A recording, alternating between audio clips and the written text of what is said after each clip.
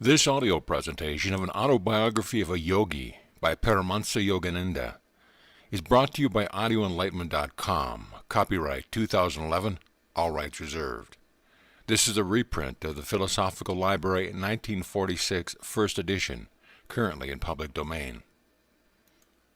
Preface. The value of Yogananda's autobiography is greatly enhanced by the fact that it is one of the few books in English about the wise men of India which has been written, not by a journalist or foreigner, but by one of their own race and training. In short, a book about yogis by a yogi. As an eyewitness recountal of the extraordinary lives and powers of modern Hindu saints, the book has importance both timely and timeless. To its illustrious author, whom I have had the pleasure of knowing both in India and America, may every reader render due appreciation and gratitude. His unusual life document is certainly one of the most revealing of the depths of the Hindu mind and heart, and of the spiritual wealth of India, ever to be published in the West. It has been my privilege to have met one of the sages whose life history is herein narrated, Sri Yukteswar Giri. A likeness of the venerable saint appeared as part of the frontispiece of my Tibetan Yoga and Secret Doctrines. It was at Puri, in Orissa on the Bay of Bengal, that I encountered Sri Yukteswar. He was then the head of a quiet ashram near the seashore there, and was chiefly occupied in the spiritual training of a group of youthful disciples. He expressed keen interest in the welfare of the people of the United States, and of all the Americas, and of England too, and questioned me concerning the distant activities, particularly those in California, of his chief disciple, Paramahansa Yogananda, whom he dearly loved and whom he had sent in 1920 as his emissary to the West. Sri Yukteswar was a gentle mien and voice, of pleasing presence, and worthy of the veneration with his followers spontaneously accorded to him. Every person who knew him, whether of his own community or not, held him in the highest esteem. I vividly recall his tall, straight, aesthetic figure, garbed in the saffron-colored garb of one who has renounced worldly quests, as he stood at the entrance of the hermitage to give me welcome. His hair was long and somewhat curly, and his face bearded. His body was muscularly firm, but slender and well-formed, and his step energetic. He had chosen as his place of earthly abode the holy city of Puri, whither multitudes of pious Hindus, representatives of every province of India, come daily on pilgrimage to the famed temple of Jagannath, Lord of the world. It was at Puri that Sri Yukteswar closed his mortal eyes in 1936 to the scenes of this transitory state of being and passed on, knowing that his incarnation had been carried to a triumphant completion. I am glad indeed to be able to record his testimony to the high character and holiness of Sri Yukteswar. Content to remain afar from the multitude, he gave himself unreservedly and in tranquillity to that ideal life which Paramahansa Yogananda, his disciple, has now described for the ages. W. Y. Evans Wentz. Chapter 1. My Parents in Early Life. The characteristic features of Indian culture have long been a search for ultimate verities and a concomitant disciple-guru relationship. My own path led me to a Christ-like sage whose beautiful life was chiseled for the ages. He was one of the great masters who are India's sole remaining wealth. Emerging in every generation, they have bulwarked their land against the fate of Babylon and Egypt. I find my earliest memories covering the anachronistic features of a previous incarnation. Clear recollections came to me of a distant life, a yogi amidst the Himalayan snows. These glimpses of the past, by some dimensionless link, also afforded me a glimpse of the future. The helpless humiliation of infancy are not banished from my mind. I was resentfully conscious of not being able to walk or express myself freely. Prayerful surges arose within me as I realized my bodily impotence. My strong emotional life took silent form as words in many languages. Among the inward confusion of tongues, my ear gradually accustomed itself to the circumambient Bengali symbols of my people, the beguiling scope of an infant's mind, adultly considered limited to toys and toes. Psychological ferment and my unresponsive body brought me to many obstinate crying spells. I recall the general family bewilderment of my distress. Happier memories, too, crowded in on me. my mother's caresses, and my first attempts at lisping phrase and toddling step. These early triumphs, usually forgotten quickly, are yet a natural basis of self-confidence. My far-reaching memories are not unique. Many yogis are known to have retained their self-consciousness without interruption by the dramatic transition to and from life and death.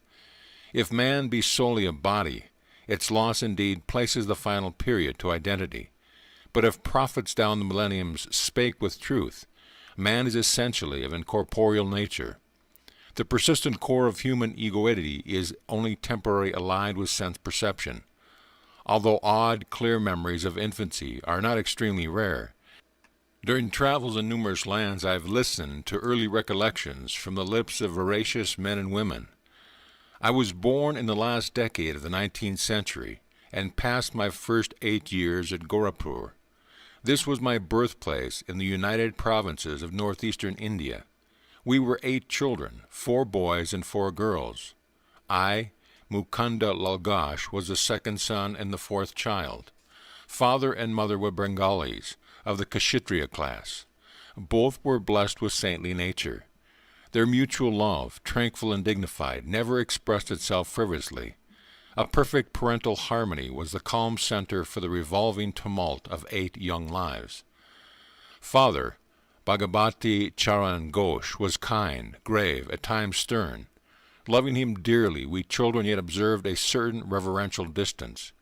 An outstanding mathematician and logician, he was guided principally by his intellect. But mother was a queen of hearts, and taught us only through love. After her death, father displayed more of his inner tenderness. I noticed then that his gaze often metamorphosed into my mother's. In mother's presence we tasted our earliest bittersweet acquaintance with the scriptures. Tales from the Mahabharata and Ramayana were resourcefully summoned to meet the exigencies of discipline. Instruction and chastisement went hand in hand. A daily gesture of respect to father was given by mother's dressing us carefully in the afternoons to welcome him home from the office. His position was similar to that of a vice president in the Bengal-Nagpur Railway, one of India's largest companies. His work involved traveling, and our family lived in several cities during my childhood. Mother held an open hand toward the needy. Father was also kindly disposed, but his respect for law and order extended to the budget. One fortnight mother spent in feeding the poor more than father's monthly income. All I ask, please, is to keep your charities within a reasonable limit. Even a gentle rebuke from her husband was grievous to mother. She ordered a hackney carriage, not hinting to the children at any disagreement. Goodbye, I am going away to my mother's house, an ancient ultimatum. We broke into astounded lamentations. Our material uncle arrived opportunely. He whispered to father some sage counsel, garnered no doubt from the ages. After father had made a few conciliatory remarks, mother happily dismissed the cab. Thus ended the only trouble I ever noticed between my parents, but I recall a characteristic discussion. Please give me 10 rupees for a helpless woman who has just arrived at the house. Mother's smile had its own persuasion. Why 10 rupees? 1 is enough, father added a justification. When my father and grandparents died suddenly, I had my first taste of poverty. My only breakfast before walking miles to school was a small banana. Later at the university, I was in such need that I applied to a wealthy judge for aid of 1 rupee per month. He declined, remarking that even a rupee is important. How bitterly you recall the denial of that rupee. Mother's heart had an instant logic. Do you want this woman also to remember painfully your refusal of 10 rupees, which she needs urgently? You win. With the immemorial gesture of vanquished husbands, he opened his wallet. Here is a 10-rupee note. Give it to her with my goodwill. Father tended to first say no to any new proposal. His attitude toward the strange woman who so readily enlisted mother's sympathy was an example of his customary caution. Aversion to instant acceptance, typical of the French mind in the West, is really only honoring the principle of due reflection. I always found father reasonable and evenly balanced in his judgments. If I could bolster up my numerous requests with 1 or 2 good arguments, he invariably put the coveted goal within my reach, whether it were a vacation trip or a new motorcycle.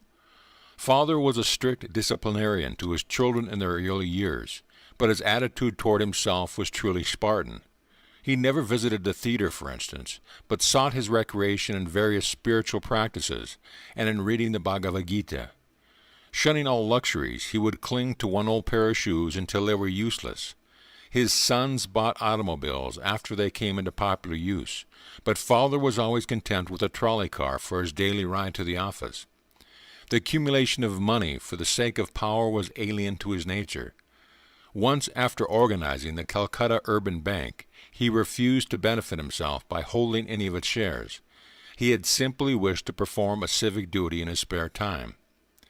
Several years after Father had retired on a pension, an English accountant arrived to examine the books of the Bengal Nagpur Railroad Company. The amazed investigator discovered that Father had never applied for overdue bonuses. He did the work of 3 men, the accountant told the company. He has rupees 125,000 owing to him as back compensation. The officials presented Father with a check for this amount. He thought so little about it that he overlooked any mention of the family.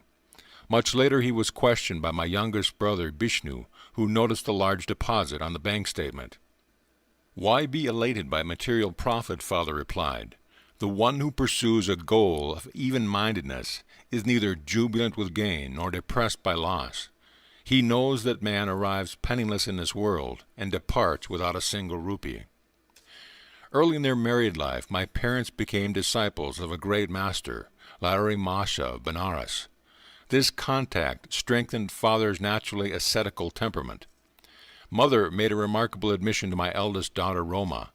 "Your father and myself lived together as man and wife only once a year for the purpose of having children." Father first met Larry Masha through Abej Babu, an employee in the Gorakhpur office of the Bengal Nagpur Railway. Abhinash instructed my young ears with engrossing tales of many Indian saints. He invariably concluded with a tribute to the superior glories of his own guru. "Did you ever hear of the extraordinary circumstances under which your father became a disciple of Larry Masha?" It was on a lazy summer afternoon, as Abhinash and I stood together in the compound of my home, that he put this intriguing question. I shook my head with a smile of anticipation. "Years ago, before you were born, I asked my superior officer, your father, to give me a week's leave from my Gorakhpur duties in order to visit my guru in Benares. Your father ridiculed my plan. 'Are you going to become a religious fanatic?' he inquired. 'Concentrate on your office work if you want to forge ahead.' Sadly walking home along a woodland path that day, I met your father in a palanquin. He dismissed his servants and conveyance and fell into step beside me. Seeking to console me, he pointed out the advantages of striving for worldly success. But I heard him listlessly. My heart was repeating, 'Larry Masha, I cannot live without seeing you.' Our path took us to the edge of a tranquil field, where the rays of the late afternoon sun were still crowning the tall ripple of the wild grass. We paused in admiration. There in the field, only a few yards from us, the form of my great guru suddenly appeared. 'Bhagavati, you are too hard on your employee.' His voice was resonant in our astounded ears. He vanished as mysteriously as he had come. On my knees I was exclaiming, 'Larry Masha, Larry Masha, your father was motionless with stupefaction for a few moments.' 'Abhinash, not only do I give you leave, but I give myself leave to start for Benares tomorrow. I must know this great Larry Masha, who is able to materialize himself at will in order to intercede for you. I will take my wife and ask this master to initiate us in his spiritual path. Will you guide us to him?' Of course. Joy filled me at the miraculous answer to my prayer and the quick, favorable turn of events. The next evening your parents and I entrained for Benares. We took a horse cart the following day, and then had to walk through narrow lanes to my guru's secluded home. Entering his little parlor, we bowed before the master, locked in his habitual lotus posture. He blinked his piercing eyes and leveled them on your father. 'Bhagavati, you are too hard on your employee.' His words were the same as those he had used 2 days before in the Gorakhpur field. He added, 'I am glad that you have allowed Abhinash to visit me, and that you and your wife have accompanied him. To their joy, he initiated your parents into the spiritual practice of Kriya Yoga. Your father and I, as brother disciples, have been close friends since the memorable day of the vision.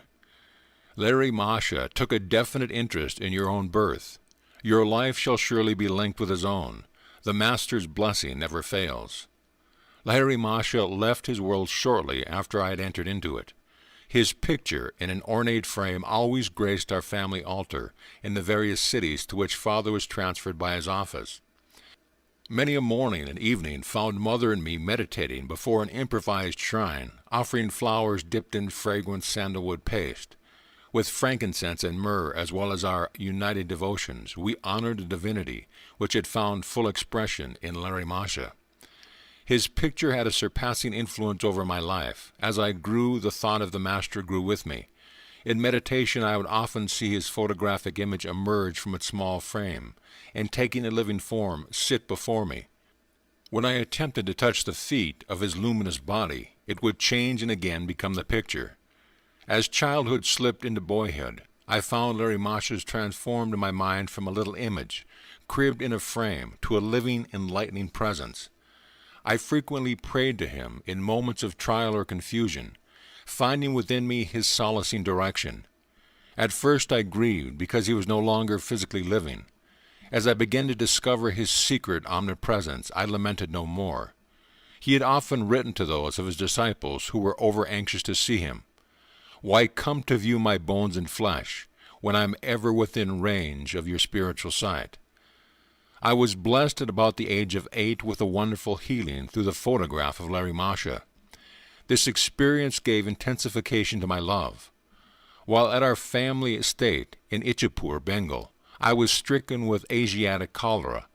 My life was despaired of. The doctors could do nothing. At my bedside, Mother frantically motioned me to look at Larry Masha's picture on the wall above my head. Bow to him mentally. She knew I was too feeble even to lift my hands in salutation.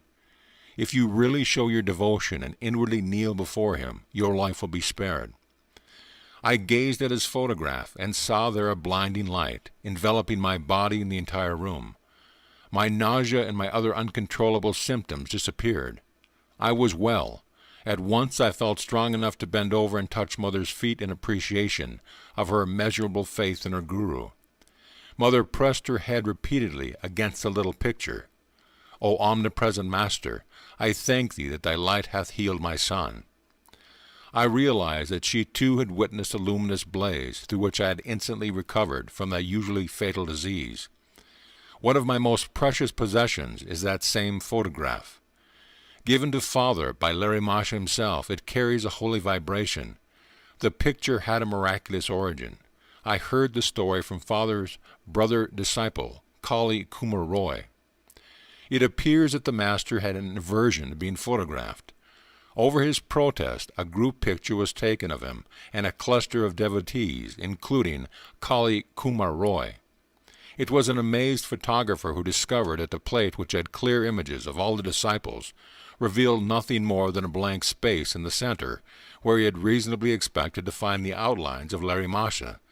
The phenomena was widely discussed. A certain student and expert photographer, Gangadhar Babu, boasted that the fugitive figure would not escape him. The next morning, as the Guru sat in lotus posture on a wooden bench with a screen behind him, Gangadhar Babu arrived with his equipment. Taking every precaution for success, he greedily exposed 12 plates. On each one he soon found the imprint of the wooden bench and screen, but once again the Master's form was missing. With tears and shattered pride, Gangadhar Babu sought out his Guru. It was many hours before Larry Masha broke his silence with a pregnant comment. "I am spirit. Can your camera reflect the omnipresent and visible?" "I see it cannot. But, holy sir, I lovingly desire a picture of the bodily temple where alone to my narrow vision that spirit appears fully to dwell." "Come then tomorrow morning. I will pose for you." Again the photographer focused his camera. This time the sacred figure, not cloaked with mysterious imperceptibility, was sharp on the plate. The master never posed for another picture, at least I have seen none. The photograph is reproduced in this book. Larry Masha's fair features of a universal cast hardly suggest to what race he belonged. His intense joy of God communion is slightly revealed in a somewhat enigmatic smile. His eyes, half open to denote a nominal direction of the outer world, are half closed also. Completely oblivious to the poor lures on the earth, he was fully awake at all times to the spiritual problems of seekers who approached for his bounty. Shortly after my healing through the potency of the Guru's picture, I had an influential spiritual vision. Sitting on my bed one morning, I fell into a deep reverie. What is behind the darkness of closed eyes? This probing thought came powerfully into my mind. An immense flash of light at once manifested to my inward gaze. Divine shapes of saints, sitting in meditation posture in mountain caves, formed like miniature cinema pictures on the large screen of radiance within my forehead. "Who are you?" I spoke aloud. "We are the Himalayan yogis." The celestial response is difficult to describe. My heart was thrilled. Ah, I longed to go to the Himalayas and become like you. The vision vanished, but the silvery beams expanded in ever-widening circles to infinity. What is this wondrous glow? I am Ishwara. I am light. The voice was a murmuring clouds. I want to be one with thee. Out of the slow dwindling of my divine ecstasy, I salvaged a permanent legacy of inspiration to see God. He is eternal, ever new joy. This memory persisted long after the day of rapture. Another early recollection is outstanding, and literally so, for I bear the scar to this day.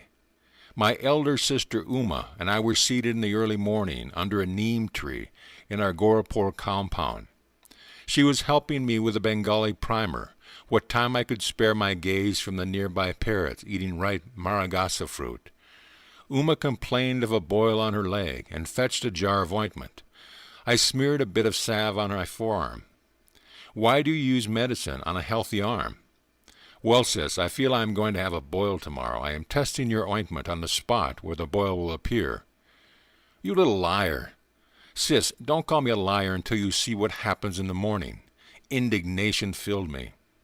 Uma was unimpressed, and thrice repeated her taunt. An adamant resolution sounded in my voice as I made slow reply. "By the power of will in me, I say that tomorrow I shall have a fairly large boil in this exact place on my arm, and your boil shall swell to twice its present size." Morning found me with a stalwart boil on my indicated spot. The dimension of Uma's boil had doubled. With a shriek, my sister rushed to Mother. "Mukunda has become a necromancer." Gravely, Mother instructed me never to use the power of words for doing harm. I have always remembered her counsel and followed it. My boil was surgically treated. A noticeable scar, left by the doctor's incision, is present today. On my right forearm is a constant reminder of the power in man's sheer word. Those simple and apparently harmless phrases to Uma, spoken with deep concentration, had possessed sufficient hidden force to explode like bombs and produce definite, though injurious effects. I understood later that the explosive vibratory power in speech could be wisely directed to free one's life from difficulties, and thus operate without scar or rebuke. Our family moved to Lahore in the Punjab. There I acquired a picture of the Divine Mother in the form of the goddess Kali. It sanctified a small informal shrine on the balcony of our home. An unequivocal conviction came over me that fulfillment would crown any of my prayers uttered in that sacred spot. Standing there with Uma one day, I watched two kites flying over the roofs of the building on the opposite side of the very narrow lane. "Why are you so quiet?" Uma pushed me playfully. "I am just thinking how wonderful it is that Divine Mother gives me whatever I ask." "I suppose she would give you those two kites," my sister laughed derisively. "Why not?" I began silent prayers for their possession. Matches are played in India with kites whose strings are covered with glue and ground glass. Each player attempts to sever the string of his opponent. A freed kite sails over the roofs. There is great fun in catching it. Inasmuch as Uma and I were on the balcony, it seemed impossible that any loosed kite would come into our hands. Its strings would naturally dangle over the roof. The players across the lane began their match. One string was cut. Immediately, the kite floated in my direction. It was stationary for a moment, through sudden abatement of breeze, which sufficed to firmly entangle the string with a cactus plant on top of the opposite house. A perfect loop was formed for my seizure. I handed the prize to Uma. "It was just an extraordinary accident, and not an answer to your prayer. If the other kite comes to you, then I shall believe." Sister's dark eyes conveyed more amazement than her words. I continued my prayers with a crescendo intensity. A forcible tug by the other player resulted in the abrupt loss of his kite. It headed toward me, dancing in the wind. My helpful assistant, the cactus plant, again secured the kite string in the necessary loop by which I could grasp it. I presented my second trophy to Uma. "Indeed, Divine Mother listens to you. This is all too uncanny for me." Sister bolted away like a frightened fawn. End of chapter. Chapter 2. My Mother's Death and the Mystic Amulet. My mother's greatest desire was the marriage of my elder brother. "Ah, when I behold the face of Anata's wife, I shall find heaven on this earth." I frequently heard Mother express in these words her strong Indian sentiment for family continuity. I was about 11 years old at the time of Anata's betrothal. Mother was in Calcutta, joyously supervising the wedding preparations. Father and I alone remained at our home in Bareilly in northern India, whence Father had been transferred after 2 years at Lahore. I had previously witnessed the splendor of nuptial rites for my 2 elder sisters, Roma and Uma. But for Anata, as the eldest son, plans were truly elaborate. Mother was welcoming numerous relatives, daily arriving in Calcutta from distant homes. She lodged them comfortably in a large, newly acquired house at 50 Amherst Street. Everything was in readiness, the banquet delicacies, the gay throne on which brother was to be carried to the home of the bride-to-be, the rows of colorful lights, the mammoth cardboard elephants and camels, the English, Scottish, and Indian orchestras, the professional entertainers, the priests for the ancient rituals. Father and I, in gala spirits, were planning to join the family in time for the ceremony. Shortly before the great day, however, I had an ominous vision. It was in Bareilly on a midnight, as I slept beside Father on the piazza of our bungalow. I was awakened by a peculiar flutter of the mosquito netting over the bed. The flimsy curtains parted, and I saw the beloved form of my mother. "Awaken your father," her voice was only a whisper. "Take the first available train at 4 o'clock this morning. Rush to Calcutta if you would see me." The wraith-like figure vanished. "Father, father, mother is dying." The terror in my tone aroused him instantly. I sobbed out the fatal tidings. "Never mind that hallucination of yours." Father gave his characteristic negation to a new situation. "Your mother is in excellent health. If we get any bad news, we shall leave tomorrow." "You shall never forgive yourself for not starting now." Anguish caused me to add bitterly, "Nor shall I ever forgive you." The melancholy morning came with explicit words. "Mother dangerously ill. Marriage postponed. Come at once." Father and I left distractedly. One of my uncles met us en route at a transfer point. A train thundered toward us, looming with telescopic increase. From my inner tumult, an abrupt determination arose to hurl myself on the railroad tracks. Already bereft, I felt of my mother. I could not endure a world subtly barren to the bone. I loved Mother as my dearest friend on earth. Her solacing black eyes had been my surest refuge in the trifling tragedies of childhood. "Does she yet live?" I stopped for the one last question to my uncle. "Of course she is alive." He was not slow to interpret the desperation in my face, but I scarcely believed him. When we reached our Calcutta home, it was only to confront the stunning mystery of death. I collapsed into an almost lifeless state. Years passed before any reconciliation entered my heart. Storming the very gates of heaven, my cries at last summoned the Divine Mother. Her words brought final healing to my supporting wounds.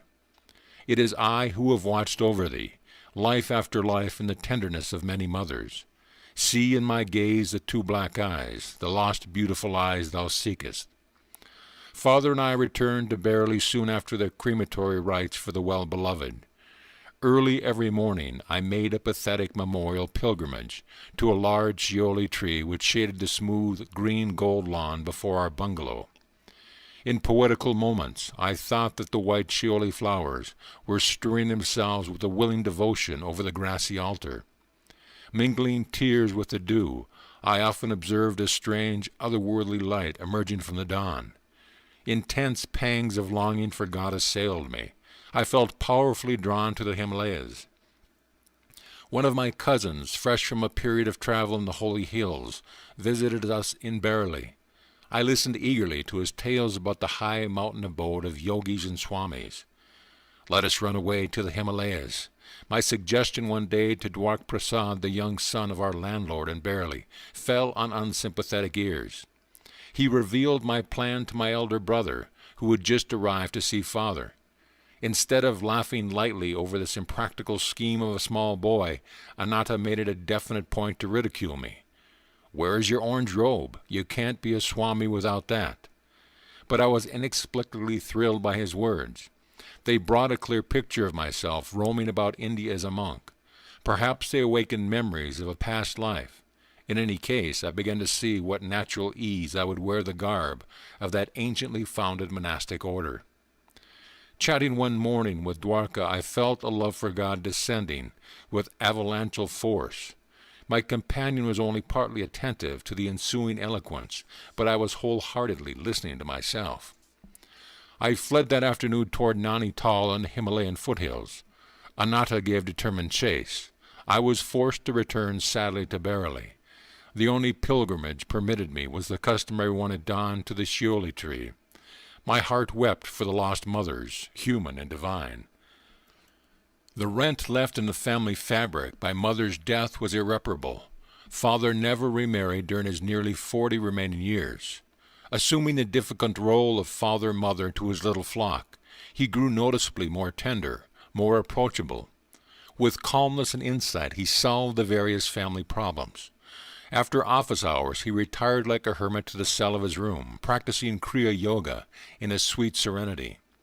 Long after Mother's death, I attempted to engage an English nurse to attend to details that would make my parents' life more comfortable, but Father shook his head. Service to me ended with your mother. His eyes were remote with a lifelong devotion. I will not accept ministrations from any other woman. 14 months after Mother's passing, I learned that she had left me a momentous message. Anatta was present at her deathbed and had recorded her words. Although she had asked that the disclosure he made to me in 1 year, my brother delayed. He was soon to leave Bareilly for Calcutta, to marry the girl Mother had chosen for him. One evening he summoned me to his side.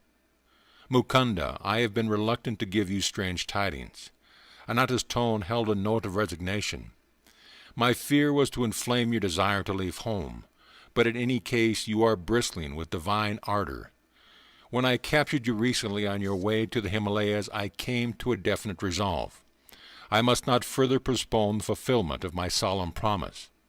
My brother handed me a small box and delivered Mother's message. Let these words be my final blessing, my beloved son Mukunda. Mother had said, the hour is here when I must relate a number of phenomenal events following your birth. I first knew your destined path when you were but a babe in my arms. I carried you then to the home of my guru in Benares. Almost hidden behind a throng of disciples, I could barely see Larry Masha as he sat in deep meditation. While I patted you, I was praying that the Guru take notice and bestow a blessing. As my silent devotional demand grew in intensity, he opened his eyes and beckoned me to approach. The others made a way for me. I bowed at the sacred feet. My master seated you on his lap, placing his hand on your forehead by way of spiritually baptizing you. Little mother, thy son will be a yogi. As a spiritual engine, he will carry many souls to God's kingdom. My heart leaped with joy to find my secret prayer granted by the omniscient Guru. Shortly before your birth, he had told me you would follow his path. Later, my son, your vision of the great light was known to me and your sister Roma, as from the next room we observed you motionless on bed. Your little face was illuminated. Your voice rang with iron resolve as you spoke of going to the Himalayas in quest of the divine. In these ways, dear son, I came to know that your road lies far from worldly ambition. The most singular event in my life brought further confirmation, an event which now impels my deathbed message. It was an interview with a sage in the Punjab, while our family was living in Lahore. One morning the servant came precipitately in my room. "Mistress, a strange sadhu is here. He insists that he see the mother of Mukunda." These simple words struck a profound chord within me. I went at once to greet the visitor. Bowing at his feet, I sensed that before me was a true man of God. "Mother," he said, "the great masters wish you to know that your stay on earth will not be long. Your next illness shall prove to be your last." There was a silence during which I felt no alarm, but only a vibration of great peace. Finally he addressed me again. "You are to be the custodian of a certain silver amulet.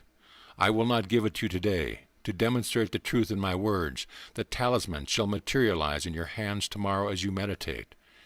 On your deathbed you must instruct your eldest son Anatta to keep the amulet for 1 year, and then to hand it over to your second son. Mukunda will understand the meaning of the talisman from the great ones. He should receive it about the time he is ready to renounce all worldly hopes and start his vital search for God. When he has retained the amulet for some years, and when it has served its purpose, it shall vanish. Even if kept in the most secret spot, it shall return whence it came." I proffered alms to the saint and bowed before him in great reverence. Not taking the offering, he departed with a blessing. The next evening, as I sat with folded hands in meditation, a silver amulet materialized between my palms, even as the sadhu had promised. It made itself known by a cold, smooth touch. I have jealously guarded it for more than 2 years, and now leave it to Anatta's keeping. Do not grieve for me, as I shall have been ushered by my great Guru into the arms of the Infinite. Farewell, my child. The Cosmic Mother will protect you. A blaze of illumination came over me with possession of the amulet. Many dormant memories awakened. The talisman, round and anciently quaint, was covered with Sanskrit characters. I understood that it came from teachers of past lives who were invisibly guiding my steps. A further significance there was indeed, but one does not reveal fully the heart of an amulet. How the talisman finally vanished amidst deeply unhappy circumstances of my life, and how its loss was a herald of my gain of a guru, cannot be told in this chapter.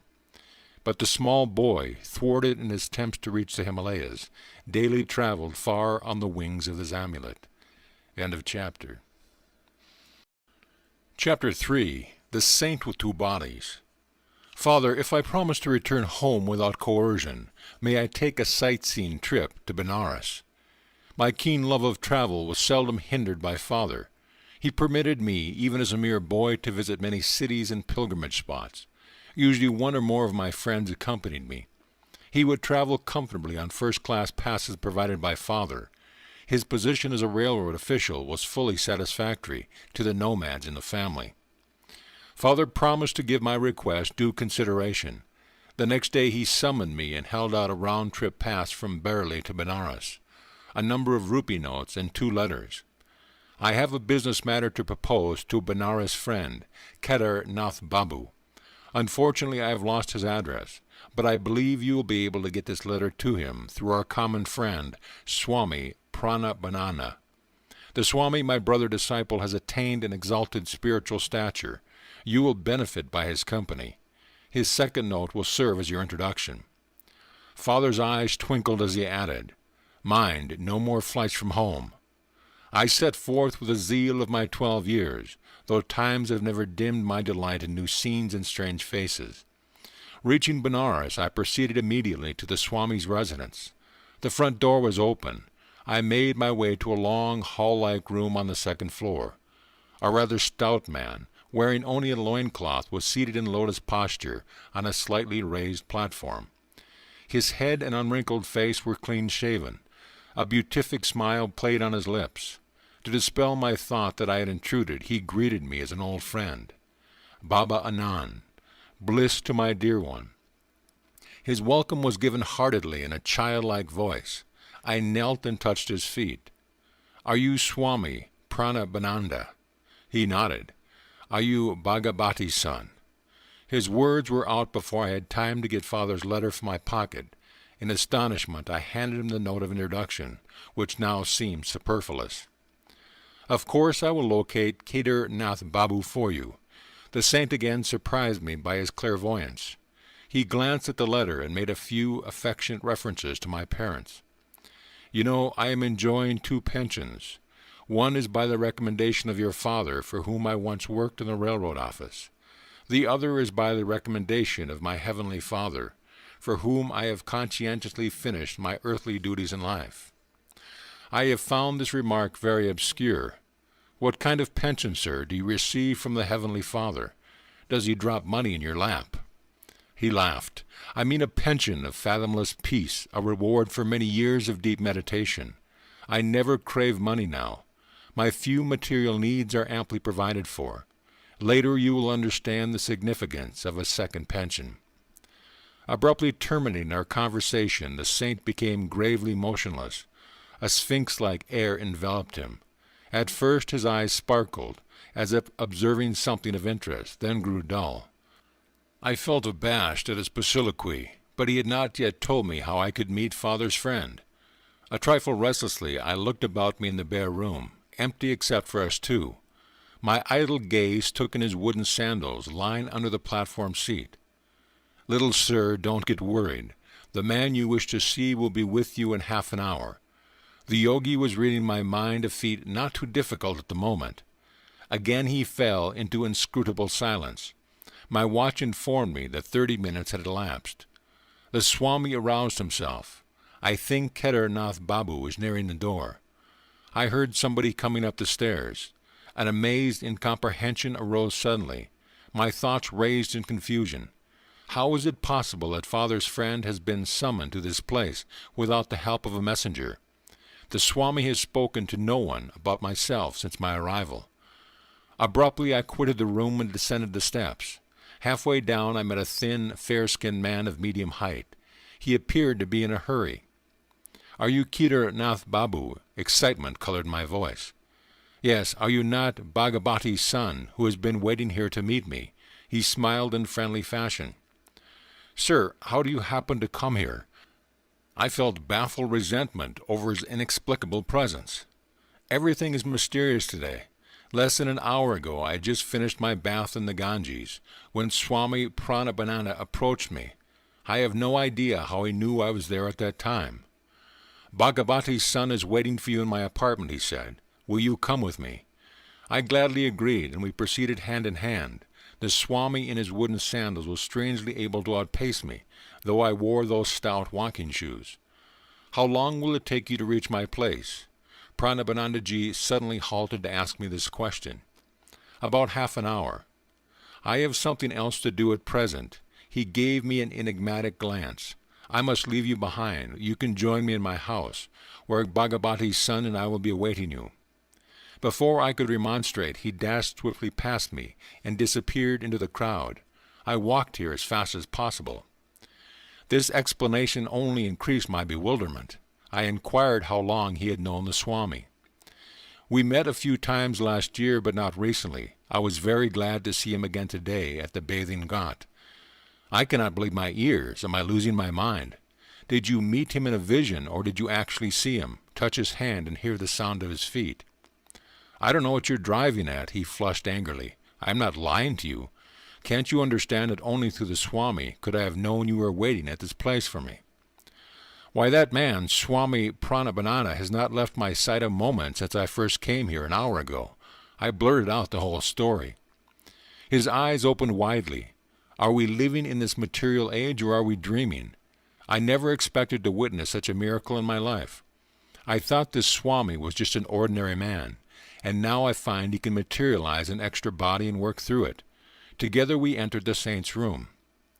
"Look, these are the very sandals he was wearing at the ghat," Kedar Nath Babu whispered. "He was clad only in a loincloth, just as I see him now." As the visitors bowed before him, the saint turned to me with a quizzical smile. "Why are you stupefied at all this? The subtle unity of the phenomenal world is not hidden from true yogis. I instantly see and converse with my disciples in distant Calcutta. They are similarly transcend at will every obstacle of gross matter. It was probably in an effort to stir spiritual ardor in my young breast that the Swami had condescended to tell me of his powers of astral radio and television. But instead of enthusiasm, I experienced only an awe-stricken fear, inasmuch as I was destined to undertake my divine search through one particular guru, Sri Yukteswar, whom I had not yet met. I felt no inclination to accept Paramahansa as my teacher. I glanced at him doubtfully, wondering if it were he or his counterpart before me. The master sought to banish my disquietude by bestowing a soul-awakening gaze and by some inspiring words about his guru. Masha was the greatest yogi I ever knew. He was divinity itself in the form of flesh. If a disciple, I reflected, could materialize an extra fleshy form at will, what miracles indeed could be barred to his master? I will tell you how priceless is a guru's help. I used to meditate with another disciple for 8 hours every night. We had to work at the railroad office during the day. Finding difficult in carrying on my clerical duties, I desired to devote my whole time to God. For 8 years I persevered, meditating half the night. I had wonderful results. Tremendous spiritual perceptions illumined my mind. But a little veil always remained between me and the infinite. Even with superhuman earnestness, I found the final, irrevocable union to be denied me. One evening I paid a visit to Masha and pleaded for his divine intercession. My importunities continued during the entire night. Angelic Guru, my spiritual anguish is such that I can no longer bear my life without meeting the great beloved face to face. What can I do? You must meditate me more profoundly. I am appealing to thee, O God, my master. I see thee materialized before me in a physical form. Bless me that I may perceive thee in thine infinite form. Masha extended his hands in a benign gesture. You may go now and meditate. I have interceded for you with Brahma. Immeasurably uplifted, I returned to my home. In meditation that night, the burning goal of my life was achieved. Now I ceaselessly enjoy the spiritual pension. Never from that day has the blissful Creator remained hidden from my eyes behind any screen of illusion. Paramahansa's face was suffused with divine light. The peace of another world entered my heart. All fear had fled. The saint made a further confidence. Some months later I returned to Masha and tried to thank him for his bestowal of the infinite gift. Then I mentioned another matter. Divine Guru, I can no longer work in the office. Please release me. Brahma keeps me continuously intoxicated. Apply for a pension from your company. What reason shall I give so early in my service? Say what you feel. The next day I made my application. The doctor inquired the grounds for my premature request. At work I find an overpowering sensation rising in my spine. It permeates my whole body, unfitting me for the performance of my duties. Without further questioning, the physician recommended me highly for a pension, which I soon received. I know the divine will of Masha worked through the doctor and the railroad officials, including your father. Automatically they obeyed the great Guru's spiritual direction and freed me for a life of unbroken communion with the Beloved. After this extraordinary revelation, Swami Paramahansa retired into one of his long silences. As I was taking leave, touching his feet reverently, he gave me his blessing. Your life belongs to the path of renunciation and yoga. I shall see you again with your father later on. The years brought fulfillment to both these predictions. Kedarnath Babu walked by my side in the gathering darkness. I delivered father's letter, with my companion read under a streetlight. Your father suggests that I take position in the Calcutta office of his railroad company. How pleasant to look forward to at least one of the pensions that Swami Paramahansa enjoys. But it is impossible. I cannot leave Benares. Alas, 2 bodies are not yet for me. End of chapter. Chapter 4. My interrupted flight toward the Himalayas. Leave your classroom of some trifling pretext and engage a hackney carriage. Stop in the lane where no one in my house can see you. These were my final instructions to Amar Mitter, a high school friend who planned to accompany me to the Himalayas. We had chosen the following day for our flight. Precautions were necessary, as Anatta exercised a vigilant eye. He was determined to foil the plans of escape, which he suspected were uppermost in my mind. The amulet, like a spiritual yeast, was silently at work within me. Amidst the Himalayan snows, I hoped to find the master whose face often appeared to me in visions. The family was now living in Calcutta, where father had been permanently transferred. Following the patriarchal Indian custom, Anatta was brought his bride to live in our home, now at 4 Gurpur Road. There is a small attic room. I engaged in daily meditations and prepared my mind for the divine search. The memorable morning arrived when inauspicious rain.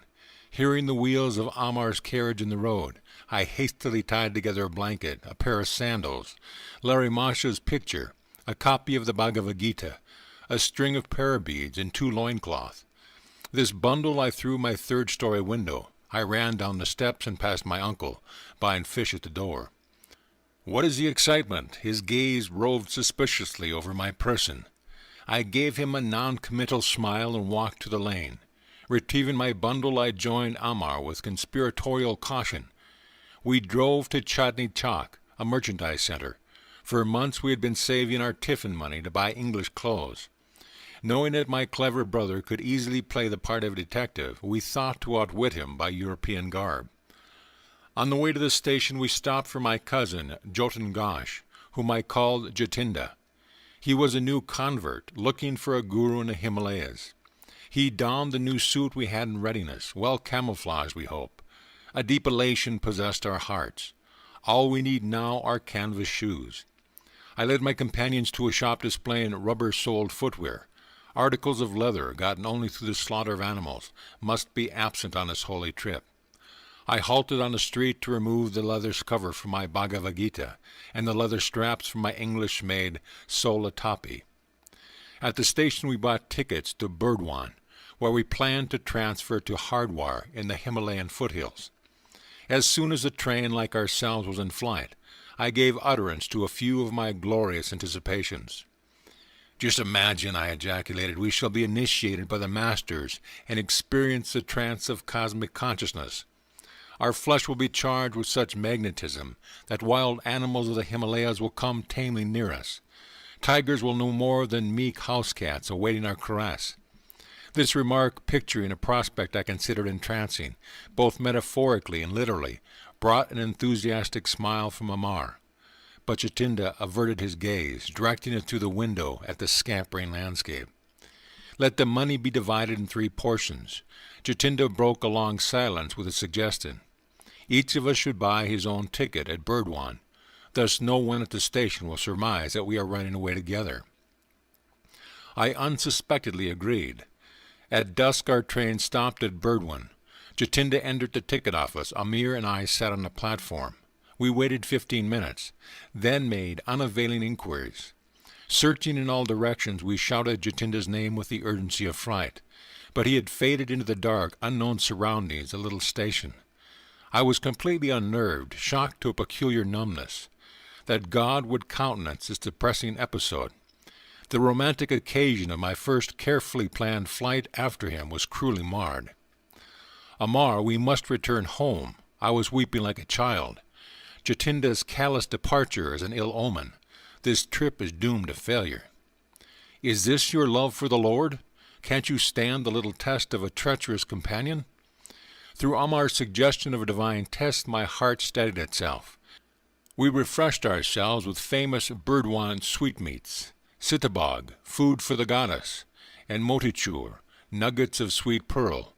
In a few hours we entrained for Hardwar, via Bareilly, changing trains at Mughal Sarai. We discussed a vital matter as we waited on the platform. Amar, we may soon be closely questioned by railroad officials. I am not underrating my brother's ingenuity. No matter what the outcome, I will not speak untruth. All I ask of you, Mukunda, is to keep still. Don't laugh or grin while I am talking. At this moment, a European agent accosted me. He waved a telegram whose import I immediately grasped. Are you running away from home in anger? No, I was glad his choice of words permitted me to make empathetic reply. Not anger, but divinest melancholy was responsible. I knew from my unconventional behavior. The official then turned to Amar. The duel of wits that followed hardly permitted me to maintain the counseled stoic gravity. "Where is the third boy?" The man injected a full ring of authority into his voice. "Come on, speak the truth." "Sir, I notice you are wearing eyeglasses. Can't you see that we are only two?" Amar smiled impudently. "I am not a magician. I can't conjure up a third companion." The official, noticeably disconcerted by his impertinence, sought a new field of attack. "What is your name?" "I am called Thomas. I am the son of an English mother and a converted Christian Indian father." "What is your friend's name?" "I call him Thompson." By this time my inward mirth had reached a zenith. I unceremoniously made for the train, whistling for departure. Amar followed with the official, who was credulous and obliging enough to put us into a European compartment. It evidently pained him to think of two half-English boys traveling in a section allotted to natives. After his polite exit, I lay back on the seat and laughed uncontrollably. My friend wore an expression of blithe satisfaction at having outwitted a veteran European official. On the platform I had contrived to read the telegram. From my brother it went thus: 3 Bengali boys in English clothes running away from home toward Hardwar via Moghul Sarai. Please detain them until my arrival. Ample reward for your services. Amar, I told you not to leave marked timetables in your home. My glance was reproachful. Brother must have found one there. My friend sheepishly acknowledged the thrust. We halted briefly in Bareilly, where Dwarka Prasad awaited us with a telegram from Ananta. My old friend tried valiantly to detain us. I convinced him that our flight had not been undertaken lightly. As on a previous occasion, Dwarka refused my invitation to set forth to the Himalayas. While our train stood in a station that night and I was half asleep, Amar was awakened by another questioning official. He, too, fell victim to the hybrid charms of Thomas and Thompson. The train bore us triumphantly into a dawn arrival at Hardwar. The majestic mountains loomed invitingly in the distance. We dashed through the station and entered the freedom of city crowds. Our first act was to change into native costume. As Ananta was somewhat penetrated our European disguise, a premonition of capture weighed on my mind. Deeming it advisable to leave Hardwar at once, we bought tickets to proceed north to Rishikesh, a soil long hollowed by feet of many masters. I had already boarded the train, while Amar lagged on the platform. He was brought to an abrupt halt by a shout from a policeman. Our unwelcome guardian escorted us to a station bungalow and took charge of our money. He explained courteously that it was his duty to hold us until my elder brother arrived. Learning that the truant's destination had been the Himalayas, the officer related a strange story. "I see you are crazy about saints. You will never meet a greater man of God than the one I saw only yesterday. My brother officer and I first encountered him 5 days ago. We were patrolling by the Ganges, on the sharp lookout for a certain murderer. Our instructions were to capture him, alive or dead. He was known to be masquerading as a sadhu in order to rob pilgrims. A short way before us we spied a figure which resembled the description of the criminal. He ignored our command to stop. We ran to overpower him. Approaching his back, I wielded my axe with tremendous force. The man's right arm was severed almost completely from his body. Without outcry or any glance at the ghastly wound, the stranger astonishedly continued his swift pace. As we jumped in front of him, he spoke quietly. "I am not the murderer you are seeking." I was deeply mortified to see I had injured the person of a divine-looking sage. Prostrating myself at his feet, I implored his pardon, and offered my turban cloth to staunch the heavy spurts of blood. "Son, that was just an understandable mistake on your part. The saint regarded me kindly. Run along and don't reproach yourself. The beloved mother is taking care of me." He paused his dangling arm into its stump, and lo, it adhered. The blood inexplicably ceased to flow. "Come to me under yonder tree in 3 days, and you will find me fully healed. Thus you will feel no remorse." Yesterday my brother officer and I went eagerly to the designated spot. The sadhu was there and allowed us to examine his arm. It bore no scar or trace of hurt.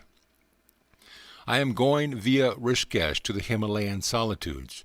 He blessed us as he departed quickly. I feel that my life has been uplifted through his sanctity.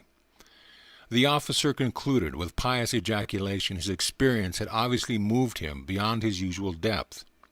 With an impressive gesture, he handed me a printed clipping about the miracle. It is the usual garbled manner of the sensational type of newspaper, not missing, alas, even in India. The reporter's version was slightly exaggerated. It indicated the sadhu had almost been decapitated. Amar and I lamented that we had missed the great Yogi who could forgive his persecutor in such a Christ-like way. India, materially poor for the last 2 centuries, yet has an inexhaustible fund of divine wealth. Spiritual skyscrapers may occasionally be encountered by the wayside, even by worldly men like this policeman. We thank the officer for relieving our tedium with his marvelous story. He was probably intimating that he was far more fortunate than we. He had met an illumined saint without effort. Our earnest search had ended, not at the feet of the master, but in a coarse police station. So near the Himalayas and yet in our captivity so far, I told Amar I felt doubtly impelled to seek freedom. Let us slip away when opportunity offers. We can go on foot to holy Rishikesh. I smiled encouragingly. But my companion had turned pessimist as soon as the stalwart prop of our money had been taken from us. If we started a trek over such dangerous jungle land, we should finish, not in the city of saints, but in the stomachs of tigers. Anatta and Amar's brother arrived after 3 days. Amar greeted his relatives with affectionate relief. I was unreconciled. Anatta got no more from me than a severe upbraiding. I understand how you feel, my brother spoke soothingly. All I ask of you is to accompany me to Benares to meet a certain saint, and go on to Calcutta to visit your grieving father for a few days. Then you can resume your search here for a master. Amar entered the conversation at this point to disclaim any intention of returning to Hardwar with me. He was enjoying the familial warmth, but I knew I would never abandon the quest for my guru. Our party entrained for Benares. There I had a singular and instant response to my prayers. A clever scheme had been prearranged by Anatta. Before seeing me at Hardwar, he had stopped in Benares to ask a certain scriptural authority to interview me later. Both the pundit and his son had promised to undertake my dissuasion from the path of a sannyasa. Anatta took me to their home. The son, a young man of ebullient manner, greeted me in a courtyard. He engaged me in a lengthy philosophical discourse. Professing to have a clairvoyant knowledge of my future, he discountenanced my idea of being a monk. You will meet continual misfortune and be unable to find God if you insist on deserting your ordinary responsibilities. You cannot work out your own past karma without worldly experiences. Krishna's immortal words rose to my lips in reply. Even he with the worst of karma, who ceaselessly meditates on me, quickly loses the effect of his past bad action. Becoming a high-souled being, he soon attains perennial peace. Arjuna, know this for certain. The devotee who puts his trust in me never perishes. But the forceful procrastinations of the young man had slightly shaken my confidence. With all the fervor of my heart, I prayed silently to God. Please solve my bewilderment and answer me right here and now, if thou dost desire me to lead the life of a renunciant or a worldly man. I noticed a sadhu of noble countenance standing just outside the compound of the pundit's home. Evidently he had overheard the spiritual conversation between the self-styled clairvoyant and myself, for the stranger called me to his side. I felt a tremendous power flowing from his calm eyes. Son, don't listen to that ignoramus. In response to your prayer, the Lord tells me to assure you that your sole path in this life is that of the renunciate. With astonishment as well as gratitude, I smiled happily at this decisive message. Come away from that man. The ignoramus was calling me from the courtyard. My saintly guide raised his hands in blessing and slowly departed. That sadhu is just as crazy as you are. It was the hoary-headed pundit who made this charming observation. He and his son were gazing at me lugubriously. I heard that he too has left his home in a vague search for God. I turned away. To Anata I remarked that I would not engage in further discussion with our host. My brother agreed to an immediate departure. We soon entrained for Calcutta. "Mr. Detective, how did you discover I had fled with 2 companions?" I vented my lively curiosity to Anata during our homeward journey. He smiled mischievously. "At your school I found that Ammar had left his classroom and had not returned. I went to his home the next morning and unearthed a marked timetable. Ammar's father was leaving by carriage and was talking to the coachman. 'My son will not ride with me to school this morning. He has disappeared,' the father moaned. I heard from a brother coachman that your son and 2 others, dressed in European suits, boarded the train at Haworth Station. The man stated they made a present of their leather shoes to the cab driver. Thus I had 3 clues: the timetable, the trio of boys, and the English clothing. I was listening to Anata's disclosure with mingled mirth and vexation. Our generosity to the coachman had been slightly misplaced. Of course I rushed to send telegrams to station officials in all the cities which Ammar had underlined in the timetable. He had checked barely, so I wired your friend Dwarka there. After inquiries in our Calcutta neighborhood, I learned that cousin Jatinda had been absent one night, but had arrived home the following morning in European garb. I sought him out and invited him to dinner. He accepted, quite disarmed by my friendly manner. On the way I led him unsuspectingly to a police station. He was surrounded by several officers, whom I had previously selected for their ferocious appearance. Under their formidable gaze, Jatinda agreed to account for this mysterious conduct. "I started for the Himalayas in a buoyant spiritual mode," he exclaimed. "Inspiration filled me at the prospect of meeting the masters. But as soon as Mukunda said, 'During our ecstasies in the Himalaya caves, tigers will be spellbound and sit around us like tame pussies,' my spirits froze, beads of perspiration formed on my brow. What then, I thought, if the vicious nature of the tigers be not changed through the power of our spiritual trance? Shall they treat us with the kindness of house cats?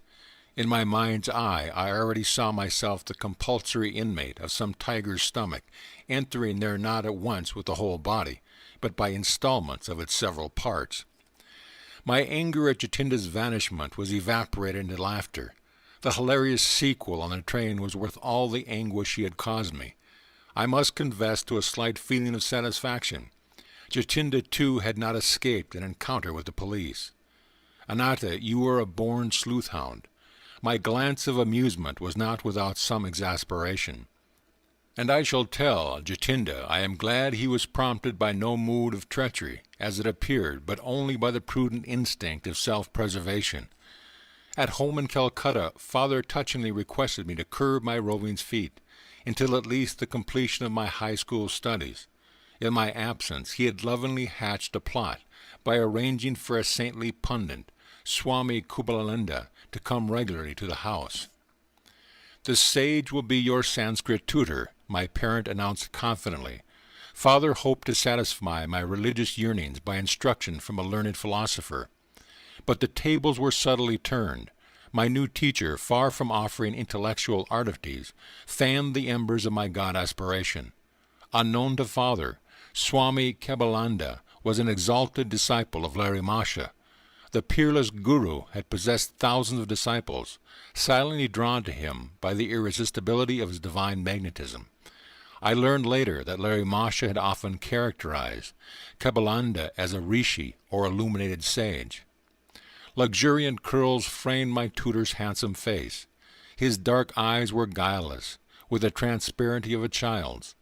All the movements of his slight body were marked by a restful deliberation. Ever gentle and loving, he was firmly established in the infinite consciousness. Many of our happy hours together were spent in deep Kriya meditation. Yogananda was a noted authority on the ancient Shastras, or sacred books. His erudition had earned him the title of Shastri Mahayasha, by which he was usually addressed. But my progress in Sanskrit scholarship was unnoteworthy. I sought every opportunity to forsake prosaic grammar and to talk of yoga and Larimasha. My tutor obliged me one day by telling me something of his own life with the Master. Rarely fortunate, I was able to remain near Larry Masha for 10 years. His Benares home was my nightly goal of pilgrimage. The Guru was always present in a small front parlor of the first floor. As he sat in lotus position on a backless wooden seat, his disciples garlanded him in a semicircle. His eyes sparkled and danced with the joy of the divine. They were ever half closed, peering through the inner telescopic orb into a sphere of eternal bliss. He seldom spoke at length. Occasionally his gaze would focus on a student in need of help. Healing words poured then like an avalanche of light. An indescribable peace blossomed within me at the Master's glance. I was permeated with his fragrance, as though from a lotus of infinity. To be with him, even without exchanging a word for days, was experience which changed my entire being. If any invisible barrier rose in the path of my concentration, I would meditate at my Guru's feet. There the most tenuous states came easily within my grasp. Such perceptions eluded me in the presence of lesser teachers. The Master was a living temple of God whose secret doors were open to all disciples through devotion. Larry Masha was no bookish interpreter of the Scriptures. Effortlessly he dipped into the divine library. Foam of words and spray of thoughts gushed from the fountain of his omniscience. He had the wondrous clavis which unlocked the profound philosophical science embedded ages ago in the Vedas. If asked to explain the different planes of consciousness mentioned in an ancient text, he would simply assent. I will undergo these states and presently tell you what I perceive. He was thus diametrically unlike the teachers who commit Scripture to memory and then give forth unrealized abstractions. Please expound the holy stanzas as the meaning occurs to you. The taciturn Guru often gave this instruction to a nearby disciple. I will guide your thoughts that the right interpretation be uttered.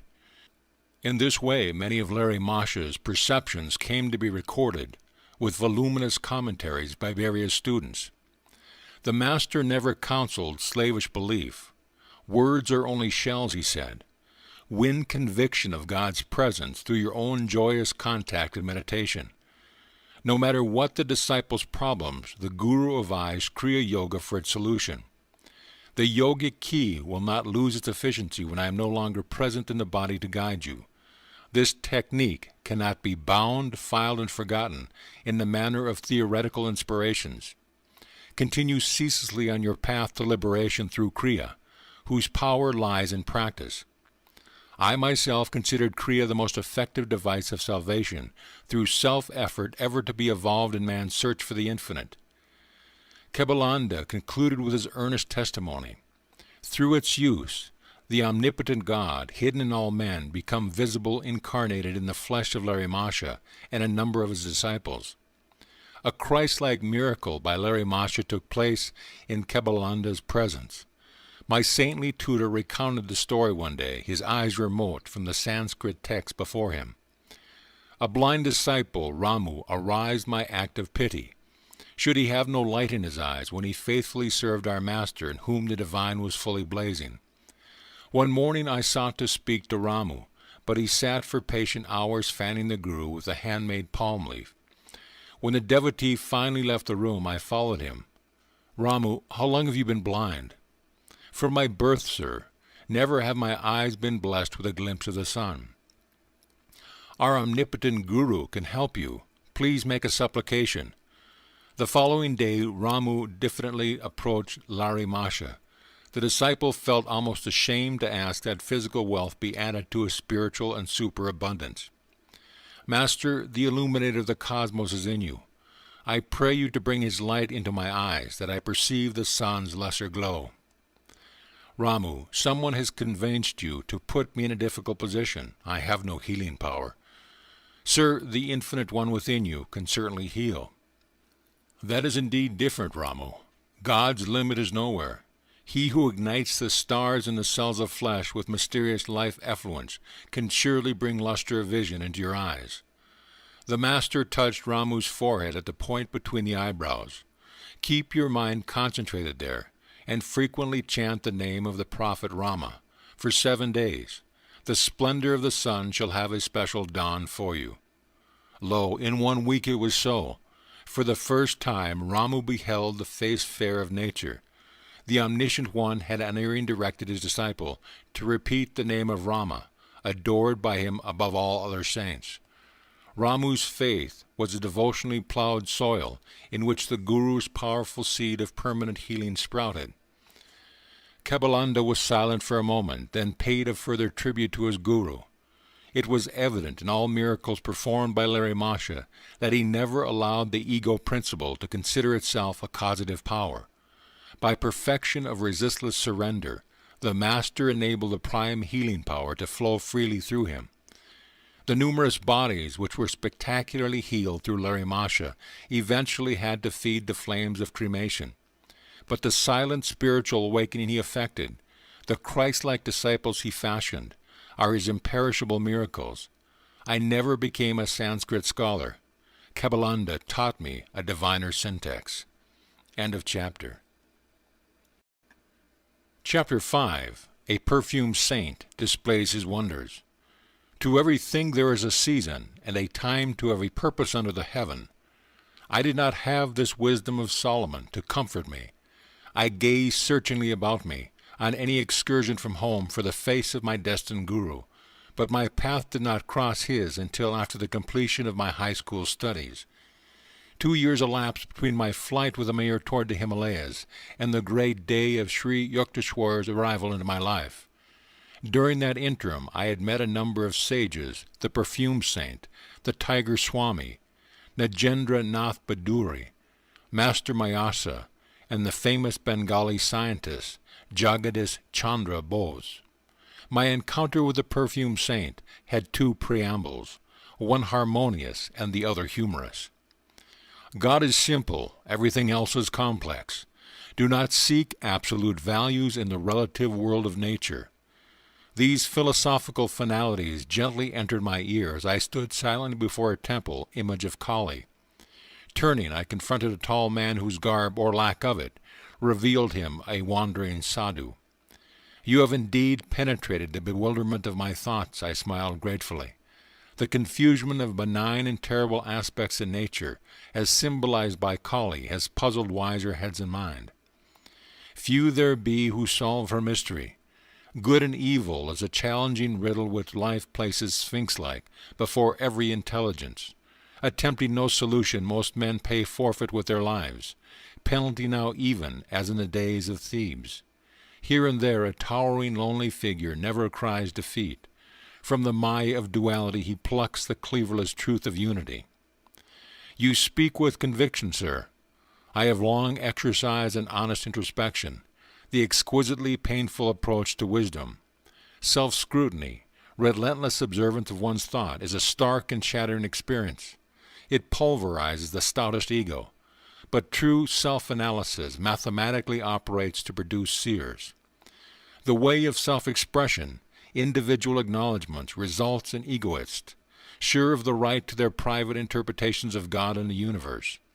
Truth humbly retires, no doubt, before such arrogant originality.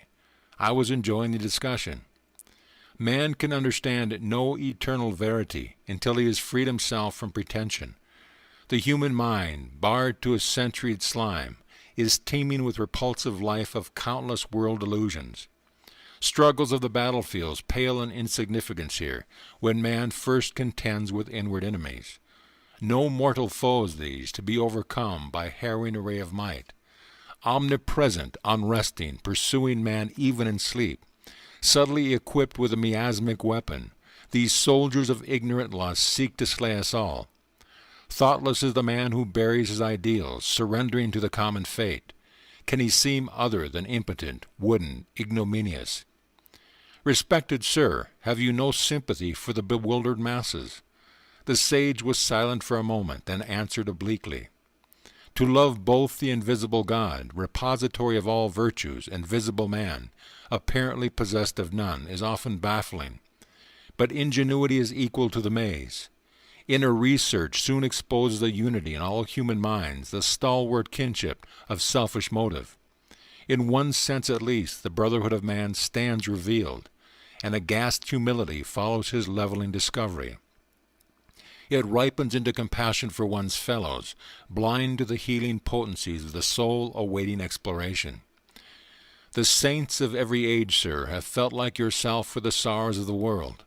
Only the shallow man loses responsiveness to the woes of others' life as he sinks into narrowing suffering as his own.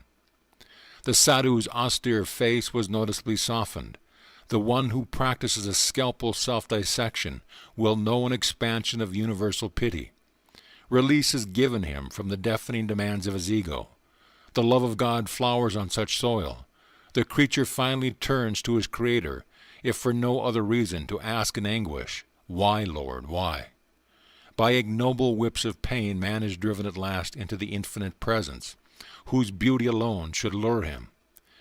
The sage and I were present in Calcutta's Kalighat temple, whither I had gone to view its famed magnificence. With a sweeping gesture my chance companion dismissed the ornate dignity. Bricks and mortar sing us no audible tone. The heart opens only to the human chant of being. We strolled to the inviting sunshine at the entrance, where throngs of devotees were passing to and fro. "You are young," the sage surveyed me thoughtfully. "India, too, is young. The ancient rishis laid down in eruditable patterns of spiritual living. Their hoary dictums suffice for this day and land. Not outmoded, not unsophisticated against the guiles of materialism, the disciplinary precepts mold India still. By millenniums more than embarrassed scholars care to compute. The skeptic time has validated Vedic worth. Take it for your heritage." As I was reverently bidding farewell to the eloquent sadhu, he revealed a clairvoyant perception. "After you leave here today, an unusual experience will come your way." I quit the temple precinct and wandered along aimlessly. Turning a corner, I ran into an old acquaintance, once of those long-winded fellows whose conversational powers ignore time and embrace eternity. "I will let you go in a very short while, if you will tell me all that has happened during the 6 years of our separation." What a paradox! I must leave you now. But he held me by the hand, forcing out tidbits of information. He was like a ravenous wolf, I thought in amusement. The longer I spoke, the more hungrily he sniffed for news. Inwardly I petitioned the goddess Kali to devise a graceful means of escape. My companion left me abruptly. I sighed with relief and doubled my pace, dreading any relapse into the garrulous fever. Hearing rapid footsteps behind me, I quickened my speed. I dared not look back, but with a bound the youth rejoined me, jovially clasping my shoulder. "I forgot to tell you of Ganda Baba, perfume saint, who is gracing yonder house." He pointed to a dwelling a few yards distant. "Do meet him, he is interesting. You may have an unusual experience. Goodbye," and he actually left me. The similarly worded prediction of the sadhu at Kalighat temple flashed to my mind. Definitely intrigued, I entered the house and was ushered into a commodious parlor. A crowd of people were sitting. Orient-wise, here and there on a thick orange-colored carpet, an odd whisper reached my ear. "Behold Ganga Baba on the leopard skin. He can give the natural perfume of any flower to the scentless one, or revive a wilted blossom, or make a person's skin exude delightful fragrance." I looked directly at the saint. His quick gaze rested on mine. He was plump and bearded, with dark skin and large gleaming eyes. "Son, I am glad to see you. Say what you want. Would you like some perfume?" "What for?" I thought his remark rather childish. "To experience the miraculous ways of enjoyed perfume." Harnessing God to make odors? What of it? God makes perfume anyway. "Yes, but he fashions frail bottles of petals for fresh use and discard. Can you materialize flowers?" "I materialize perfumes, little friend." "Then scent factories will go out of business." "I will permit them to keep their trade. My own purpose is to demonstrate the power of God." "Sir, is it necessary to prove God? Isn't he performing miracles in everything, everywhere?" "Yes, but we too should manifest some of his infinite creative variety." "How long did it take you to master your art?" 12 years. "For manufacturing scents by astral means? It seems, my honest saint, you have been wasting a dozen years for fragrances which you could obtain for a few rupees from a florist's shop." Perfumes fade with flowers. Perfumes fade with death. Why should I desire that which pleases the body only? Mr. Philosopher, you please my mind. Now stretch forth your right hand. He made a gesture of blessing. I was a few feet away from Ganda Baba. No one else was near enough to contact my body. I extended my hand, which the yogi did not touch. What perfume do you want? Rose. Be it so. To my great surprise, the charming fragrance of rose was wafted strongly from the center of my palm. I smilingly took a large, white, scentless flower from a nearby vase. Can this odorless blossom be permeated with jasmine? Be it so. A jasmine fragrance instantly shot from the petals. I thanked the wonder-worker and seated myself by one of his students. He informed me that Ganda Baba, whose proper name was Yogananda, had learned many astonishing yoga secrets from a master in Tibet. The Tibetan yoga, I was assured, had attained the age of over 1,000 years. His disciple, Ganda Baba, does not always perform his perfumed feat in the simple verbal manner you have just witnessed. The student spoke with obvious pride in his master. His procedure differs widely, to accord with diversity in temperaments. He is marvelous. Many members of the Calcutta intelligentsia are among his followers. I inwardly resolved not to add myself to their numbers. A guru too literally marvelous was not to my liking. With polite thanks to Ganda Baba, I departed. Sauntering home, I reflected on the 3 varied encounters the day had brought forth. My sister Uma met me as I entered our Gurpa Road door. You are getting quite stylish using perfumes. Without a word, I motioned her to smell my hand. What an attractive rose fragrance! It is unusually strong. Thinking it was strongly unusual, I silently placed the astrally scented blossom under her nostrils. Ooh, I love jasmine. She seized the flower. A ludicrous bafflement passed over her face as she repeatedly sniffed the odor of jasmine, from a type of flower she well knew to be scentless. Her reactions disarmed my suspicion that Ganda Baba had induced an autosuggestive state, whereby I alone could detect the fragrance. Later I heard from a friend, Yogananda, that the perfumed saint had a power which I wish were possessed by the starving millions of Asia today. Today of Europe as well. I was present with 100 other guests at Ganda Baba's home in Burdwan. Yogananda told me it was a gala occasion because the yogi was reputed to have the power of extracting objects out of thin air. I laughingly requested him to materialize some out-of-season tangerines. Immediately the luchis, which were presented on all the banana leaf plates, became puffed up. Each of the bread envelopes proved to contain a peeled tangerine. I bit it into my own with some trepidation, but found it delicious. Years later I understood by inner realization how Ganda Baba accomplished his materializations. The method, alas, is beyond the reach of the world's hungry hordes. The different sensory stimuli to which man reacts, tactile, visual, gustatory, auditory, and olfactory, are produced by vibrating variations in electrons and protons. The vibrations in turn are regulated by lifetrons, subtle life forces or finer than atomic energies, intelligently charged with the 5 distinctive sensory idea senses. Ganda Baba, turning himself with the cosmic forces by certain yogic practice, was able to guide the lifetrons to rearrange their vibratory structure and objectify the desired result. His perfume, fruit, and other miracles were actual materializations of mundane vibrations, and not inner sensations, hypnotically produced.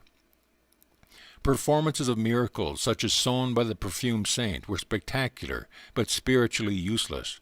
Having little purpose beyond entertainment, they are digressions from a serious search for God.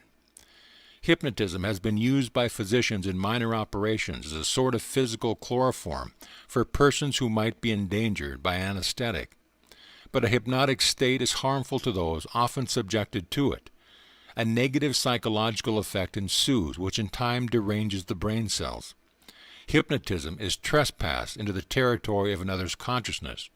Its temporary phenomena have nothing in common with the miracles performed by men of divine realization.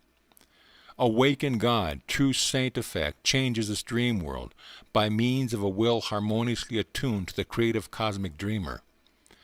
ostentatious display of unusual power are decried by masters. The Persian mystic Abu Sa'd once laughed at certain fakirs who were proud of their miraculous powers over water, air, and space. A frog is also at home in the water, Abu Sa'd pointed out in gentle scorn. The crow and the vulture easily fly in the air. The devil is simultaneously present in the east and in the west. A true man is he who dwells in righteousness among his fellow men, who buys and sells, yet is never for a single instant forgetful of God. On another occasion, the great Persian teacher gave his views of the religious life thus: to lay aside what you have in your head, selfish desires and ambition, to freely bestow what you have in your hand, and never to flinch from the blows of adversity. Neither the impartial sage of Kaligat temple nor the Tibetan-trained yogi had satisfied my yearning for a guru. My heart needed no tutor for its recognition, and cried its own bravos the more resoundingly because unoften summoned from silence. When I finally met my master, he taught me by sublimity of example alone the measure of a true man. End of chapter. Chapter 6. The Tiger Swami. I have discovered the Tiger Swami's address. Let us visit him tomorrow. This welcome suggestion came from Chandi, one of my high school friends. I was eager to meet the saint who, in his pre-monastic life, had caught and fought tigers with his naked hands. A boyish enthusiasm over such remarkable feats was strong within me. The next day dawned wintry cold, but Chandi and I sailed forth gaily. After much vain hunting in Bhawanapur, outside Calcutta, we arrived at the right house. The door held 2 iron rings, which I sounded piercingly. Notwithstanding the clamor, a servant approached with leisurely gait. His ironical smile implied that visitors, despite their noise, were powerless to disturb the calmness of a saint's home. Feeling the silent rebuke, my companion and I were thankful to be invited into the parlor. Our long wait there caused uncomfortable misgivings. India's unwritten law for the truth-seeker is patient. A master may purposely make a test of one's eagerness to meet him. This psychological ruse is freely employed in the West by doctors and dentists. Finally summoned by the servant, Chandi and I entered his sleeping apartment. The famous Sohang Swami was seated on his bed. The sight of his tremendous body affected us strangely. With bulging eyes we stood speechless. We had never before seen such a chest or such football-like biceps. On an immense neck, the Swami's fierce yet calm face was adorned with flowing locks, beard and mustache. A hint of dove-like and tiger-like qualities shone in his dark eyes. He was unclothed, save for a tiger skin about his muscular waist. Finding our voices, my friend and I greeted the monk, expressing our admiration for his prowess in the extraordinary feline arena. Will you not tell us, please, how it is possible to subdue with bare fists the most ferocious of jungle beasts, the royal Bengal? My sons, it is nothing to me to fight tigers. I could do it today if necessary. He gave a childlike laugh. You look upon tigers as tigers. I know them as pussycats.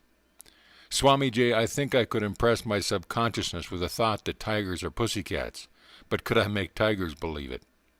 Of course, strength also is necessary. One cannot expect victory from a baby who imagines a tiger to be a house cat. Powerful hands are my sufficient weapon. He asked us to follow him to the patio, where he struck the edge of a wall. A brick crashed to the floor. The sky peered boldly through the gaping lost tooth of the wall. I fairly staggered in astonishment. He who can remove mortared bricks from a solid wall with one blow, I thought, must surely be able to displace the teeth of tigers. A number of men have physical power such as mine, but still lack in cool confidence. Those who are bodily but not mentally stalwart may find themselves fainting at mere sight of a wild beast bounding freely in the jungle. The tiger in its natural ferocity and habitat is vastly different from opium-fed circus animals. Many a man with Herculean strength has nonetheless been terrorized into abject helplessness before the onslaught of a royal Bengal. Thus the tiger has converted the man in his own mind to a state as nervousness as the pussycat. It is possible for a man owning a fairly strong body and an immensely strong determination to turn the tables on the tiger and force it to a conviction of pussycat defenselessness. How often I have done just that. I was quite willing to believe that the Titan before me was able to perform the tiger-pussycat metamorphosis. He seemed in a didactic mood. Chandy and I listened respectively. Mind is the wielder of muscles. The force of a hammer blow depends on the energy applied.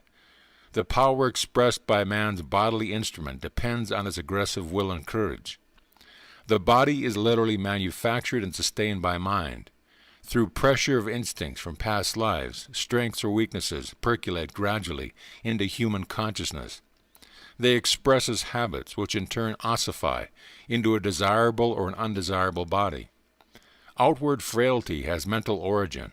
In a vicious circle, the habit-bound body thwarts the mind. If the master allows himself to be commanded by the servant, the latter becomes autocratic. The mind is similarly enslaved by submitting to bodily dictation. At our entreaty, the impressive Swami consented to tell us something of his own life. My earliest ambition was to fight tigers. My will was mighty, but my body was feeble. An ejaculation of surprise broke from me.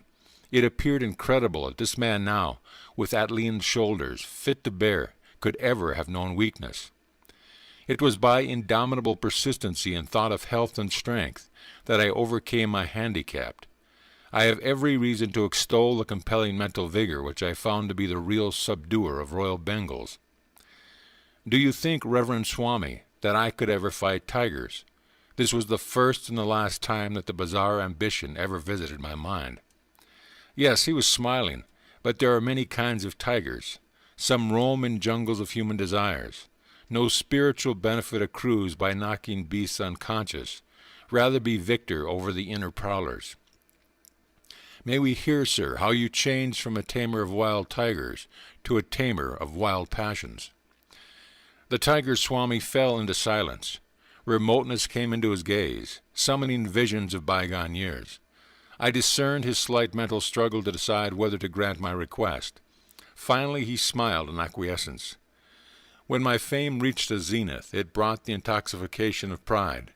I decided not only to fight tigers, but to display them in various tricks. My ambition was to force savage beasts to behave like domesticated ones. I began to perform my feats publicly with gratifying success. One evening my father entered my room in pensive mood. "Son, I have words of warning. I would save you from coming ills produced by the grinding wheels of cause and effect." "Are you a fatalist, father? Should superstition be allowed to discolor the powerful waters of my activities?" "I am no fatalist, son, but I believe in the just law of retribution, as taught in the Holy Scriptures. There is resentment against you in the jungle family. Sometime it may act to your cost."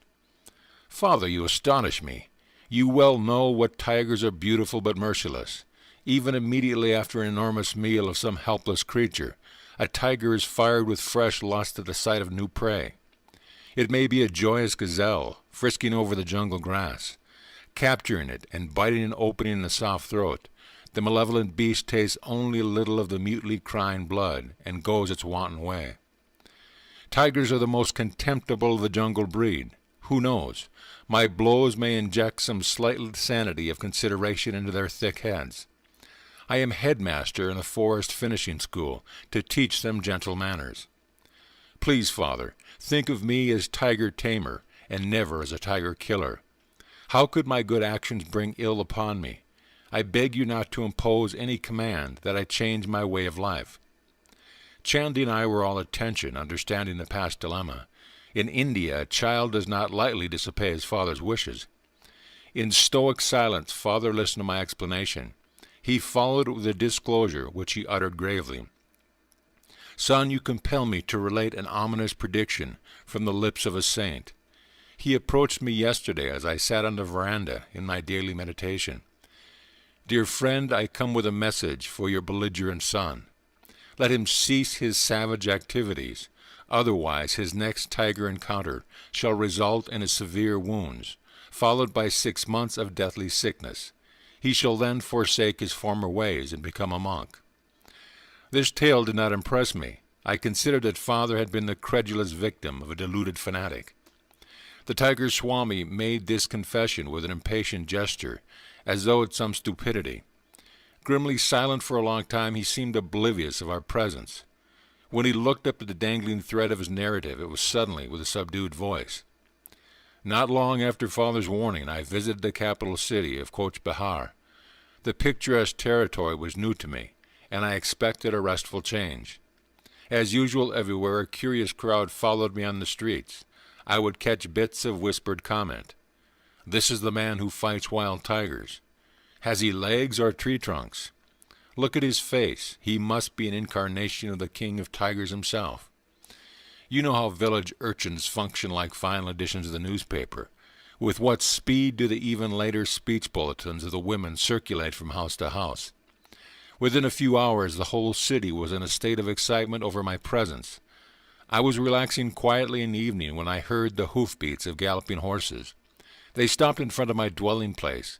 It came a number of tall, turbaned policemen. I was taken aback. All things are possible under these creatures of human law. I wonder if they are going to take me to task about matters utterly unknown to me, but the officers bowed with unwonted courtesy.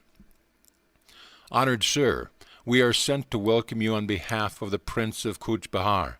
He is pleased to invite you to his palace tomorrow morning. I speculated a while on the prospect. For some obscure reason, I felt sharp regret at this interruption of my quiet trip, but the supplicant manner of the policeman moved me. I agreed to go. I was bewildered the next day to be obsequiously escorted from my door into a magnificent coach drawn by 4 horses. A servant held an ornate umbrella to protect me from the scorching sunlight. I enjoyed the pleasant trip through the city and its woodland outskirts. The royal scion himself was at the palace door to welcome me. He proffered his own gold-brooch seat, smiling, placing himself in a chair of simpler design. All this politeness is certainly going to cost me something, I thought in mounting astonishment. The prince's motive emerged after a few casual remarks. My city is filled with a rumor that you can fight wild tigers with nothing more than your naked hands. Is it a fact? It is quite true. I can scarcely believe it. You are a Calcutta Bengali, nurtured on the white rice of city folk. Be frank, please. Have you not been fighting only spineless, opium-fed animals? His voice was loud and sarcastic, tinged with provincial accent. I vouchsafed no reply to his insulting question. I challenge you to fight my newly caught tiger, Raja Begum. If you can successfully resist him, bind him with a chain and leave his cage in a conscious state. You shall have this royal Bengal. Several thousand rupees and many other gifts shall also be bestowed. If you refuse to meet him in combat, I shall blazon your name throughout the state as an impostor. His insolent words struck me like a volley of bullets. I shot an angry acceptance. Half risen from the chair in its excitement, the prince sank back with a sadistic smile. I was reminded of the Roman emperors who delighted in setting Christians in bestial arenas. The match will be set for a week hence. I regret that I cannot give you permission to view the tiger in advance. Whether the prince feared I might seek to hypnotize the beast or secretly feed him opium, I know not. I left the palace, noting with amusement that the royal umbrella and panoplied coach were now missing. The following week I methodically prepared my mind and body for the coming ordeal. Through my servant I learned of fantastic tales. The saint's direful prediction of my father had somehow got abroad, enlarging as it ran. Many simple villagers believed that an evil spirit, cursed by the gods, had reincarnated as a tiger which took various demonic forms at night, but remained a striped animal during the day. This demon tiger was supposed to be the one sent to humble me. Another imaginative version was that animal prayers to Tiger Heaven had achieved a response in the shape of Raja Begum. He was to be the instrument to punish me the audacious bite so insulting to the entire tiger species. A furless, fangless man daring to challenge a claw-armed, sturdy-limbered tiger. The concentrated venom of all humiliated tigers, the villagers declared, had gathered momentum sufficient to operate hidden laws and bring about the fall of the proud tiger-tamer. My servant further apprised me that the prince was in his elements as manager of the bout between man and beast. He had supervised the erection of a storm-proof pavilion, designed to accommodate thousands. Its center held Raja Begum in an enormous iron cage, surrounded by outer safety room. The captive emitted a ceaseless series of blood-curdling roars. He was fed sparingly to kindle a wrathful appetite. Perhaps the prince expected me to be the meal of reward. Crowds from the city and suburbs bought tickets eagerly in response to the beat of drums announcing the unique contest. The day of battle saw hundreds turned away for lack of seats. Many men broke through the tent openings or crowded any space below the galleries. As the Tiger Swami's story approached a climax, my excitement mounted with it. Chandi was also raptly mute. Amidst piercing sound explosions from Raja Begum and the hubbub of the somewhat terrified crowd, I quietly made my appearance. Scantily clad around my waist, I was otherwise unprotected by clothing. I opened the bolt on the door of the safety room and calmly locked it behind me. The tiger sensed blood. Leaping with a thunderous crash of his bars, he sent forth a fearsome welcome. The audience was hushed with pitiful fear. I seemed a meek lamb before the raging beast. In a thrice I was within the cage, but as I slammed the door, Raja Begum was headlong upon me. My right hand was desperately torn. Human blood, the greatest treat a tiger can know, fell in appalling streams. The prophecy of the saints seemed about to be fulfilled. I rallied instantly from the shock of the first serious injury I had ever received. Banishing the sight of my gory fingers by thrusting them beneath my waistcloth, I swung my left arm in a bone-cracking blow. The beast reeled back, swirled around the rear of the cage, and sprang forward convulsively. My famous fistic punishment rained on his head. But Raja Begum's taste of blood had acted like a maddening first sip of wine to a dipsomaniac longed to braved. Punctuated by deafening roar, the brute's assaults grew in fury.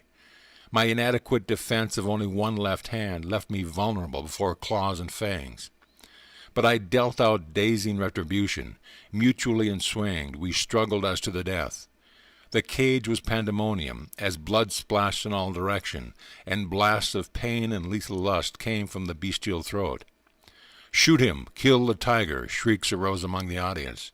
So fast did man and beast move that a guard's bullet went amiss. I mustered all my will forces, bellowed fiercely, and landed a final concussive blow. The tiger collapsed and lay quietly.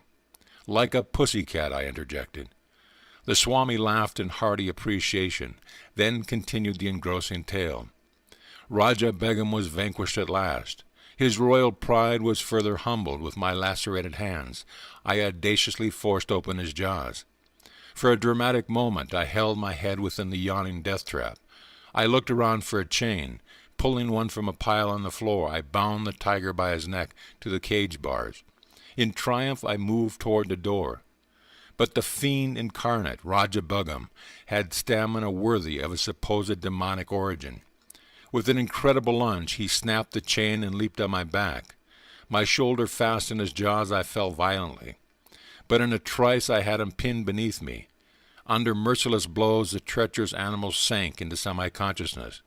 This time I secured him more carefully. Slowly I left the cage. I found myself in a new uproar, this time one of delight.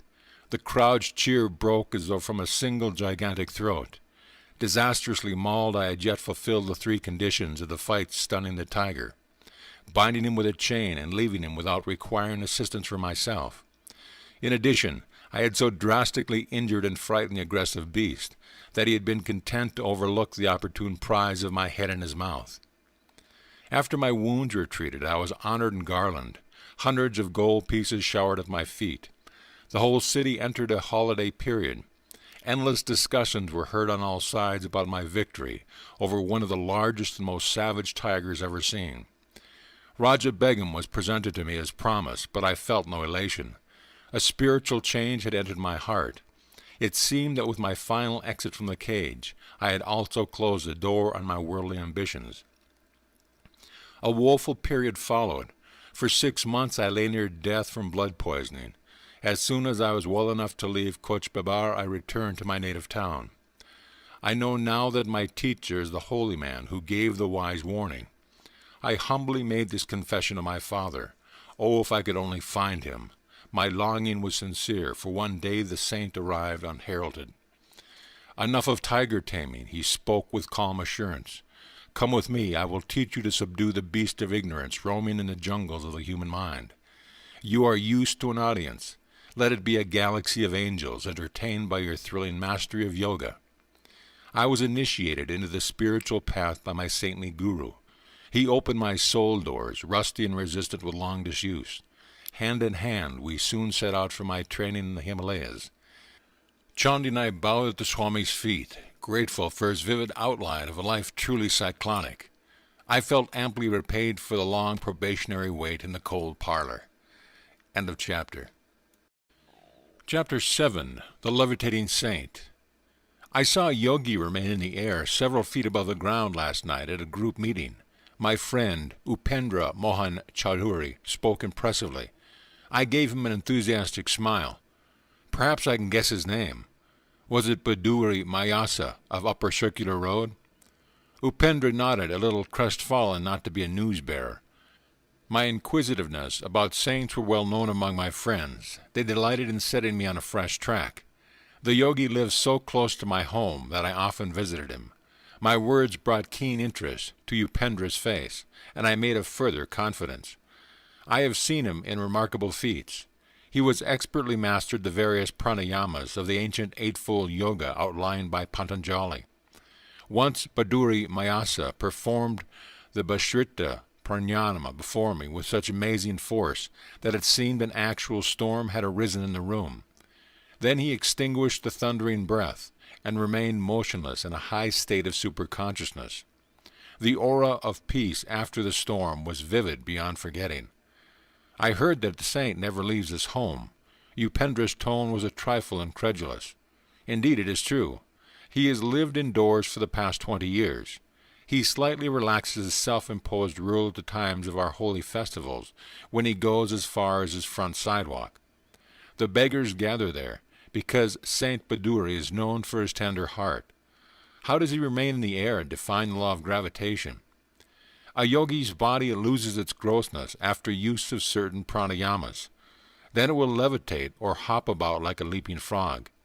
Even saints who do not practice a formal yoga have been known to levitate during a state of intense devotion to God. I would like to know more of this sage. Do you attend his evening meetings? Upendra's eyes were sparkling with curiosity. Yes, I go often. I am vastly entertained by the wit of his wisdom. Occasionally my prolonged laughter mars the solemnity of his gatherings. The saint is not displeased, but his disciples look daggers. On my way home from school that afternoon, I passed Baduri Mayasa's cloister and decided on a visit. The yogi was inaccessible to the general public. A lone disciple, occupying the front floor, guarded his master's privacy. The student was something of a Maritant. He now inquired formally if I had an engagement. His guru put in an appearance just in time to save me from summary ejection. Let Mukunda come when he will, the sage's eyes twinkled. My rule of seclusion is not for my own comfort, but for that of others. Worldly people do not like the candor which shatters their delusion. Saints are not only rare but disconcerting. Even in Scripture they are often found embarrassing. I followed Baduri Mayasa to his austere quarters on the top floor, from which he seldom stirred. Masters often ignore the panorama of the world's ado, out of the focus still centered in the ages. The contemporaries of a sage are not alone those of the narrow present. Maharishi, you are the first yogi I have known who always stays indoors. God plants his saints sometimes in unexpected soil, lest we think we may reduce him to a rule. The sage locked his vibrant body into the lotus posture. In his 70s, he displayed no unpleasing signs of age or sedentary life. Stalwart and straight, he was ideal in every respect. His face was that of a rishi, as described in the ancient text. Noble-headed, abundantly bearded, he always sat firmly upright, his quiet eyes fixed on omnipresence. The saint and I entered the meditative state.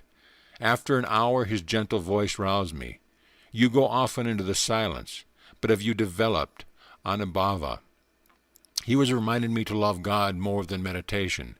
Do not mistake the technique for the goal. He offered me some mangoes. With the good-humored wit I found so delightful in his grave nature, he remarked, people in general are more fond of jala yoga, union with food. than with dhyana yoga, union with God. His yogic pun affected me uproariously. What a laugh you have! An affectionate gleam came into his gaze. His own face was always serious, yet touched with an ecstatic smile. His large lotus eyes held a hidden divine laughter. Those letters come from far-off America. The sage indicated several thick envelopes on a table. I correspond with a few societies there whose members are interested in yoga. They are discovering India anew, with a better sense of direction than Columbus. I am glad to help them. The knowledge of yoga is free to all who will receive, like the ungarnishable daylight. What rishis perceived as essential for human salvation need not be diluted for the West. Alike in soul, though diverse in outer experience, neither West nor East will flourish if some form of disciplinary yoga be not practiced. The saint held me with his tranquil eyes. I did not realize that his speech was his veiled prophetic guidance. It is only now, as I write these words, that I understand the full meaning in the casual intimations he gave me that someday I would carry India's teaching to America. Sir, I inquired, why do you not write a book on yoga for the benefit of the world? I am training disciples, he replied. They and their students will be living volumes, proof against the natural disintegration of time and the unnatural interpretation of the critics. Maharishi, I wish you would write a book on yoga for the benefit of the world. I am training disciples. They and their students will be living volumes, proof against the natural disintegration of time and the unnatural interpretations of the critics. Baduri's wit put me into another gale of laughter. I remained alone with the yogi until his disciples arrived in the evening. Baduri Mahasha entered one of his illimitable discourses. Like a peaceful flood, he swept away the mental debris of his listeners, floating them Godward. His striking parables were expressed in a flawless Bengali. This evening, Baduri expounded various philosophical points connected with the life of Mirabi, a medieval Rajputni princess who abandoned her court to seek the company of sadhus. One great sannyasa refused to receive her because she was a woman. Her reply brought him humbly to her feet. "Tell the Master," she said, "that I do not know there was any male in the universe save God. Are we all not females before him? A scriptural conception of the Lord as the only positive creative principle, his creation being not but a passive maya." Mirabi composed many ecstatic songs which are still treasured in India. I translate one of them here. If by bathing daily God should be realized sooner, should I be a whale in the deep. If by eating roots and fruits he could be known gladly, would I choose the form of a goat. If the counting of rosaries uncovered him, I would say my prayers on mammoth beads. If bowing before stone images unveiled him, a flinty mountain I could humbly worship. If by drinking milk the Lord could be imbibed, many calves and children would know him. If abandoning one's wife would summon God, would not thousands be eunuchs?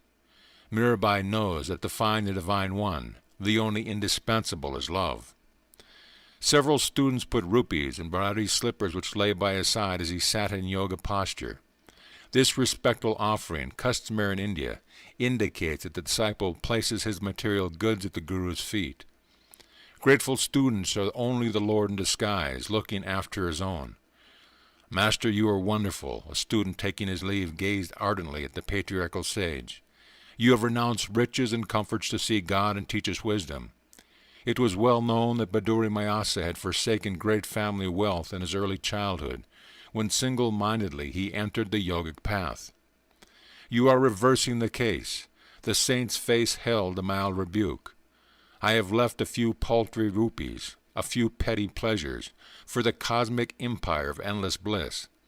How then have I denied myself anything? I know the joy of sharing the treasure. Is that a sacrifice? The short-sighted worldly folk are verily the real renunciates. They relinquish an unparalleled divine possession for a poor handful of earthly toys. I chuckled over this paradoxical view of renunciation, one which puts the cap of Croesus on any saintly beggar, whilst transforming all proud millionaires into unconscious martyrs. The divine order arranges our future more wisely than any insurance company. The Master's concluding words were the realized creed of his faith. The world is full of uneasy believers in an outward security. Their bitter thoughts are like scars on their foreheads. The one who gave us air and milk from our first breath knows how to provide day by day for his devotees.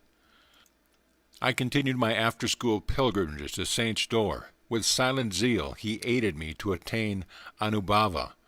One day he moved to Ram Mohan Roy Road, away from the neighborhood of my Gurupur Road home. His loving disciples had built him a new hermitage, known as Nagendra Math. Although it throws me ahead of my story by a number of years, I will recount here the last words given to me by Baduri Mayasa.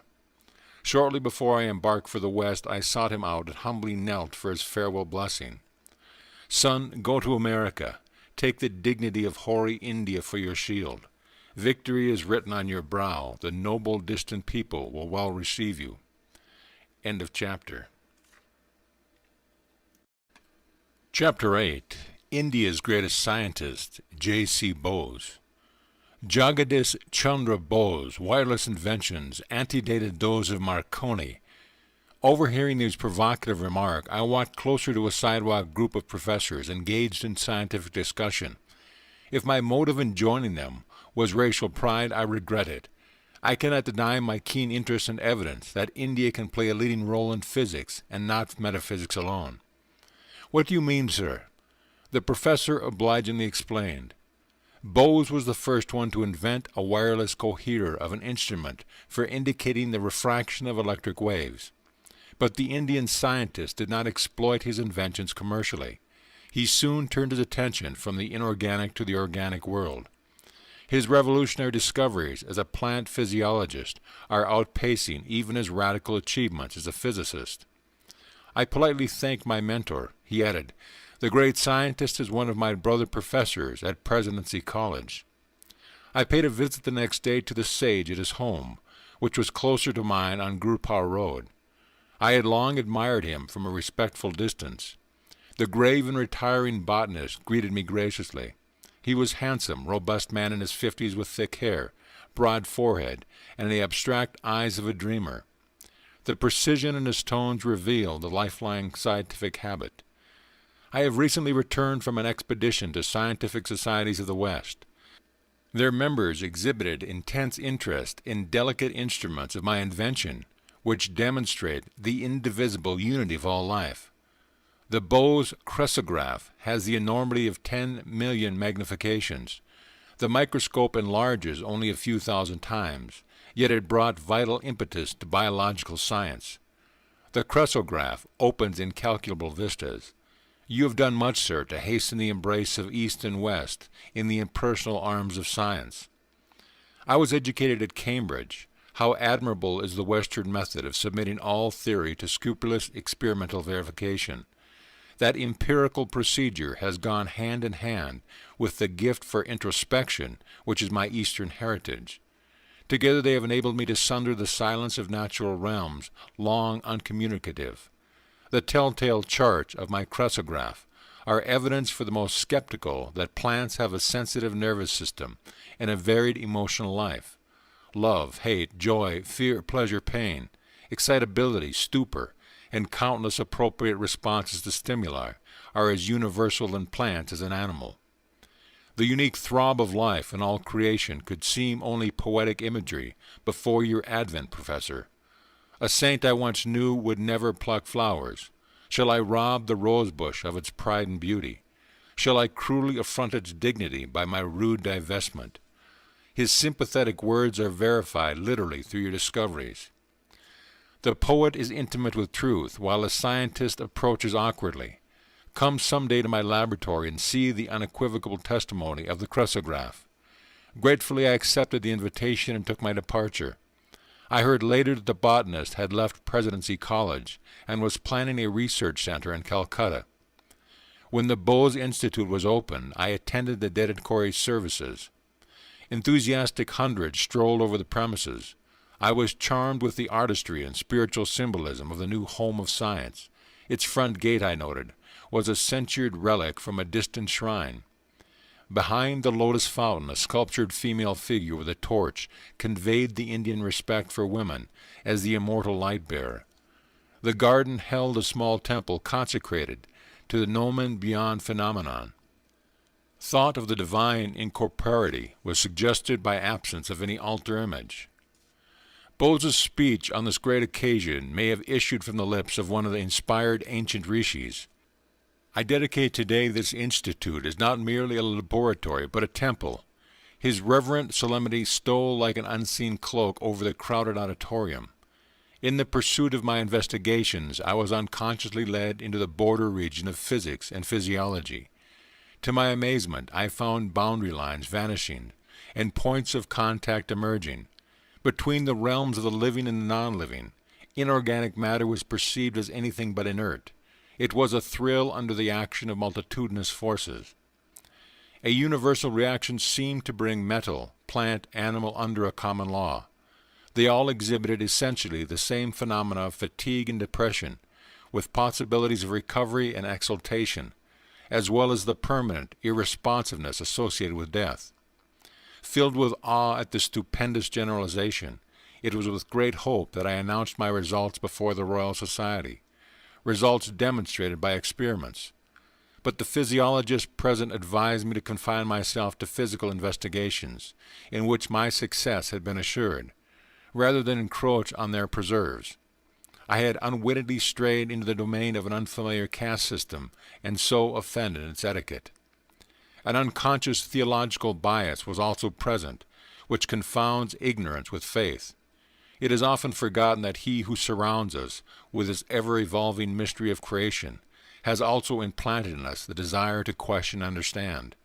Through many years of miscomprehension, I came to know that the life of a devotee of science is inevitably filled with unending struggle. It is for him to cast his life as an ardent offering regarding gain and loss, success and failure as one. In time, the leading scientific societies of the world accepted my theories and results, and recognized the importance of the Indian contribution to science. Can anything small or circumscribed ever satisfy the mind of India? By a continuous living tradition and a vital power of rejuvenescence, this land has readjusted itself through unnumbered transformations. Indians have always arisen who, discarding the immediate and absorbing prize of the hour, have sought for the realization of the highest ideals in life, not through passive renunciation, but through active struggle. The weakling who has refused the conflict, acquiring nothing, has had nothing to renounce. He alone who has striven and won can enrich the world by bestowing the fruits of his victorious experience. The work already carried out in the Bose laboratory on the response of matter and the unexpected revelations in plant life have opened out very extended regions of inquiry into physics, into physiology, in medicine, in agriculture, and even in psychology. Problems hitherto regarded as insoluble have been now brought within the sphere of experimental investigation. But high success is not to be obtained without rigid exactitude. Hence the long battery of supersensitive instruments and apparatus of my design, which stand before you today in their cases in the entrance hall.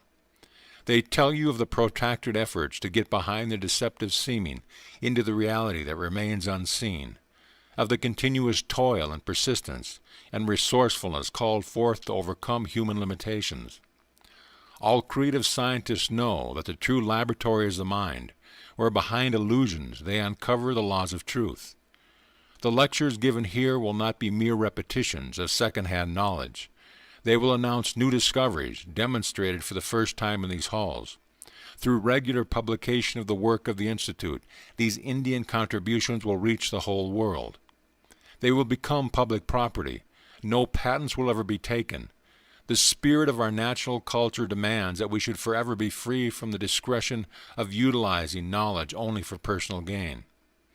It is my further wish that the faculties of this institute be available, so far as possible, to workers from all countries. In this I am attempting to carry on traditions of my country. So far back as 25 centuries, India welcomed its ancient universities, at Nalanda and Taxila, scholars from all over the world. Although science is neither of the East nor the West, but rather international in its universality, yet India is specially fitted to make great contributions.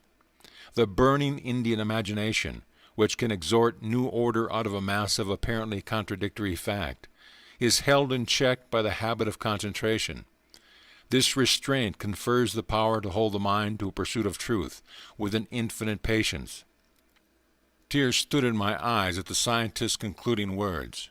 Is patience not indeed a synonym of India, confounding time and the historians alike? I visited the research center often. Soon after the day of opening, the great botanist, mindful of his promise, took me to his quiet laboratory. I will attach the cresograph to this fern. The magnification is tremendous. If a snail's crawl were enlarged in the same proportion, the creature would appear to be traveling like an express train. My gaze was fixed eagerly on the screen which reflected the magnified fern shadow. Minute life movements were now clearly perceptible. The plant was growing very slowly before my fascinated eyes. The scientist touched the tip of the fern with a small metal bar. The developing pantomime came to an abrupt halt, resuming the eloquent rhythm as soon as the rod was withdrawn. You saw how slight outside interference is detrimental to the sensitive tissues. Bose remarked, "Watch, I will now administer chloroform, and then give an antidote." The effect of the chloroform discontinued all growth. The antidote was revivifying. The evolutionary gesture on the screen held me more raptly than a movie plot. My companion, here is the role of a villain, thrust the sharp instrument through the part of a fern. Pain was indicated by spasmodic flutters. When he passed a razor partially through the stem, the shadow was violently agitated, then stilled itself with the final punctuation of death. By first chloroforming a huge tree, I achieved a successful transplantation. Usually such monarchs of the forest die very quickly after being moved. Jagadish smiled happily as he recounted the life-saving maneuver. Graphs of my delicate apparatus have proved that trees possess a circulatory system. Their sap movements correspond to the blood pressure of animal bodies. The ascent of sap is not explicable on the mechanical grounds ordinarily advanced, such as capillary attraction. The phenomena has been solved through the cresograph as the activity of living cells. Peristatic waves issue from a cylindrical tube which extends down a tree and serves as an actual heart. The more deeply we perceive, the more striking becomes the evidence that a uniform plan links every form in manifold nature. The great scientist pointed to another Bose instrument. I will show you experiments on a piece of tin. The life force in metals responds adversely or beneficially to stimuli. Ink markings will register the various reactions. Deeply engrossed, I watched the graph which recorded the characteristic waves of atomic structure. When the professor applied chloroform to the tin, the vibratory writing stopped. They recommenced as the metal slowly regained its normal state. My companion dispensed a poisonous chemical. Simultaneous with the quivering end of the tin, the needle dramatically wrote on the chart a death notice. Bose instruments have demonstrated that metals, such as the steel used in scissors and machinery, are subject to fatigue and regain efficiency by periodic rest. The life pulse in metals is seriously harmed or even extinguished through the application of electric currents or heavy pressure. I looked around the room at the numerous inventions, eloquent testimony of a tireless ingenuity. Sir, it is lamentable that mass agricultural development is not speeded by fuller use of your marvelous mechanisms. Would it not be easily possible to employ some of them in quick laboratory experiments to indicate the influence of various types of fertilizers on plant growth? You are right. Countless uses of Bose instruments will be made by further generations. The scientist seldom knows contemporaneous reward. It is enough to possess the joy of creative service. With expressions of unreserved gratitude to the indefatigable sage, I took my leave. Can the astonishing fertility of this genius ever be exhausted, I thought. No diminution came with the years. Inventing an integrant instrument, the resonant cardiograph, Bose then pursued extensive research on innumerable Indian plants. An enormous unsuspected pharmacopoeia of useful drugs was revealed. The cardiograph is constructed with an unerring accuracy by which a 100th part of a second is indicated on a graph. Resonant records measure infinitesimal pulsations in plants, animal, and human structure. The great botanist predicted the use of his cardiograph will lead to vivisection of plants instead of animals. Side-by-side recordings of the effect of a medicine given simultaneously to a plant and an animal have shown outstanding unanimity in result. He pointed out everything in man has been foreshadowed in the plant. Experimentation on vegetation will contribute to lessening of human suffering. Years later, Bose's pioneer plant findings were substantiated by other scientists. Work done in 1938 at Columbus University was reported by the New York Times as follows. It has been determined within the past few years that when the nerves transmit messages between the brain and the other parts of the body, teeny electrical impulses are being generated.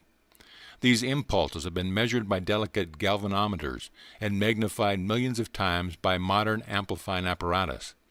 Until now, no satisfactory method had been found to study the passages of the impulses along the nerve fibers in living animals or man because of the great speed with which these impulses traveled.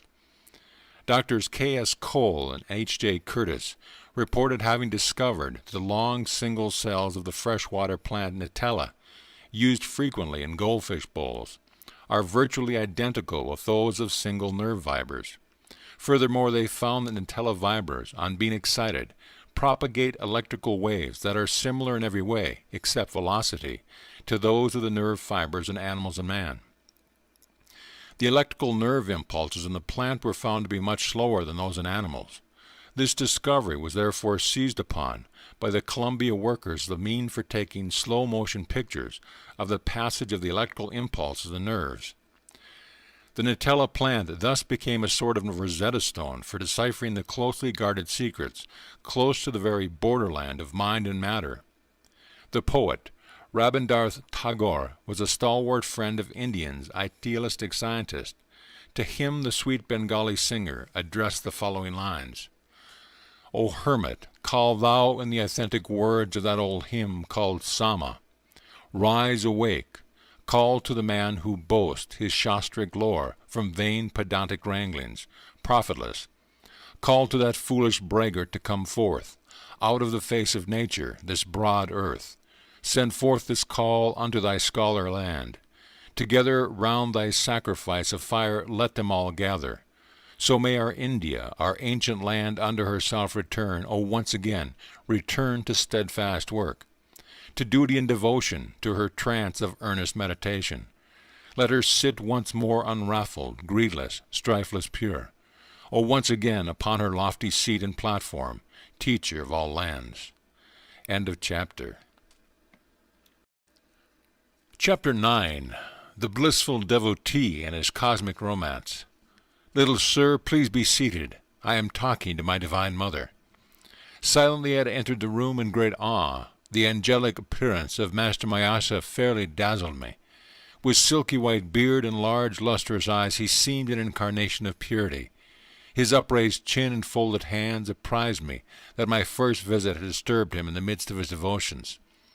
His simple words of greeting produced the most violent effect my nature had so far experienced.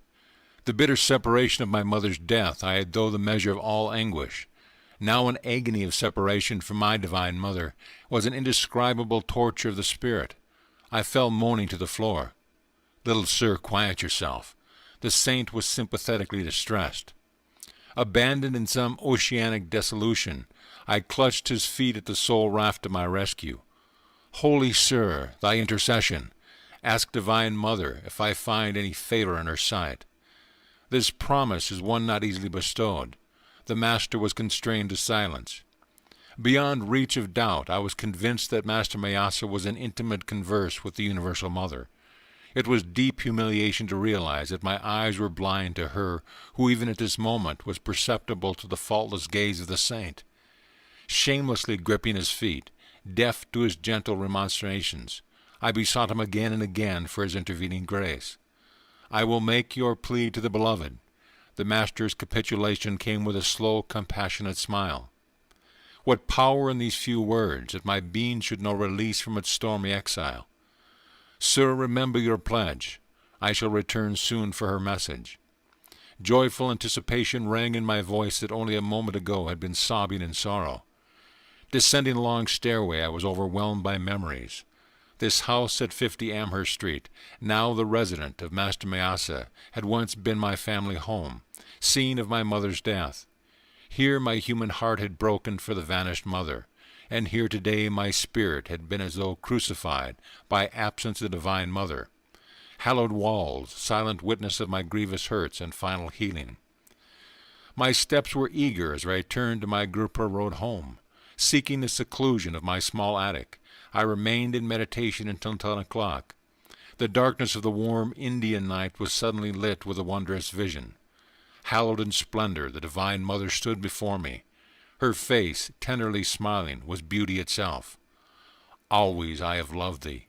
Ever shall I love thee. The celestial tones still ringing in the air, she disappeared. The sun of the following morning had hardly risen to the angle of decorum when I paid my second visit to Master Mayasa. Climbing the staircase in the house of poignant memories, I reached his 4th-floor room. The knob of the closed door was wrapped around with a cloth, a hint, I felt, that the saint desired privacy. As I stood irresolutely on the landing, the door was opened by the Master's welcoming hand. I knelt at his holy feet. In a playful mood, I wore a solemn mask over my face, hiding the divine elation. Sir, I have come very early. I confess for your message. Did the beloved mother say anything about me? Mischievous little sir.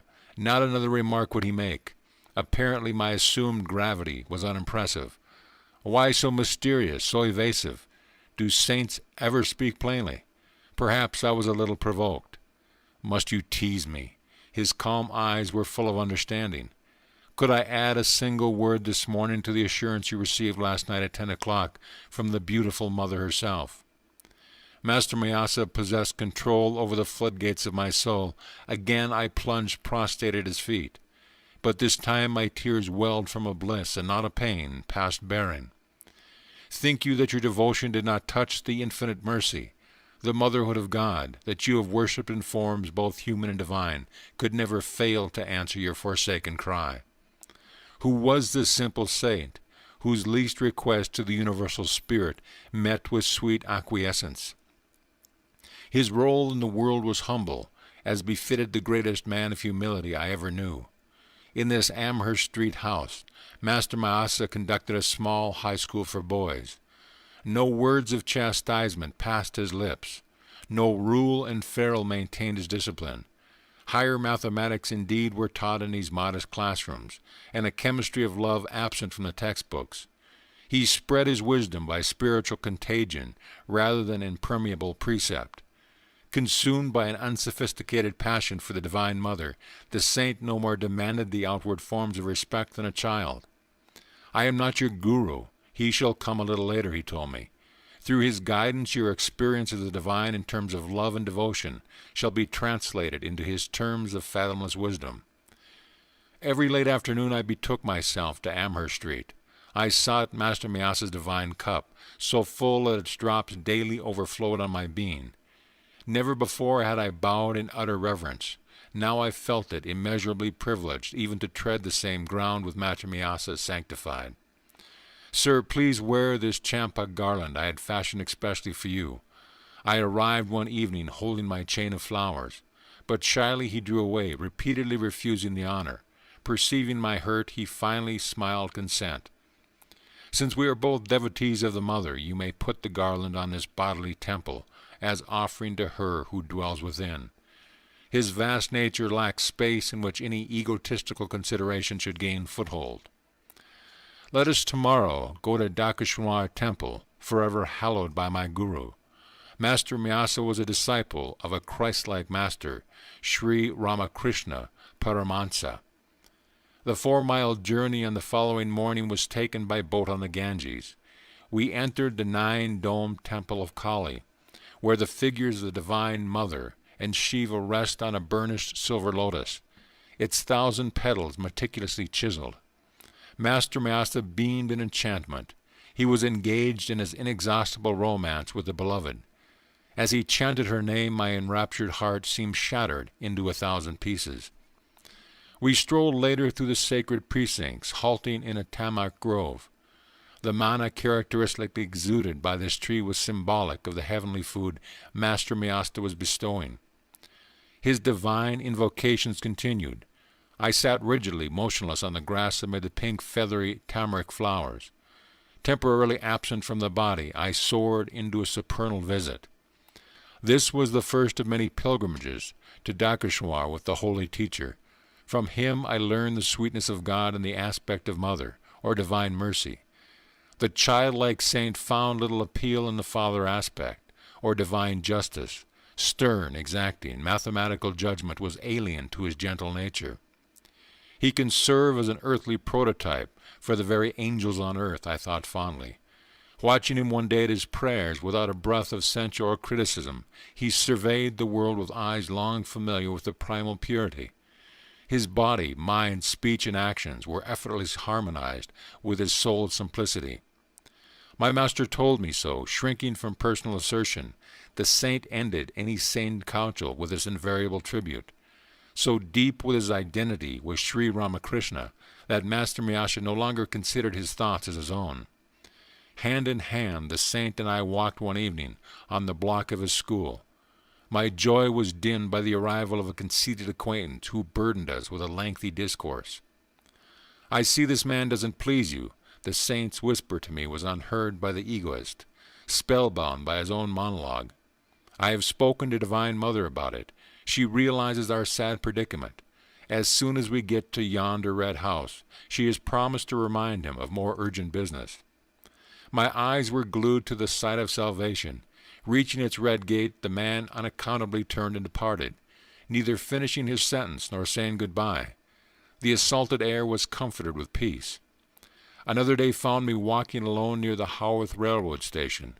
I stood for a moment by a temple, silently criticizing a small group of men with drums and cymbals, who were violently reciting a chant.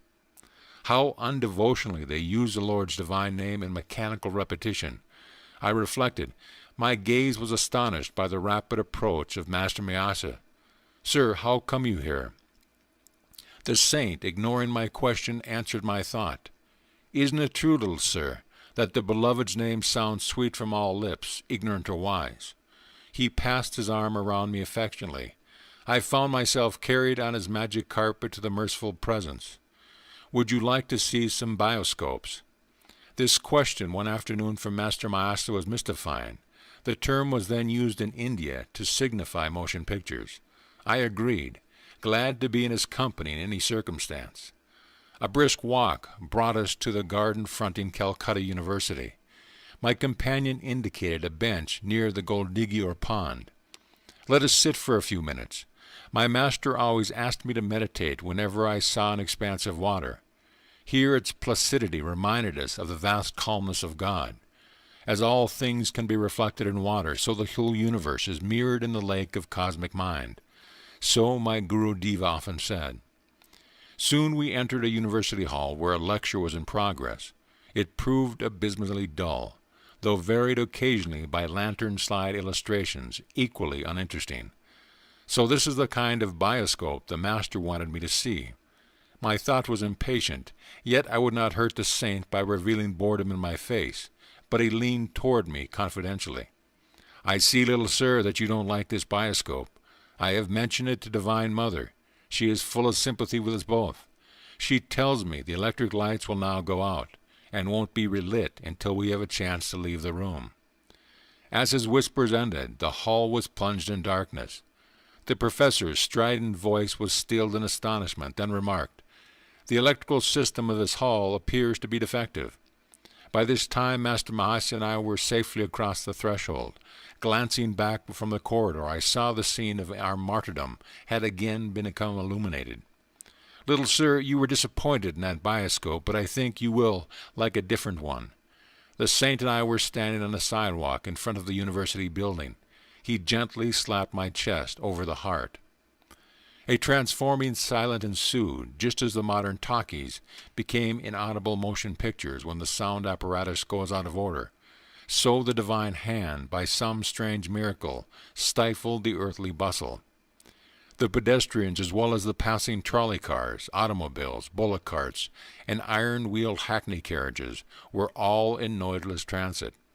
As though possessing an omnipresent eye, I beheld the scenes which were behind me, and to each side as easily as those in front.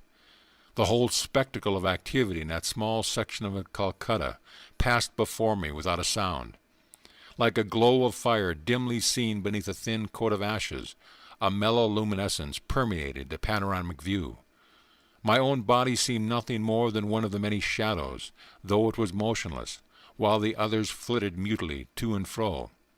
Several boys, friends of mine, approached and passed on. Though they had looked directly at me, it was without recognition. The unique pantomime brought me an inexpressible ecstasy. I drank deep from some blissful fount. Suddenly my chest received another soft blow from Master Myasa. The pandemonium of the world burst upon my unwilling ears. I staggered, as though harshly awakened from a gossamer dream. The transcendental wine removed my reach. "Little sir, I see you found the second bioscope to your liking." The saint was smiling. I started to drop in gratitude on the ground before him. "You can't do that to me now. You know God is in your temple also. I won't let Divine Mother touch my feet through your hands." If anyone observed the unpretentious master and myself as we walked away from the crowded pavement, the onlooker surely suspected us of intoxication. I felt that the falling shades of evening were sympathetically drunk with God. When darkness recovered from its nightly swoon, I faced the new morning bereft of my ecstatic mood. But ever enshrined in memory is the seraphic son of Divine Mother, Master Myasa. Trying with poor words to do justice to his benignity, I wonder if Master Myasa and others among the deep-visioned saints, whose path crossed mine, knew that years later in a Western land I would be writing about their lives as divine devotees. Their foreknowledge would not surprise me, nor I hope my readers who have come thus far with me. End of chapter. Chapter 10. I Meet My Master, Sri Yukteswar. Faith in God can produce any miracle except one passing an examination without study. Distastefully I closed the book I had picked up in an idle moment. The writer's exception shows his complete lack of faith, I thought. Poor chap, he has great respect for the midnight oil. My promise to father had been that I would complete my high school studies. I cannot pretend to diligence. The passing months found me less frequently in the classroom than in secluded spots along the Calcutta bathing ghats. The adjoining crematory grounds, especially gruesome at night, are considered highly attractive by the yogi. He who would find the deathless essence must not be dismayed by a few unadorned skulls. Human inadequacy becomes clear in the gloomy abode of miscellaneous bones. My midnight vigils were thus of a different nature from the scholars. The week of final examinations at the Hindu high school was fast approaching. This interrogatory period, like the sepulchre haunts, inspires a well-known terror. My mind was nevertheless at peace. Braving the ghouls, I was exhuming a knowledge not found in lecture halls. But it lacked the art of Swami Paramahansa, who easily appeared in two places at one time. My educational dilemma was plainly a matter for the infinite ingenuity. This was my reasoning, though at many it seemed illogical. The devotee's irrationality springs from 1,000 inexplicable demonstrations of God's instancy in trouble. "Hello, Mukunda. I catch hardly a glimpse of you these days." A classmate accosted me one afternoon on Gurpur Road. "Hello, Nantu. My invisibility at school has actually placed me there in a decidedly awkward position. I unburdened myself under his friendly gaze." Nantu, who was a brilliant student, laughed heartily. My predicament was not without a comic aspect. "You are utterly unprepared for the finals. I suppose it is up to me to help you." The simple words conveyed divine promise to my ears. With alacrity I visited my friend's home. He kindly outlined the solutions to various problems he considered likely to be set by the instructor. These questions are the bait which will catch many trusting boys in the examination trap. Remember my answers, and you will escape without injury. The night was far gone when I departed. Bursting with unseasoned erudition, I devoutly prayed it would remain for the next few critical days. Nantu had coached me in my various subjects, but under press of time had forgotten my course in Sanskrit. Fervently I reminded God of the oversight. I set out on a short walk the next morning, assimilating my new knowledge to the rhythm of swinging footsteps. As I took a shortcut through the weeds of a corner lot, my eye fell on a few loose printed sheets. A triumphant pout proved them to be a Sanskrit verse. I sought out a pundit for aid in my stumbling interpretation. His rich voice filled the air with the edgeless, honeyed beauty of the ancient tongue. These exceptional stanzas cannot possibly be of aid in your Sanskrit test. The scholar dismissed them skeptically. But familiarity with that particular poem enabled me on the following day to pass the Sanskrit examination. Through discerning help Nantu had given, I also attained the minimum grade for success in all my other subjects. Father was pleased that I had kept my word and concluded my secondary school course. My gratitude sped to the Lord, whose sole guidance I perceived in my visit to Nantu and my walk by the unhabitual route of the debris-filled lot. Playfully he had given a dual expression to his timely design for my rescue. I came across a discarded book whose author denied God precedence in the examination hall. I could not restrain a chuckle at my own silent comment. It would only add to this fellow's confusion if I were to tell him that divine mediation among the cadavers is a shortcut to any high school diploma. In my new dignity, I was now openly planning to leave home. Together with young friend Jitendra Mazumdar, I decided to join a Mohammedan hermitage in Benares and receive its spiritual discipline. A desolation fell over me one morning at the thought of separation from my family. Since Mother's death, my affection had grown especially tender for my two younger brothers, Sananda and Bishnu. I rushed to my retreat, the little attic which had witnessed so many scenes in my turbulent sadhana. After a 2-hour flood of tears, I felt singularly transformed, as by some alchemical cleanser. All attachment disappeared. My resolution to see God as the friend of friends set like granite within me. I quickly completed my travel preparations. I make one last plea. Father was distressed as I stood before him for final blessing. Do not forsake me and your grieving brothers and sisters. Revered Father, how can I tell you my love for you? But even greater still is my love for the Heavenly Father, who has given me the gift of a perfect Father on earth. Let me go that I someday return with a more divine understanding. With reluctant parental consent, I set out to join Jitendra, already in Benares at the hermitage. On my arrival, the young head Swami, Yogananda, greeted me cordially. Tall and thin, of thoughtful mien, he impressed me favorably. His fair face had a Buddha-like composure. I was pleased that my new home possessed an attic where I managed to spend the dawn and morning hours. The ashram members, knowing little of meditation practice, thought I should employ my whole time in organizational duties. They gave me praise for my afternoon work in their office. Don't try to catch God so soon. This ridicule from a fellow resident accompanied one of my early departures toward the attic. I went to Yogananda, busy in his small sanctum overlooking the Ganges. Swamiji, I don't understand what is required of me here. I am seeking direct perception of God. Without him I cannot be satisfied with affiliation or creed or performance of good works. The orange-robed ecclesiastic gave me an affectionate pat. Staging a mock rebuke, he admonished a few nearby disciples. Don't bother Mukunda. He will learn our ways.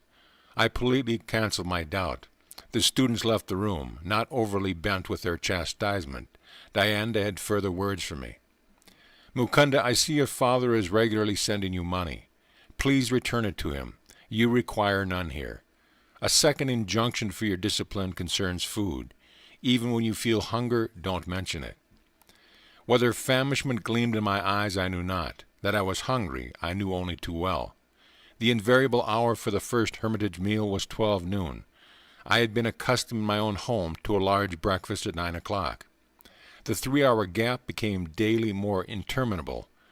Gone were the Calcutta years when I could rebuke the cook for a 10-minute delay. Now I tried to control my appetite. One day I undertook a 24-hour fast. With double zest, I awaited the following midday. Dayandaji's train is late. We're not going to eat until he arrives. Jitendra brought me this devastating news. As gesture of welcome to the Swami, who had been absent for 2 weeks, many delicacies were in readiness. An appetizing aroma filled the air, nothing else offering. What else could be swallowed except pride over yesterday's achievement of a fast? Lord, hasten the train. The heavenly provider, I thought, was hardly included in the interdiction at which Yogananda had silenced me. Divine attention was elsewhere. However, the plodding clock covered the hours. Darkness was descending as our leader entered the door. My greeting was one of unfeigned joy. Yogananda will bathe and meditate before we can serve food. Jitendra approached me again as a bird of ill omen. I was in near collapse. My young stomach, new to deprivation, protested with gnawing vigor. Pictures I had seen of famine victims passed wraith-like before me. The next Benares death from starvation is due at once in this hermitage, I thought. Impending doom averted at 9 o'clock. Ambrosial summons. In memory that meal as vivid as one of life's perfect hours. Intense absorption yet permitted me to observe that Yogananda ate absent-mindedly. He was apparently above my gross pleasures. Swamiji, weren't you hungry? Happily surfeited, I was alone with the leader in his study. Oh yes, I have spent the last 4 days without food or drink. I never eat on trains, filled with the heterogeneous vibrations of worldly people. Strictly, I observe the Shastric rule for monks of my particular order. Certain problems of our organizational work lie on my mind.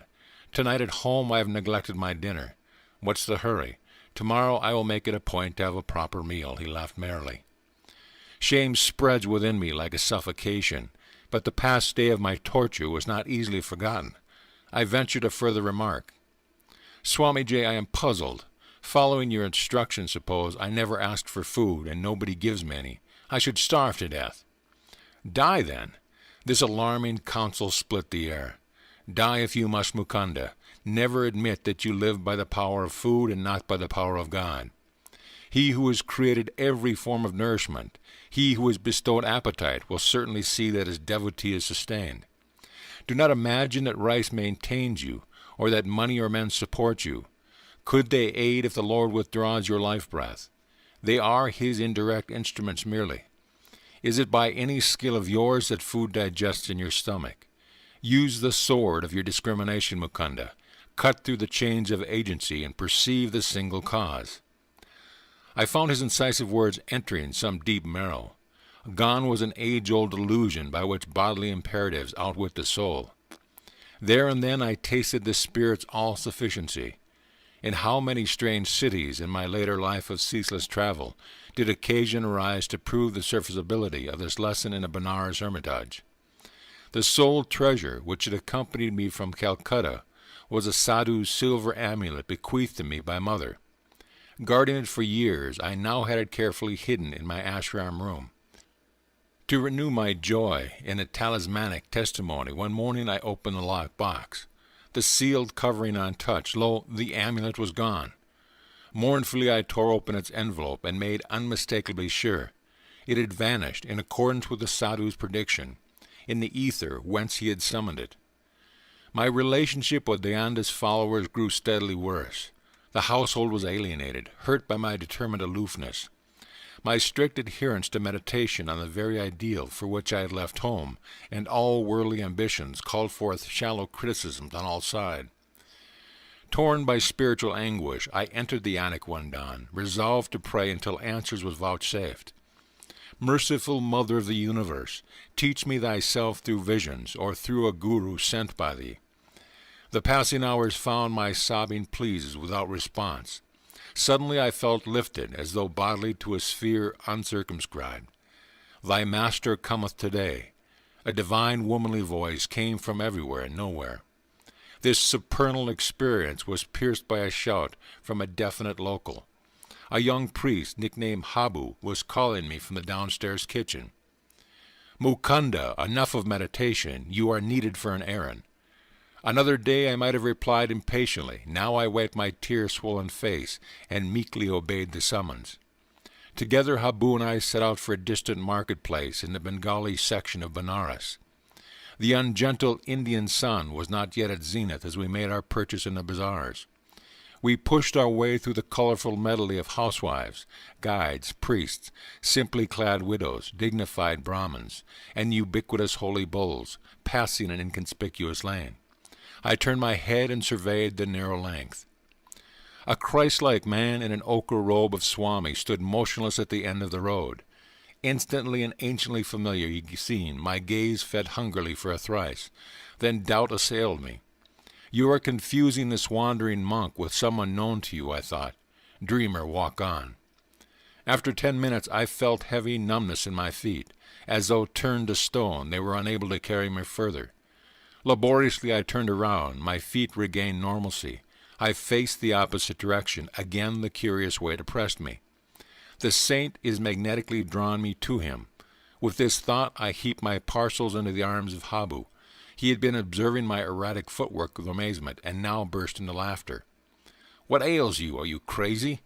My tumultuous emotions prevented any retort. I sped silently away. Retracing my steps as though wing-shoed, I reached the narrow lane.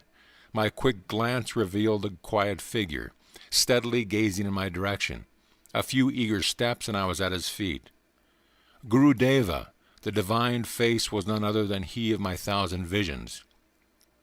These halcyon eyes, in lian head with pointed beard and flowing locks, had oft peered through gloom of my nocturnal reveries, holding a promise I had not yet fully understand.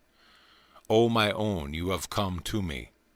My guru uttered the words again and again in Bengali, his voice tremulous with joy. "How many years I have waited for you." We entered a oneness of silence. Words seemed to rank as superfluities. Eloquence flowed in soundless chant from heart of master to disciple. With an antenna of infragable insight, I sensed that my guru knew God and would lead me to him.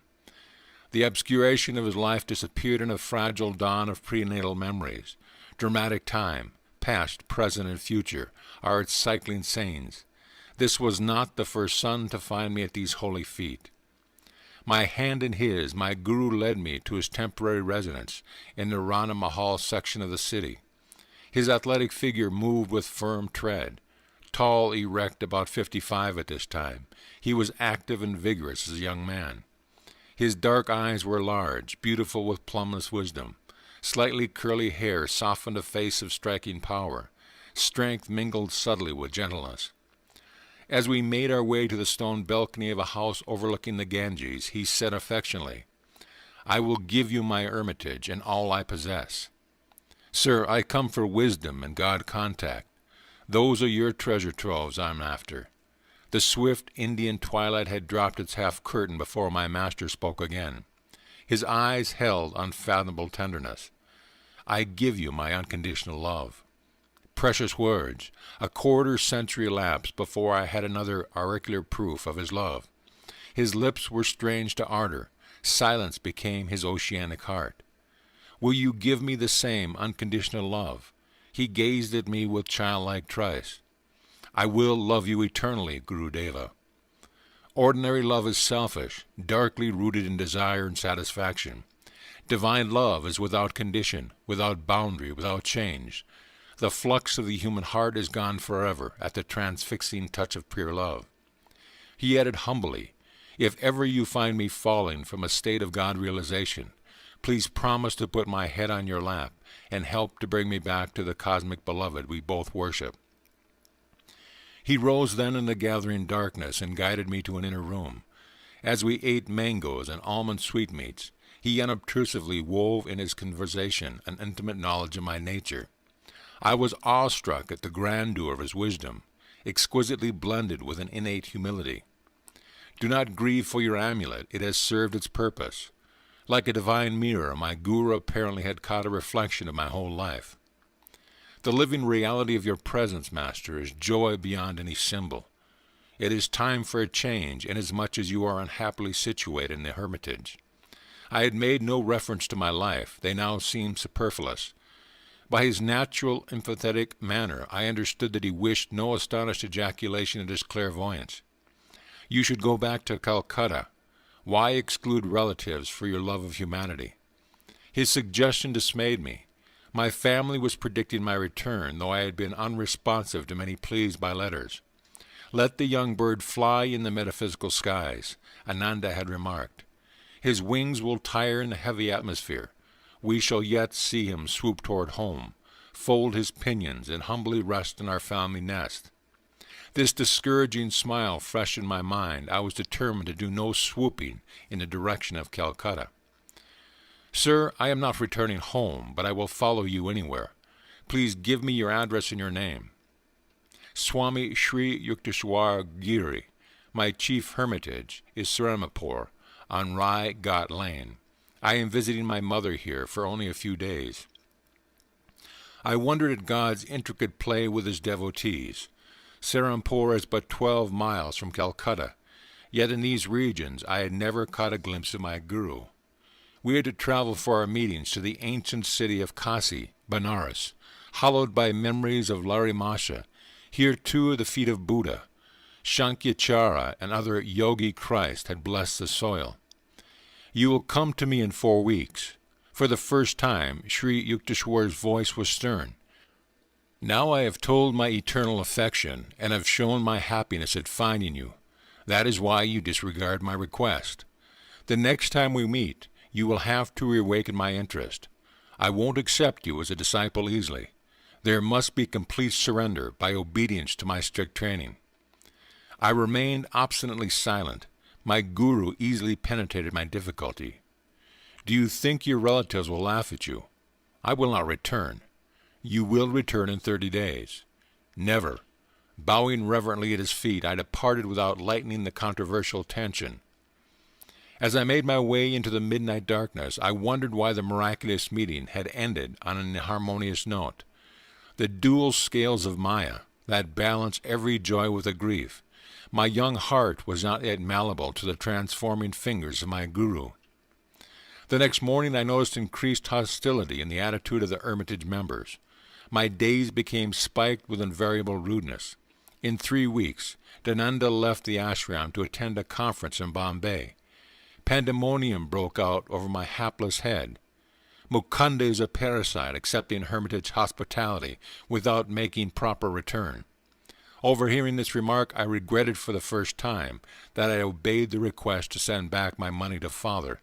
With heavy heart, I sought out my soul friend, Jitendra. I am leaving. Please convey my respectful regrets to Dayandaji when he returns. I will leave also. My attempts to meditate here meet with no more favor than your own. Jitendra spoke with determination. I have met a Christ-like saint. Let us visit him in Serampore. And so the bird prepared to swoop perilously close to Calcutta. End of chapter. Chapter 11. 2 Penniless Boys in Brindaban. It would serve you right if father disinherited you, Mukunda. How foolish you are throwing away your life. An elder brother's sermon was assaulting my ears. Jitendra and I, fresh from the train, a figure of speech merely, we were covered with dust, had just arrived at the home of Anatta, recently transferred from Calcutta to an ancient city of Agra. Brother was supervising accountant for the Bengal-Nagpur Railroad.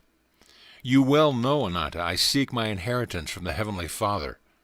Money first, God can come later. Who knows, life may be too long.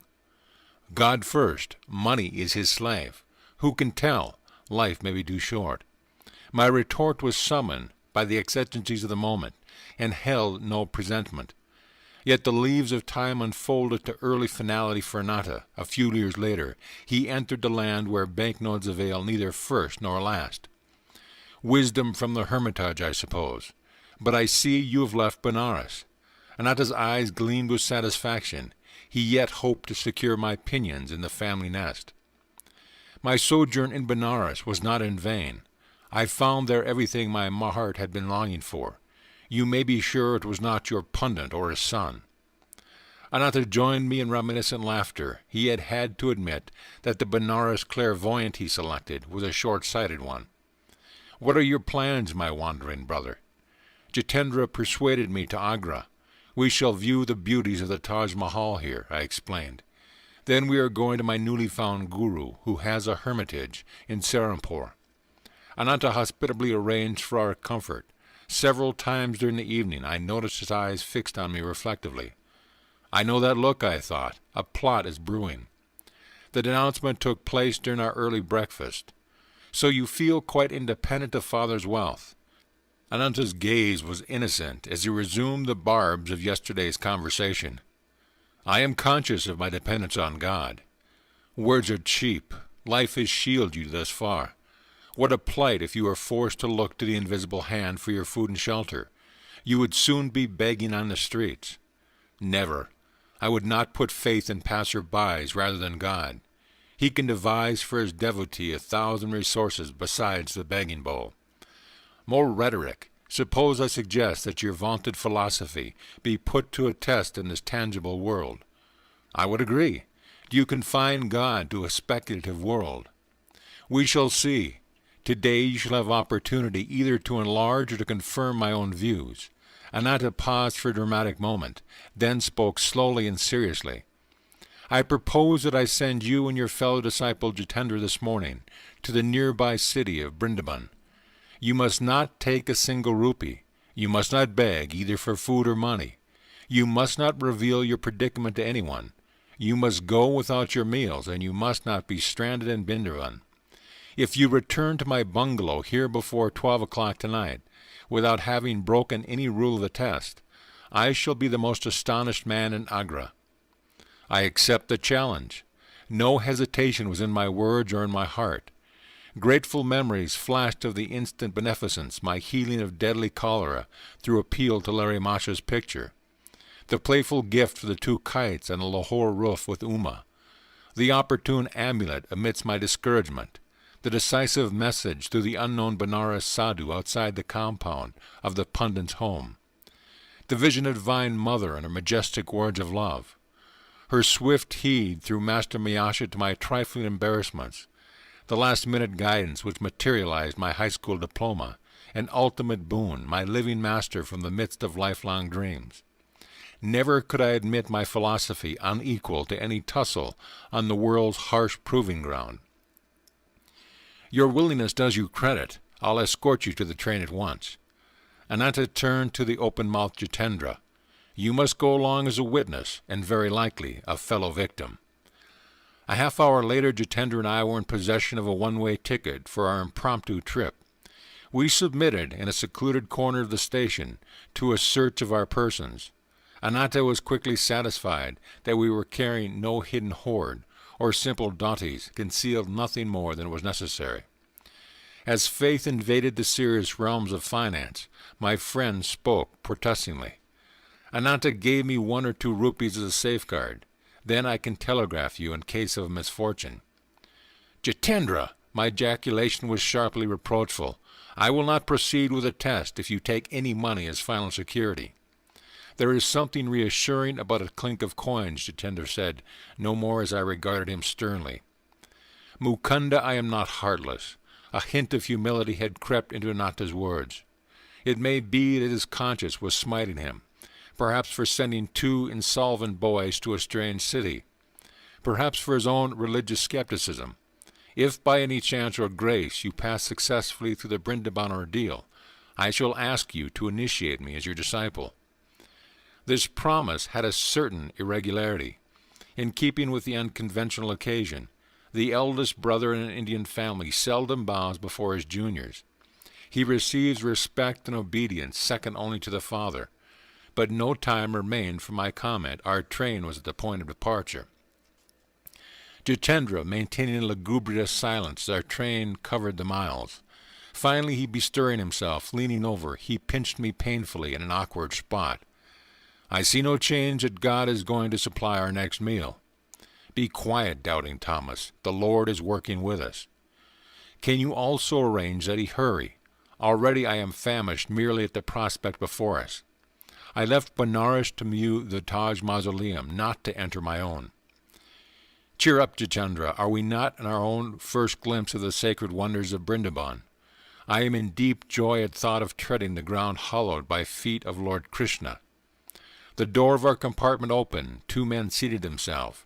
The next train stop would be the last. Young lads, do you have friends in Brindaban? The stranger opposite me was taking a surprising interest. None of your business. Rudely I averted my gaze.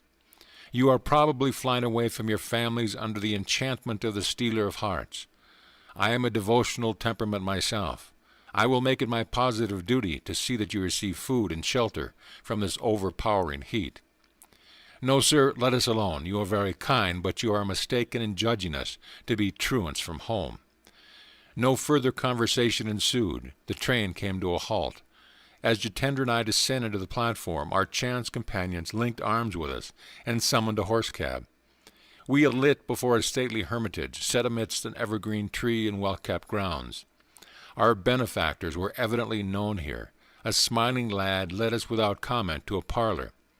We were soon joined by an elderly woman of dignified bearing. Garamai, the princes, could not come. One of the men addressed the ashram hostess. At the last moment their plans went awry. They sent deep regrets. But we have brought 2 other guests. As soon as we met on the train, I felt drawn to them as devotees of Lord Krishna. Goodbye, young friends. Our 2 acquaintances walked to the door. We shall meet again, if God be willing. You are welcome here. Garamai smiled in motherly fashion over 2 unexpected charges. You could not have come on a better day. I was expecting 2 royal patrons of this hermitage. What a shame if my cooking had found none to appreciate it. These appetizing words had disastrous effects on Jitendra. He burst into tears. The prospect he had feared in Brinban was turning out as a royal entertainment. His sudden mental judgment proved too much for him. Our hostess looked at him with curiosity, but without remark. Perhaps she was familiar with adolescent quirks. Lunch was announced. Garima led the way to a dining patio. Spicy with savory odors, she vanished into an adjoining kitchen. I had been premeditating this moment, selecting the appropriate spot on Jitendra's anatomy. I administered a pinch as resounding as the one he had given me on the train. Doubting Thomas, the Lord works in a hurry too. The hostess re-entered with a punkah. She steadily fanned us in an oriental fashion as we squatted on an ornate blanket sheet. Ashram disciples passed to and fro with some 30 courses. Rather than meal, the description can only be sumptuous repast. Since arriving on this planet, Jitendra and I had never before tasted such delicacies. Dishes fit for princes indeed, honored mother. What your royal patrons could have found more urgent than attending this banquet I cannot imagine. You have given us a memory for a lifetime. Silenced as we were by Ananta's requirement, we could not explain to the gracious lady that our thanks held a double significance. Our sincerity at least was patent. We departed with her blessing and an attractive invitation to revisit the hermitage. The heat outdoors was merciless. My friend and I made for a shelter of a lordly calamba tree at the ashram gate. Sharp words followed. Once again Jitendra was beset with misgivings. A fine mess you have gotten me into. Our luncheon was only accidental good fortune. How can we see the sights of the city without a single piece between us? And how on earth are you going to take me back to Ananta's? You forget God quickly now that your stomach is filled. My words, not bitter, were accusatory. How short is human memory for divine favors. No man lives who has not seen certain on his prayers granted. I am not likely to forget my folly in venturing out with a madcap like you. Be quiet, Jitendra. The same Lord who fed us will show us Brindaban, and return us to Agra. A slight young man of pleasing countenance approached at rapid pace. Halting under our tree, he bowed before me. Dear friend, you and your companion must be strangers here. Permit me to be your host and guide. It is scarcely possible for an Indian to pale, but Jitendra's face was suddenly sickly. I politely declined the offer. You are surely not banishing me. The stranger's alarm would have been comic in any other circumstance. Why not? You are my guru. His eyes sought mine trustfully. During my midday devotions, the blessed Lord Krishna appeared in a vision. He showed me 2 forsaken figures under this very tree. One face was yours, my master. Often have I seen it in meditation. What joy if you accept my humble services. I too am glad you have found me. Neither God nor man has forsaken us. Though I was motionless, smiling at the eager face before me, an inward obeisance cast me at the divine feet. Dear friends, will you not honor my home for a visit? You are kind, but the plan is unfeasible. Already we are guests at my brother in Agra. At least give me memories of touring Brindaban with you." I gladly consented. The young man, who said his name was Pratap Chatterjee, hailed a horse carriage. We visited Madanahama Temple and other Krishna shrines. Night descended while we were at our temple devotions. "Excuse me while I get sandesh." Pratap entered a shop near the railroad station. Jitendra and I sauntered along the wide street, crowded now in the comparative coolness.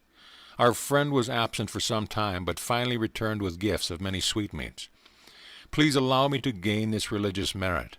Pratap smiled pleadingly as he held out a bundle of rupee notes and 2 tickets just purchased to Agra.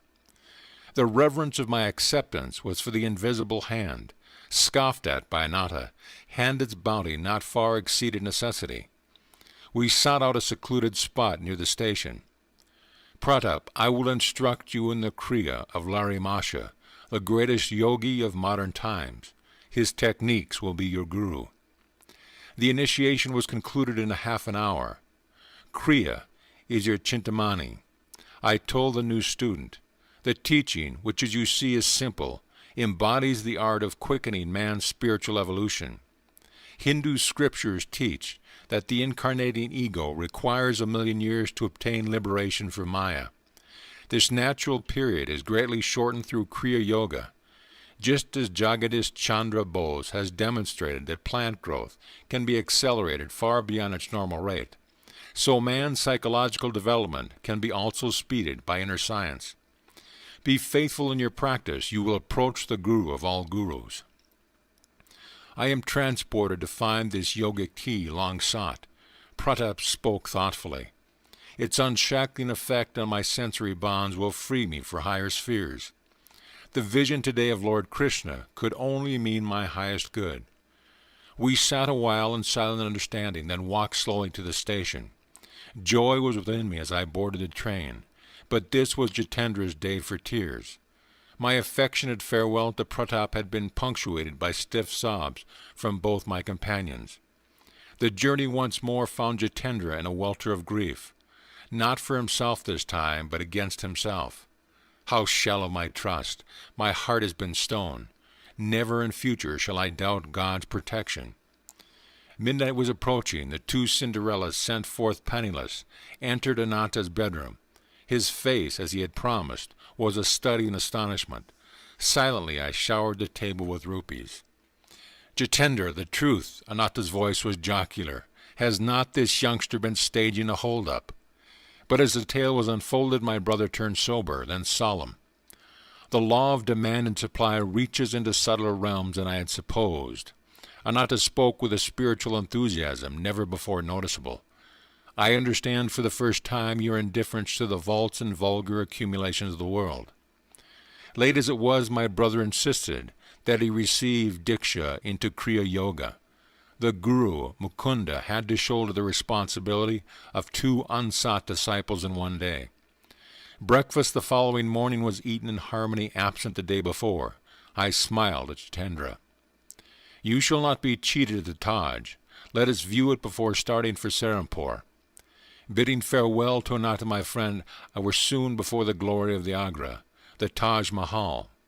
White marble dazzling in the sun, it stands a vision of pure symmetry. The perfect setting in dark cypress, grassy lawn, and tranquil lagoon. The interior is exquisite with lace-like carvings inlaid with semi-precious stones. Delicate wreaths and scrolls emerge intricately from marble, brown and violet. Illumination from the dome falls on the cenotaphs of Emperor Shah Jahan and Mumtaz Mahal, queen of this realm, in his heart. Enough of sightseeing. I was longing for my guru. Jitendra and I were shortly traveling south by train toward Bengal. "Mukunda, I have not seen my family in months. I have changed my mind. Perhaps later I shall visit your master in Serampore." My friend, who may mildly be described as vacillating in temperament, left me in Calcutta. By local train I soon reached Serampore, 12 miles to the north. A throb of wonderment stole over me as I realized that 28 days had elapsed since the Benares meeting with my guru. "You will come to me in 4 weeks. Here I was, heart-pounding, standing within his courtyard on quiet Rai Ghat Lane. I entered for the first time the hermitage, where I was to spend the best part of the next 10 years with India's Jayanavatar, incarnation of wisdom. End of chapter. Chapter 12. Years in my Master's Hermitage. You have come. Sri Yukteswar greeted me from a tiger skin on the floor of a balconied sitting room. His voice was cold, his manner unemotional. Yes, dear Master, I am here to follow you. Kneeling, I touched his feet. How can that be? You ignore my wishes. No longer, Guruji, your wish shall be my law. That is better. Now I can assume responsibility for your life. I willingly transfer the burden, Master. My first request, then, is that you return home to your family. I want you to enter college in Calcutta. Your education should be continued. Very well, sir. I hid my consternation. What importune books pursue me down the years? First Father, now Sri Yukteswar. Some day you will go to the West. Its people will lend ears more receptive to India's ancient wisdom, if the strange Hindu teacher has a university degree. You know best, Guruji, my gloom departed. The reference to the West I found puzzling, remote, but my opportunity to please Master by obedience was vitally immediate. You will be near in Calcutta. Come here whenever you find time. Every day if possible, Master. Gratefully I accept your authority in every detail of my life on one condition. Yes, that you promise to reveal God to me. An hour-long verbal tussle ensued. A master's word cannot be falsified. It is not lightly given. The implications in the pledge open out vast metaphysical vistas. A guru must be on intimate terms indeed with the Creator before he can obligate him to appear. I sensed Sri Yukteswar's divine unity and was determined, as his disciple, to press my advantage. You are of exacting disposition. Then Master's consent rang out with compassionate finality. Let your wish be my wish. Lifelong shadow lifted from my heart. The vague search, hither and yon, was over. I had found eternal shelter in a true guru. Come, I shall show you the hermitage. Master rose from his tiger mat. I glanced about me. My gaze fell with astonishment on a wall picture, garlanded with a spray of jasmine. Larry Masha. Yes, my divine guru. Sri Yukteswar's tone was reverently vibrant.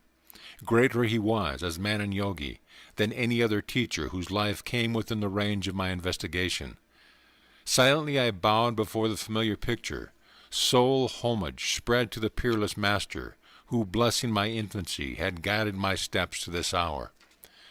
Led by my guru, I strolled around the house and its grounds. Large, ancient, and well-built, the hermitage was surrounded by a massive pillared courtyard. Outer walls were moss-covered.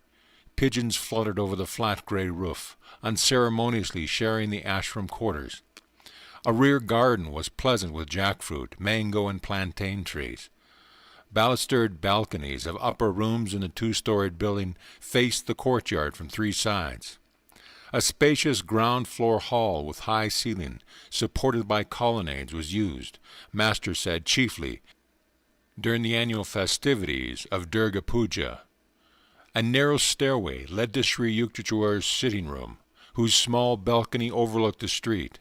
The ashram was plainly furnished. Everything was simple, clean, and utilitarian. Several Western-style chairs, benches, and tables were in evidence. Master invited me to stay overnight. A supper of vegetable curry was served by two young disciples who were receiving hermitage training. Guruji, please tell me something of your life. I was squatting on a straw mat near his tiger skin. The friendly stars were very close, it seemed beyond the balcony. My family name was Priya Nath Kaur. I was born here in Serampore, where father was a wealthy businessman. He left me this ancestral mansion, now my hermitage. My formal schooling was little. I found it slow and shallow. In early manhood, I undertook the responsibility of a householder, and have one daughter, now married. My middle life was blessed with the guidance of Larry Masha. After my wife died, I joined the Swami order and received the new name of Sri Yukteswar Giri. Such are my simple annals. Master smiled at my eager face. Like all biographical sketches, his words had given the outward facts, without revealing the inner man. Guruji, I would like to hear some stories of your childhood. I will tell you a few, each one with a moral. Sri Yukteswar's eyes twinkled with his warning. My mother once tried to frighten me with an appalling story of a ghost in a dark chamber. I went there immediately and expressed my disappointment at having missed the ghost. Mother never told me another horror tale. Moral: look fear in the face, and it will cease to trouble you. Another early memory is my wish for an ugly dog belonging to a neighbor. I kept my household in turmoil for weeks to get that dog. My ears were deaf to offers of pets with more prepossessing appearance. Moral: attachment is blinding. It lends an imaginary halo of attractiveness to the object of desire. A third story concerns the plasticity of the youthful mind. I heard my mother remark occasionally, a man who accepts a job under anyone is a slave. That impression became so indelibly fixed that even after my marriage I refused all positions. I met expenses by investing my family endowment in land. Moral: good and positive suggestions should instruct the sensitive ears of children. Their early ideas long remain sharply etched. Master fell into tranquil silence. Around midnight he led me to a narrow cot. Sleep was sound and sweet the first night under my guru's roof. Sri Yukteswar chose the following morning to grant me his Kriya Yoga initiation. The technique I had already received from 2 disciples of Larry Masha, father and my tutor, Swami Kebalananda, but in Master's presence I felt transforming power. At his touch a great light broke over my being, like glory of countless suns blazing together. A flood of ineffable bliss, overwhelming my heart to the innermost core, continued during the following day. It was late that afternoon before I could bring myself to leave the hermitage. You will return in 30 days. As I reached my Calcutta home, the fulfillment of Master's prediction entered with me. None of my relatives made the pointed remarks I had feared about the reappearance of the soaring bird. I climbed to my little attic and bestowed affectionate glances, as though on a living presence. You have witnessed my meditations and the tears and storms of my sadhana. Now I have reached the harbor of my divine teacher. Son, I am happy for us both. Father and I sat together in the evening calm. You have found your guru, as in miraculous fashion I once found my own. The holy land of Larry Masha is guarding our lives. Your master has proved no inaccessible Himalayan saint, but one nearby.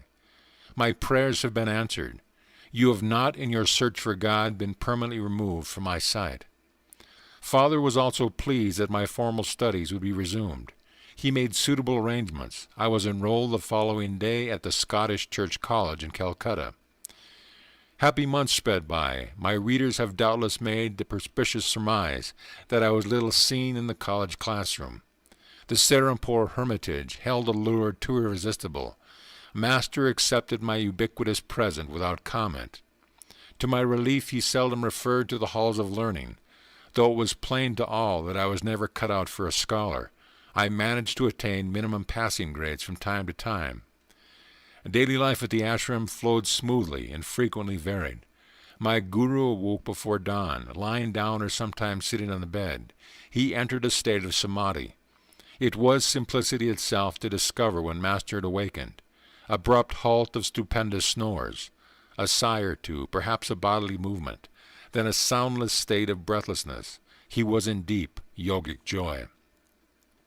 Breakfast did not follow. First came a long walk by the Ganges. Those morning strolls with my guru, how real and vivid still. In the easy resurrection of memory, I often find myself by his side, the early sun and warming the river. His voice rings out rich with the authenticity of wisdom. A bath, then the midday meal. Its preparation, according to Master's daily direction, had been the careful task of young disciples. My guru was a vegetarian. Before embracing monkhood, however, he had eaten eggs and fish. His advice to students was to follow any simple diet which proved suited to one's constitution. Master ate little, often rice colored with turmeric or juice of beets or spinach, and lightly sprinkled with buffalo ghee or melted butter. Another day he might have lentil dal or chana juri with vegetable. For dessert, mangoes or oranges with rice pudding or jackfruit juice. Visitors appeared in the afternoon. A steady stream poured from the world into the hermitage tranquility. Everyone found in Master an equal courtesy and kindness. To a man who had realized himself as a soul, not the body or the ego, the rest of humanity assumes a striking similarity of aspect. The impartiality of saints is rooted in wisdom. Masters have escaped Maya. Its alternating faces of intellect and idiocy no longer cast an influential glance. Sri Yukteswar showed no special consideration to those who happened to be powerful accomplished.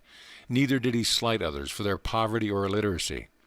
He would listen respectfully to words of truth from a child and openly ignore a conceited pundit. 8 o'clock was the supper hour, and sometimes found lingering guests. My guru would not excuse himself to eat alone. None left his ashram hungry or dissatisfied.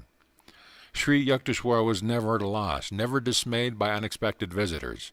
Scanty food would emerge a banquet under his resourceful direction.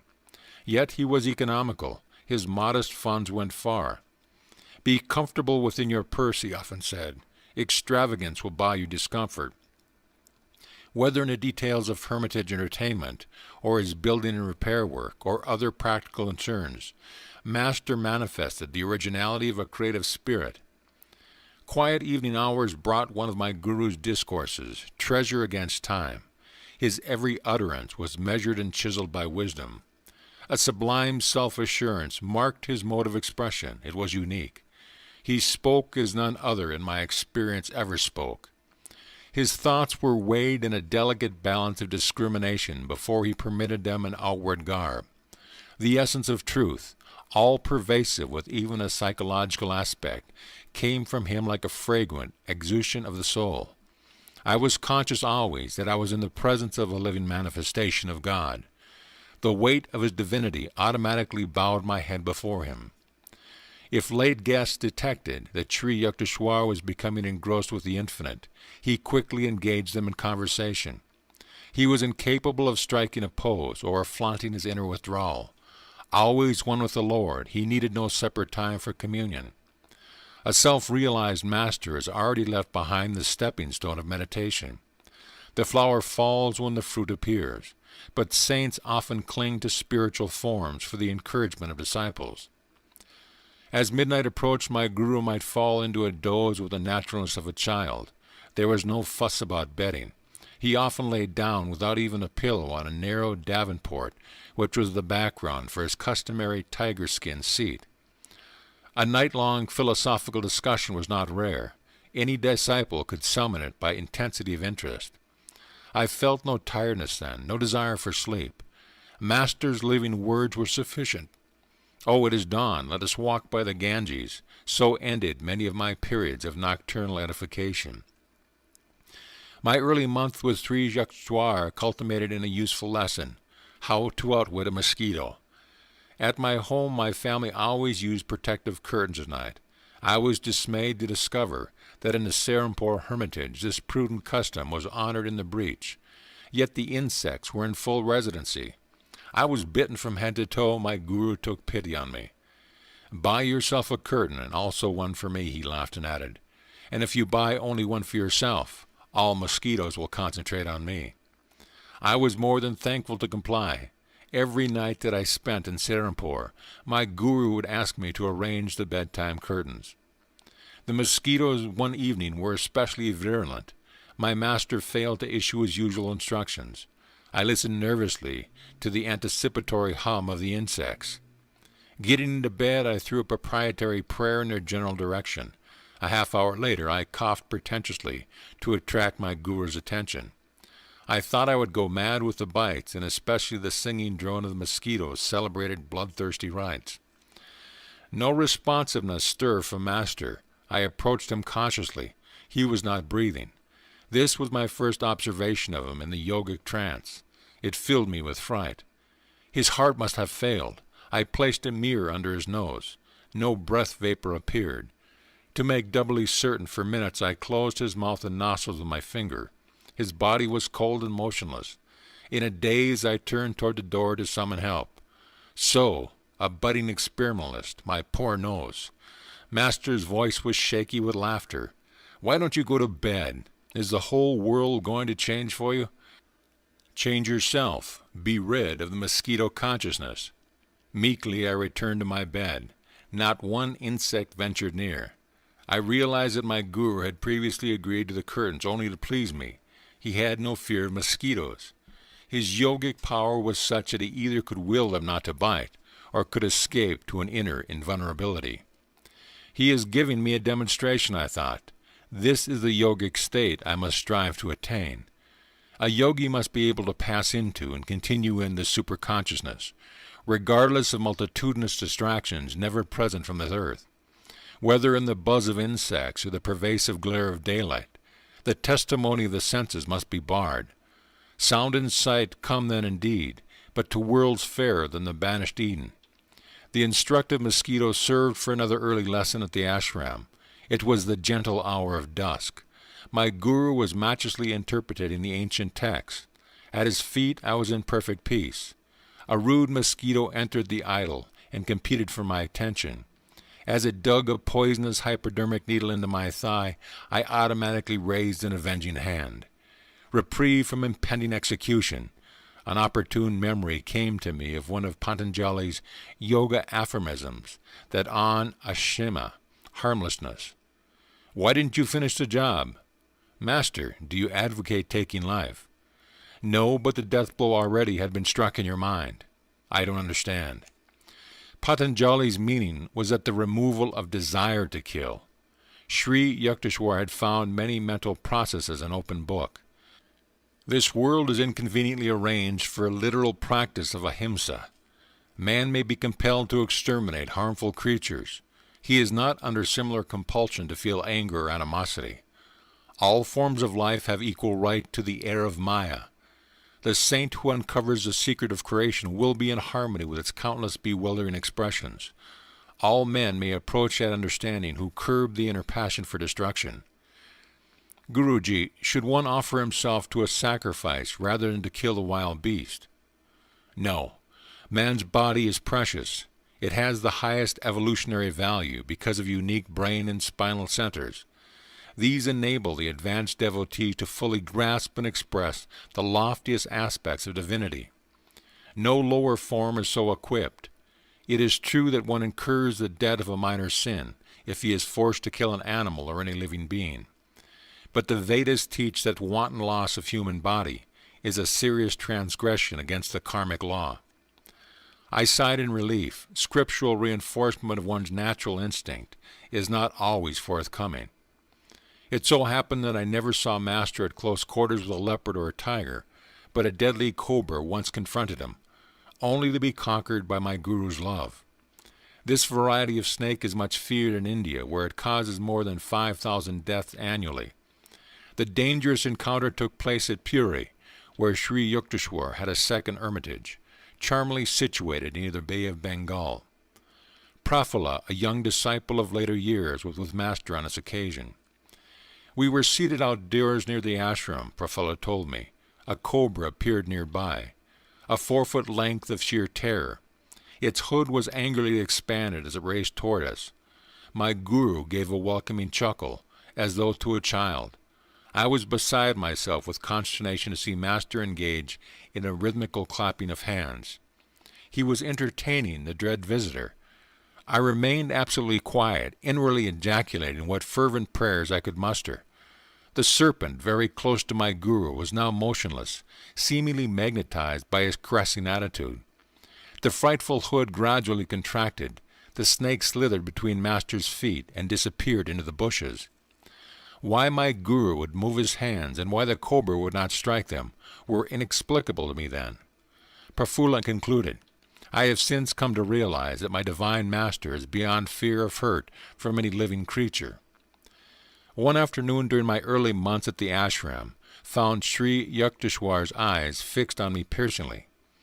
You are too thin, Mukunda.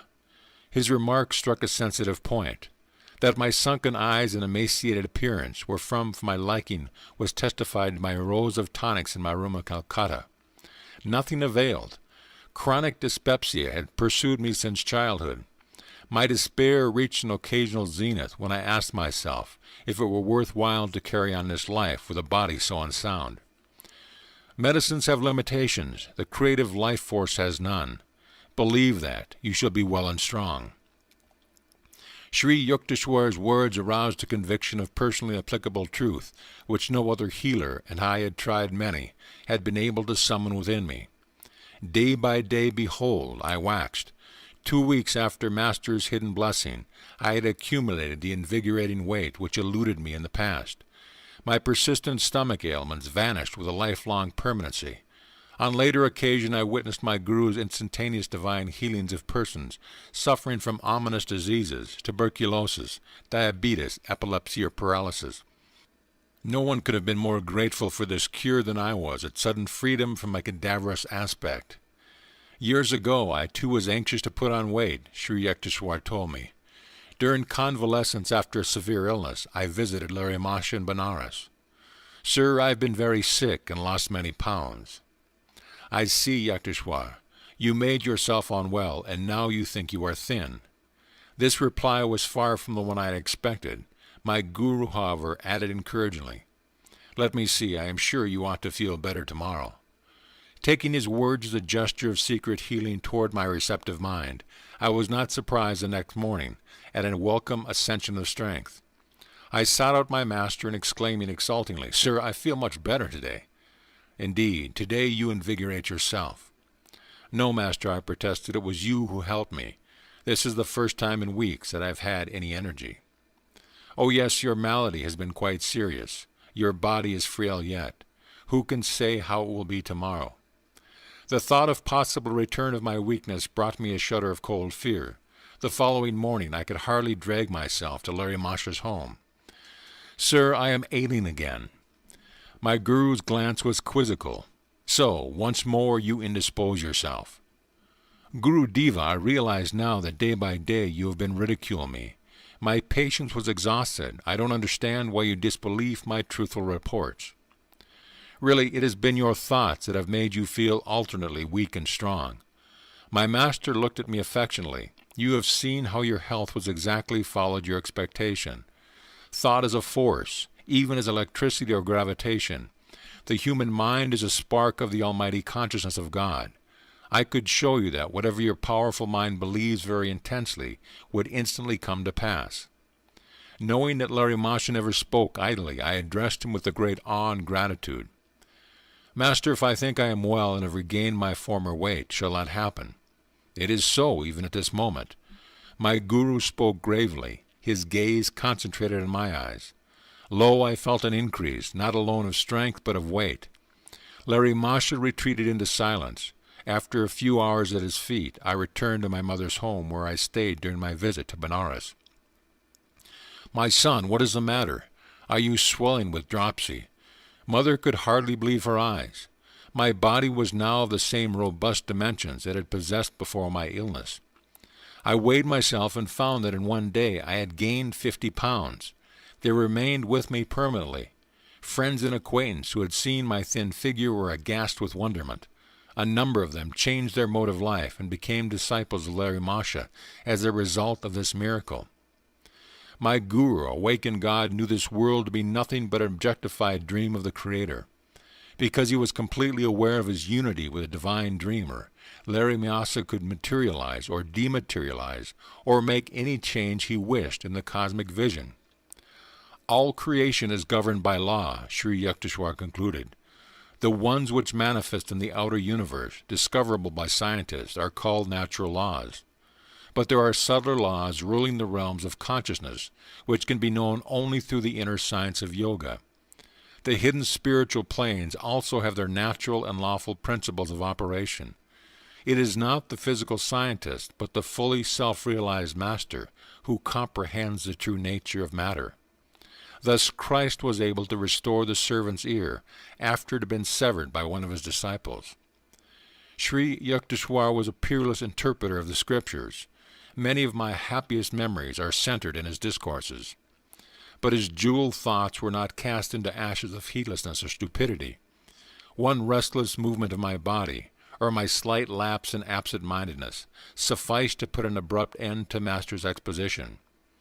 "You are not here," Master interrupted himself one afternoon with his disclosure. As usual, he was keeping track of my attention with a devastating immediacy. "Guruji," my tone was a protest. "I have not stirred. My eyelids have not moved. I can repeat each word you have uttered." "Nevertheless, you were not fully with me. Your objection forces me to remark that in your mental background you were creating three institutions. One was a sylvan retreat on a plain, another on a hilltop, a third by the ocean. Those vaguely formulated thoughts had indeed been present, almost subconsciously. I glanced at him apologetically. "You have given me that right. The subtle truth I am expounding cannot be grasped without your complete concentration. Unless necessary, I do not invade the seclusion of other minds. Man has a natural privilege of roaming secretly among his thoughts. The unbidden Lord does not enter there, neither do I venture intrusion." "You are ever welcome, Master. Your architectural dreams will materialize later. Now is the time for study." Thus, incidentally, my Guru revealed in his simple ways the coming of three great events in my life. Since early youth I had enigmatic glimpses of three buildings, each in a different setting. In the exact sequence Sri Yukteswar had indicated, these visions took ultimate form. First came my founding of a boys' yoga school on a Ranchi plain, then my American headquarters on a Los Angeles hilltop, finally a hermitage in Southern California by the vast Pacific. Master never arrogantly asserted, "I prophesize that such and such an event shall occur." He would rather hint, "Don't you think it may happen?" But his simple speech hid Vedic power. There was no recanting. Never did his slightly veiled words prove false. Sri Yukteswar was reserved and matter-of-fact in demeanor. There was naught of the vague or daffy visionary about him. His feet were firm on the earth, his head in the heaven of heaven. Practical people aroused his admiration. Saintliness is not dumbness. Divine perceptions are not incapacitating, he would say. The active expression of virtue gives rise to the keenest intelligence. In Master's life I fully discovered the cleavage between spiritual realism and the obscure mysticism that spuriously passes on as a counterpart. My Guru was reluctant to discuss the superphysical realms. His only marvelous aura was one of perfect simplicity. In conversation he avoided startling references. In action he was freely expressive. Others talked of miracles, but could manifest nothing. Sri Yukteswar seldom mentioned the subtle laws, but secretly operated them at will. A man of realization does not perform any miracles until he receives an inward sanction, Master explained. God does not wish the secrets of his creation revealed promiscuously. Also, every individual in the world has inalienable right to his free will. A saint will not encroach upon that independence. The silence habitual to Sri Yukteswar was caused by his deep perception of the infinite. No time remained for the interminable revelations that occupy the days of teachers without self-realization. In shallow men the fish of little thoughts cause much commotion. In oceanic minds the whales of inspiration make hardly a ruffle. This observation from the Hindu scriptures is not without discerning humor. Because of my Guru's unspectacular guise, only a few of his contemporaries recognized him as a superman. The popular adage, "He is a fool that cannot conceal his wisdom," could never be applied to Sri Yukteswar. Though born a mortal like ourselves, Master had achieved identity with the ruler of time and space. In his life I perceived a godlike unity. He had not found any insuperable obstacle to mergence of the human with the divine. No such barrier exists. I came to understand, save in man's spiritual unadventuredness. I always thrilled at the touch of Sri Yukteswar's holy feet. Yogis teach that a disciple is spiritually magnetized by reverent contact with a master. A subtle current is generated. The devotee's undesirable habit mechanisms in the brain are often cauterized, the groove of his worldly tendencies beneficially disturbed. Momentarily at least, he may find the secret veils of Maya lifting, and glimpse the reality of bliss. My whole body responded with a liberating glow whenever I knelt in the Indian fashion before my guru. Even when Larry Marshall was silent, Master told me, or when he conversed on other than strictly religious topics, I discovered that nonetheless he had transmitted to me ineffable knowledge. Sri Yukteswar affected me similarly. If I entered the hermitage in a worried or indifferent frame of mind, my attitude imperceptibly changed. A healing calm descended at mere sight of my guru. Every day with him was a new experience in joy, peace, and wisdom. Never did I find him deluded or intoxicated with greed or emotion or anger of any human attachment. The darkness of Maya is silently approaching. Let us hie homeward within. With these words at dusk, Master constantly reminded his disciples of their need for Kriya Yoga. A new student occasionally expressed doubts regarding his own worthiness to engage in yoga practice. Forget the past, Sri Yukteswar would console him. The vanished lives of all men are dark with many shames. Human conduct is ever unreliable until anchored in the divine. Everything in future will improve if you are making a spiritual effort now. Master always had young chelas in his hermitage. Their spiritual and intellectual education was his lifelong interest. Even shortly before he passed on, he accepted for training 2 6-year-old boys and 1 youth of 16. He directed their minds and lives with a careful discipline in which the word disciple is etymologically rooted. The ashram residents loved and revered their guru. A slight clap of his hand sufficed to bring them eagerly to his side. When his mood was silent and withdrawn, no one ventured to speak. When his laugh rang joyfully, children looked upon him as their own. Master seldom asked others to render him any personal service, nor would he accept help from a student unless the willingness was sincere. My guru quietly washed his clothes if the disciples overlooked the privileged task. Sri Yukteswar wore the traditional ochre-colored Swami robe. His laceless shoes, in accordance with the yogi custom, were of tiger or deerskin. Master spoke fluent English, French, Hindi, and Bengali. His Sanskrit was fair. He patiently instructed his young disciples by certain shortcuts which he had ingeniously devised for the study of English and Sanskrit. Master was cautious of his body, while withholding solicitous attachment. The infinite, he pointed out, properly manifests through physical and mental soundness. He discountenanced any extremes. A disciple once started along fast. My guru only laughed. Why not throw the dog a bone? Sri Yukteswar's health was excellent. I never saw him unwell. He permitted students to consult doctors if they seemed advisable. His purpose was to give respect to the worldly custom. Physicians must carry on their work of healing through God's law as applied to matter.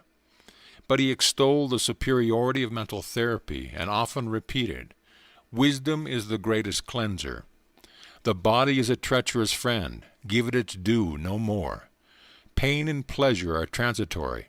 Endure all dualities with calmness, while trying at the same time to remove their hold. Imagination is a door through which disease as well as healing enters. Disbelieve in the reality of sickness, even when you are ill. An unrecognized visitor will flee." Master numbered many doctors among his disciples. Those who have ferreted out the physical laws can easily investigate the science of the soul, he told them. A subtle spiritual mechanism is hidden just behind the bodily structure. Sri Yukteswar counseled his students to be living liaisons of Western and Eastern virtues. Himself an executive Occidental in outer habits, inwardly he was a spiritual Oriental. He praised the progressive, resourceful, and hygienic habits of the West, and the religious ideals which give a centuried halo to the East. Discipline had not been unknown to me. At home father was strict, anatta often severe. But Sri Yukteswar's training cannot be described as other than drastic. A perfectionist, my guru was hypercritical of his disciples, whether in matters of moment or in the subtle nuances of behavior. Good manners without sincerity are like a beautiful dead lady, he remarked on suitable occasions. Straightforwardness without civility is like a surgeon's knife, effective but unpleasant. Candor with curiosity is helpful and admirable. Master was apparently satisfied with my spiritual progress, for he seldom referred to it. In other matters my eyes were no strangers to reproof. My chief offenses were absent-mindedness, intermittent indulgence in sad moods, non-observance of certain rules of etiquette, and occasional unmethodical ways. Observe how the activities of your father, Bhagavati, are well organized and balanced in every way, my guru pointed out. The two disciples of Larry Masha had met soon after I began my pilgrimage at Serampore.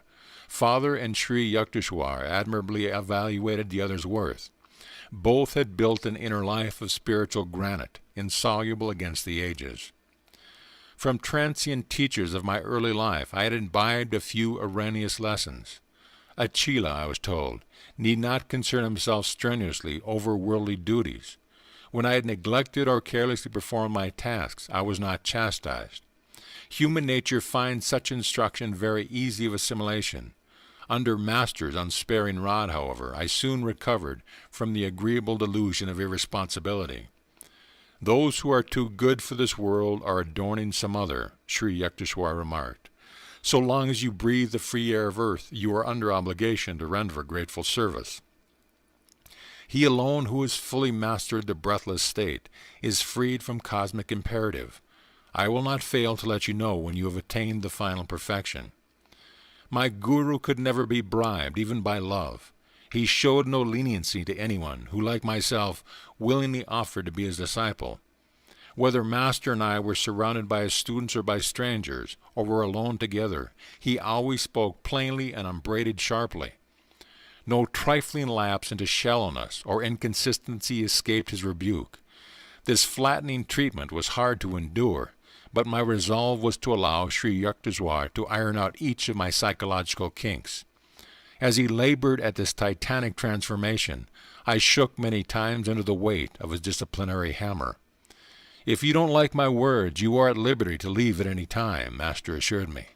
I want nothing from you but your own improvement. Stay only if you feel benefited. For every humbling blow he dealt my vanity, for every tooth in my metaphorical jaw he knocked loose with stunning aim, I am grateful beyond any faculty of expression.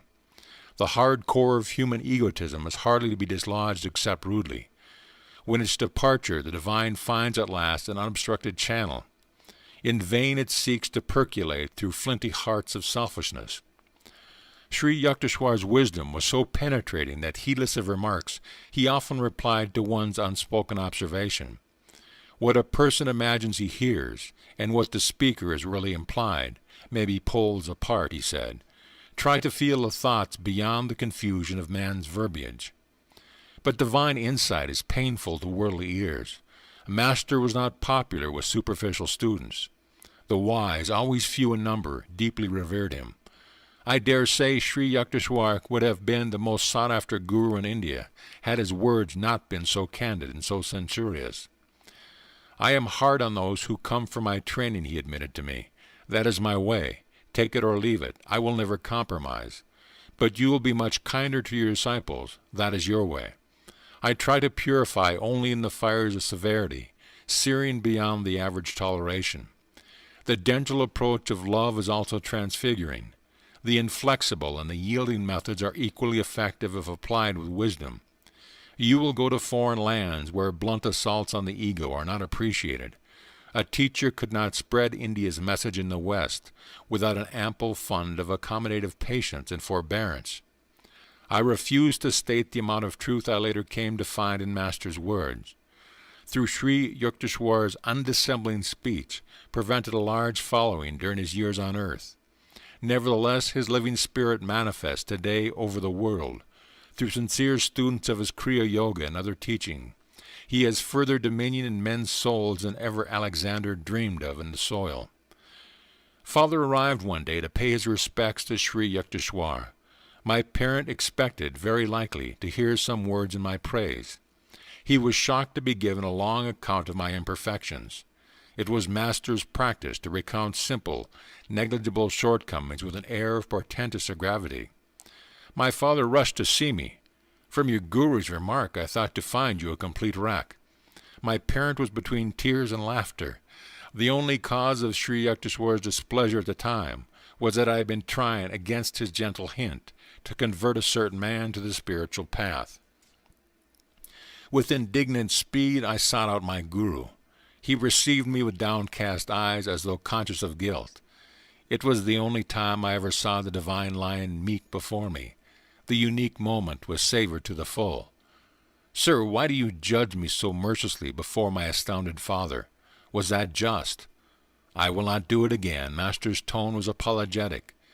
Instantly I was disarmed. How readily the great man admitted his fault, though he never again upset Father's peace of mind. Master relentlessly continued to dissect me whenever and wherever he chose. New disciples often joined Sri Yukteswar in exhaustive criticism of others. Wise like the Guru, models of flawless discrimination. But he who takes the offensive must not be defenseless. The same carping students fled precipitously as soon as Master publicly unloosed in their direction a few shafts from his analytical quiver. Tender inner weakness, revolting at mild touches of censor, are like diseased parts of the body, recoiling before even delicate handling. This was Sri Yukteswar's amused comment on the flighty ones. There are disciples who seek a guru made in their own image. Such students often complain that they did not understand Sri Yukteswar. "Neither do you comprehend God," I retorted on one occasion. "When a saint is clear to you, you will be one. Among the trillion mysteries, breathing ever second the inexplicable air, who may venture to ask that the fathomless nature of a master be instantly grasped?" Students came and generally went. Those who craved a path of oily sympathy and comfortable recognition did not find it at the Hermitage. Master offered shelter and shepherding for the eons, but many disciples miserly demanded ego balm as well. They departed, preferring little life's countless humiliation before any humility. Master's blazing rays, the open, penetrating sunshine of his wisdom, were too powerful for their spiritual sickness.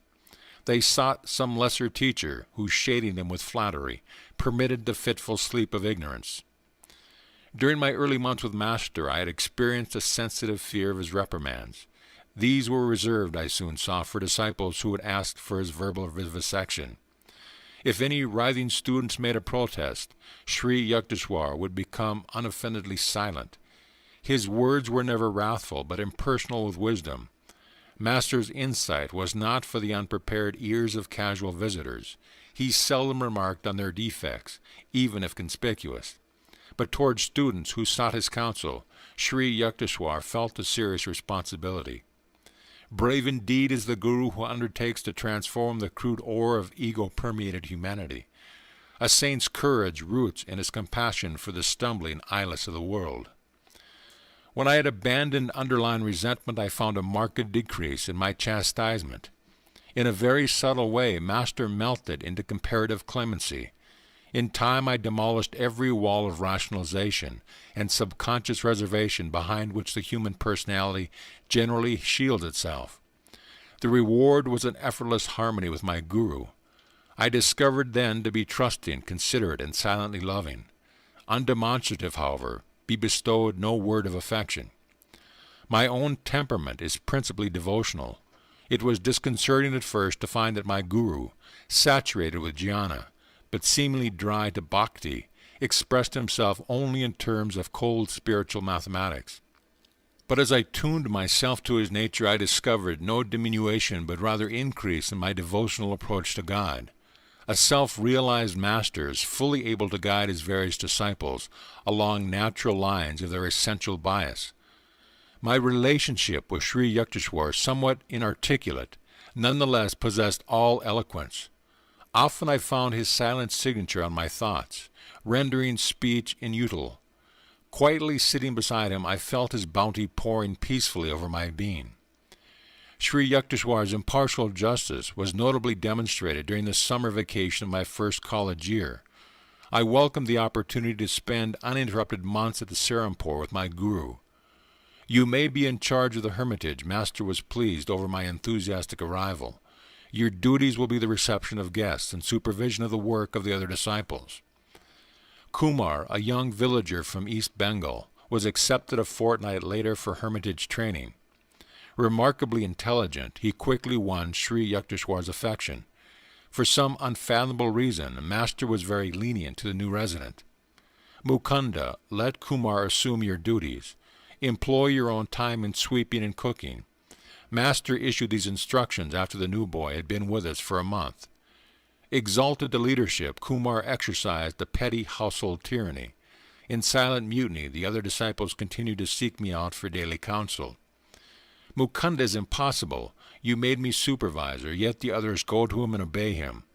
3 weeks later, Kumar was complaining to our guru. I overheard him from an adjoining room. That's why I assigned him to the kitchen and you to the parlor. Sri Yukteswar's withering tones were new to Kumar. In this way you have come to realize that a worthy leader has the desire to serve and not to dominate. You wanted Mukunda's position, but could not attain it by merit. Return now to your earlier work as a cook's assistant. After this humbling incident, Master resumed toward Kumar a former attitude of unwanted indulgence. Who can solve the mystery of attraction? In Kumar, our guru discovered a charming fount which did not spurt from the fellow disciples. Though the new boy was obviously Sri Yukteswar's favorite, I felt no dismay. Personal idiosyncrasies, possessed even by masters, lend a rich complexity to the pattern of life. My nature is seldom commandeered by the detail. I was seeking from Sri Yukteswar a more inaccessible benefit than an outward praise. Kumar spoke venomously to me one day without reason. I was deeply hurt. Your head is swelling to the bursting point. I added a warning whose truth I felt intuitively. Unless you mend your ways, someday you will be asked to leave this ashram. Laughing sarcastically, Kumar repeated my remark to our guru, who had just entered the room. Fully expecting to be scolded, I retired meekly to the corner. Maybe Mukunda is right. Master's reply to the boy came with unusual coldness. I escaped without castigation. A year later, Kumar sent out for a visit to his child at home. He ignored the quiet disapproval of Sri Yukteswar, who never authoritatively controlled his disciples' movements. On the boy's return to Serampore in a few months, a change was unpleasantly apparent. Gone was the stately Kumar with serenely glowing face. Only an undistinguished peasant stood before us, one who had lately acquired a number of evil habits.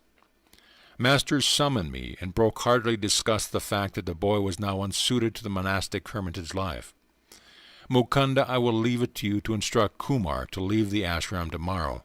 I can't do it. Tears stood in Sri Yukteswar's eyes, but he controlled himself quickly. The boy would never have fallen to these depths had he listened to me and not gone away to mix with undesirable companions. He has rejected my protection. The callous world must be his guru still. Kumar's departure brought me no elation. Sadly, I wondered how one with power to win a master's love could ever respond to cheaper allures. Enjoyment of wine and sex are rooted in a natural man, and require no delicacies of perception for their appreciation. Sense wiles are comparable to the evergreen oleander, fragrant with its multicolored flowers. Every part of the plant is poisonous.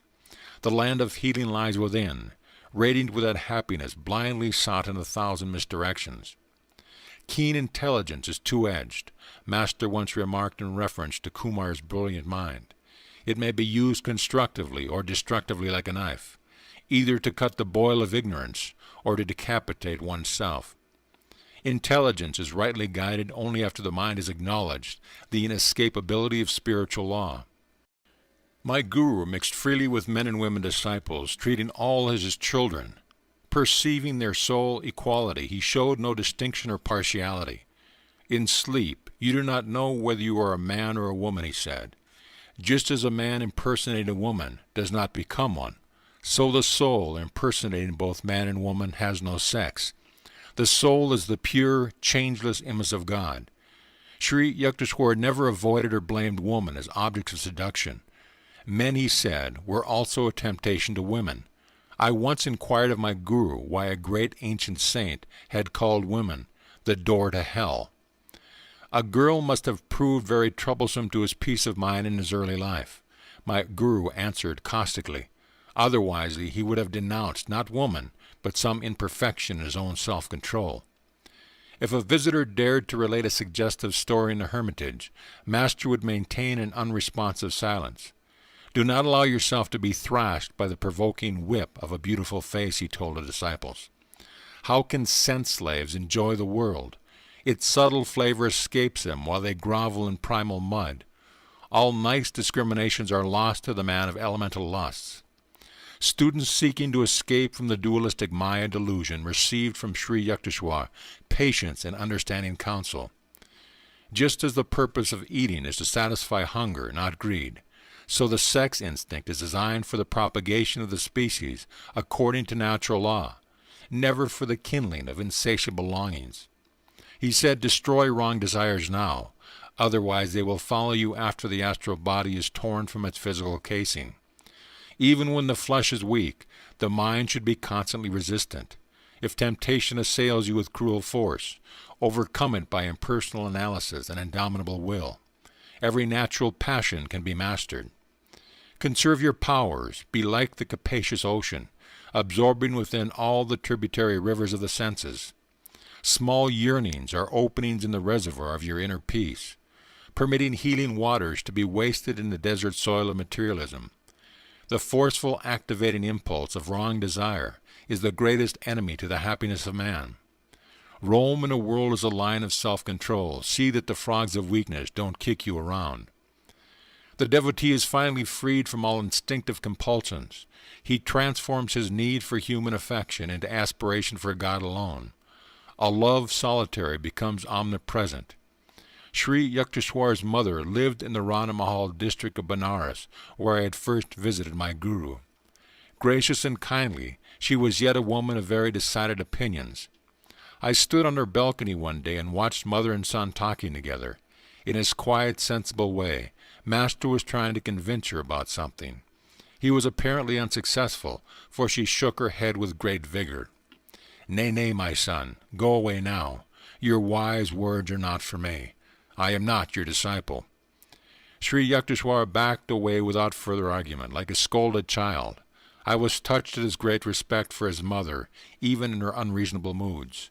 She saw him only as her little boy, not as a sage. There was a charm about the trifling incident. It supplied a sidelight on my guru's unusual nature, inwardly humble and outwardly unbendable. The monastic regulations do not allow a Swami to retain connection with worldly ties after their formal severance. He cannot perform the ceremonial family ties which are obligatory on the householder. Yet Shankara, the ancient founder of the Swami order, disregarded the injunctions. At the death of his beloved mother, he cremated her body with heavenly fire, which he caused to spurt from his unpraised hand. Sri Yukteswar also ignored the restrictions in a fashion less spectacular. When his mother passed on, he arranged the crematory services by the holy Ganges in Benares, and fed many Brahmins in conformance with age-old custom. The Shastric prohibitions were intended to help Swamis overcome narrow identifications. Shankara and Sri Yukteswar had wholly merged their beings into the impersonal spirit. They needed no rescue by rule. Sometimes, too, a master purposely ignores a canon in order to uphold its principle as superior to and independent of form. Thus Jesus plucked ears of corn on the day of rest. To the inevitable critics he says, the Sabbath was made for man, and not man for the Sabbath. Outside of the scriptures, seldom was a book honored by Sri Yukteswar's perusal, yet he was invariably acquainted with the latest scientific discoveries and other advancements of knowledge. A brilliant conversationalist, he enjoyed an exchange of views on countless topics with his guests. My guru's ready wit and rollicking laugh enlivened every discussion. Often grave, Master was never gloomy. To seek the Lord, one need not disfigure his face, he would remark. Remember that finding God will mean the funeral of all sorrows. Among the philosophers, professors, lawyers, and scientists who came to the hermitage, a number arrived for their first visit with the expectation of meeting an orthodox religionist. A supercilious smile or a glance of amused tolerance occasionally betrayed that the newcomers anticipated nothing more than a few pious platitudes. Yet their reluctant departure would bring an express conviction that Sri Yukteswar had shown precise insight into their specialized field. My guru ordinarily was gentle and affable to his guest. His welcome was given with charming cordiality. Yet inveterate egoists sometimes suffered an invigorating shock. They confronted Master either with frigid indifference or formidable opposition, ice or iron. A noted chemist once crossed swords with Sri Yukteswar. The visitor would not admit the existence of God, inasmuch as science has devised no means of detecting him. So you have inexplicably failed to isolate the supreme power in your test tubes. Master's gaze was stern. I recommended an unheard-of experiment. Examine your thoughts unremittedly for 24 hours. Then wonder no longer at God's absence. A celebrated pundit received a similar joint. With ostentatious zeal, the scholar shook the ashram, rafters with scriptural lore. Resounding passages poured from the Mahabharata, the Upanishads, the Vyasas of Shankara. I am waiting to hear you. Sri Yukteswar's tone was inquiring, as though utter silence had reigned. The pundit was puzzled. Quotations there have been in superabundance. Master's words convulsed me with mirth, as I squatted in my corner at a respectful distance from the visitor. But what original commentary can you supply, from the uniqueness of your particular life? What holy text have you absorbed and made your own? In what ways have these timeless truths renovated your nature? Are you content to be a hollow Victrola, mechanically repeating the words of other men? I give up. The scholar's chagrin was comical. I have no inner realization. For the first time, perhaps, he understood that the discerning placement of the comma does not atone for a spiritual coma. These bloodless pendants smell unduly of the lamp, my guru remarked after the departure of the chastened one. They prefer philosophy to a gentle intellectual setting-up exercise. Their elevated thoughts are carefully unrelated either to the crudity of outward action or to the scourging inner discipline. Masters stressed on other occasions the futility of mere book learning. Do not confuse understanding with a larger vocabulary, he remarked. Sacred writings are beneficial in stimulating desire for inward realization. If one stanza at a time is slowly assimilated, continual intellectual study results in vanity and the false satisfaction of an undigested knowledge. Sri Yukteswar relating one of his own experiences in scriptural edification. The scene was a forest hermitage in eastern Bengal, where he observed the procedure of a renowned teacher, Dabru Balav. His method, at once simple and difficult, was common in ancient India. Dabru Balav had gathered his disciples around him in the sylvan solitudes. The holy Bhagavad Gita was open before them. Steadfastly they looked at one passage for half an hour, then closed their eyes. Another half hour slipped by. The master gave a brief comment. Motionless, they meditated again for an hour. Finally the guru spoke. Have you understood? Yes, sir. One in the group ventured his assertion. No, not fully. Seek the spiritual vitality that has given these words the power to rejuvenate Indians century after century. Another hour disappeared in silence. The master dismissed the students and turned to Sri Yukteswar. Do you know the Bhagavad Gita? No, sir, not really, though my eyes and mind have run through its pages many times. Thousands have replied to me differently. The great sage smiled at master in blessing. If one busies himself with an outer display of scriptural wealth, what time is left for silent inward diving after the priceless jewels? Sri Yukteswar directed the study of his own disciples by the same intensive method of one-pointedness. Wisdom is not assimilated with the eyes, but with the atoms, he said. When your conviction of a truth is not merely in your brain, but in your being, you may definitely vouch for its meaning. He discouraged any tendency a student might have to construe book knowledge as a necessary step to spiritual realization. The rishis wrote in one sentence, profundities, that commentating scholars busy themselves over for generations, he remarked. Endless literary controversies far sluggard minds. What more liberating thought than God is, nay, God. But man does not easily return to simplicity. It is seldom God for them, but rather learned pomposities. His ego is pleased that he can grasp such erudition. Men who were pridefully conscious of high worldly position were likely, in masters present, to add humility to their other possessions. A local magistrate once arrived for an interview at the seaside hermitage in Puri. The man who held a reputation for ruthlessness had it well within his power to oust us from the ashram. I cautioned my guru about the despotic possibilities, but he seated himself with an uncompromising air and did not rise to greet the visitor. Slightly nervous, I squatted near the door. The man had to content himself with a wooden box. My guru did not request me to fetch a chair.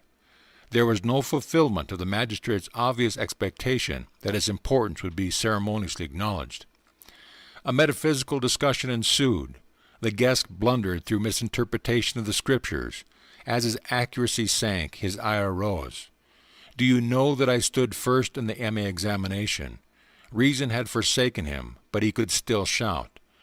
Mr. Magistrate, you forgot that this is not your courtroom.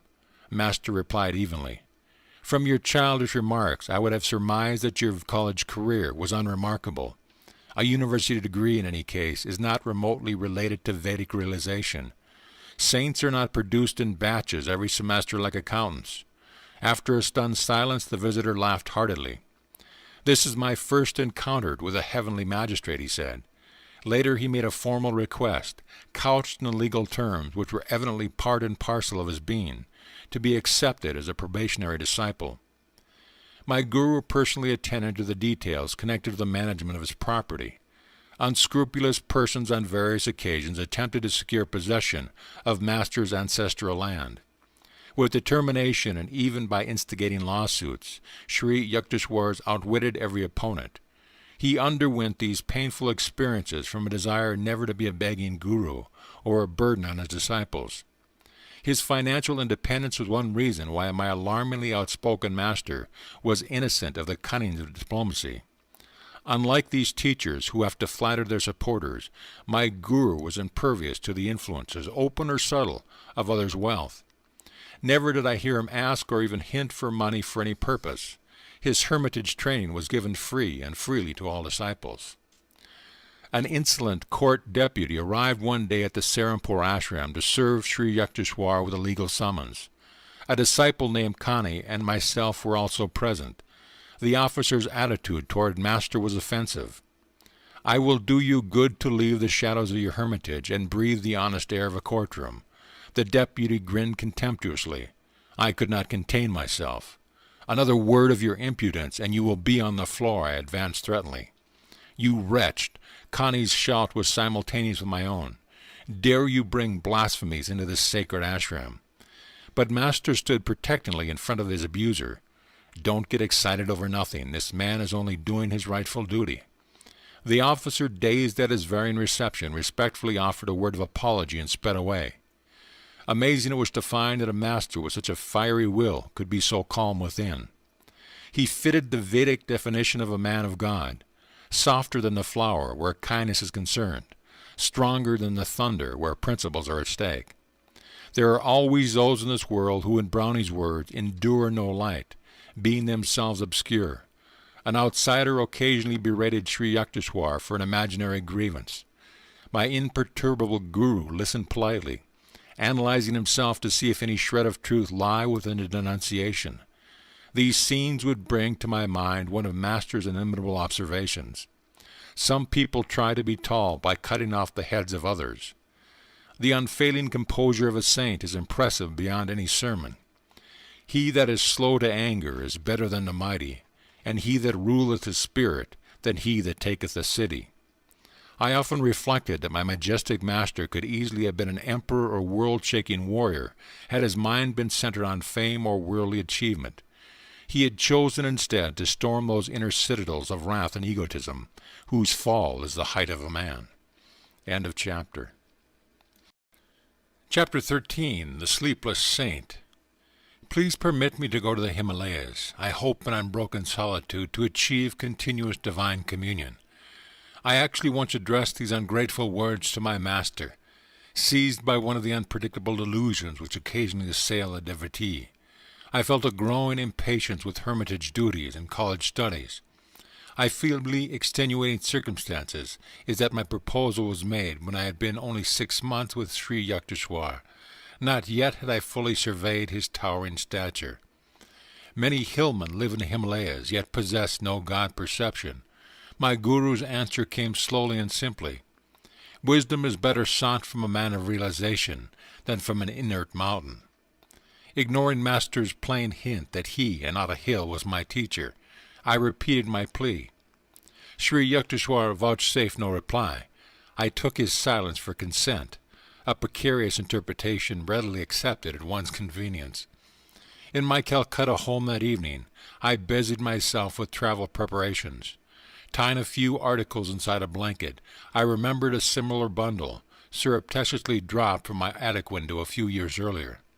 I wondered if there was to be another ill-starred flight toward the Himalayas. The first time my spiritual elation had been high. Tonight, conscience smoked heavily at the thought of leaving my guru. The following morning I sought out Bihari Pundit, my Sanskrit professor at Scottish Church College. Sir, you have told me of your friendship with a great disciple of Larimasha. Please give me his address. You mean Ram Gopal Muzumdar. I call him the Sleepless Saint. He is always awake in ecstatic consciousness. His home is Rambajapur, near Tarakeswar. I thanked the pundit and entrained immediately for Tarakeswar. I hope to silence my misgivings by wringing his sanction from the Sleepless Saint, to engage myself in lonely Himalayan meditation. Bihari's friend, I heard, had received illumination after many years of Kriya Yoga practice in isolated caves. At Tarakeswar I approached a famous shrine. Hindus regard with the same veneration that Catholics give to the Lord's sanctuary in France. Innumerable healing miracles had occurred at Tarakeswar, including one for a member of my family. I sat in the temple there for a week. My eldest aunt once told me, observing a complete fast. I prayed for the recovery of your Uncle Sarada from a chronic malady. On the 7th day I found a herb materialize in my hand. I made a brew from the leaves and gave it to your uncle. His disease vanished at once and has never reappeared.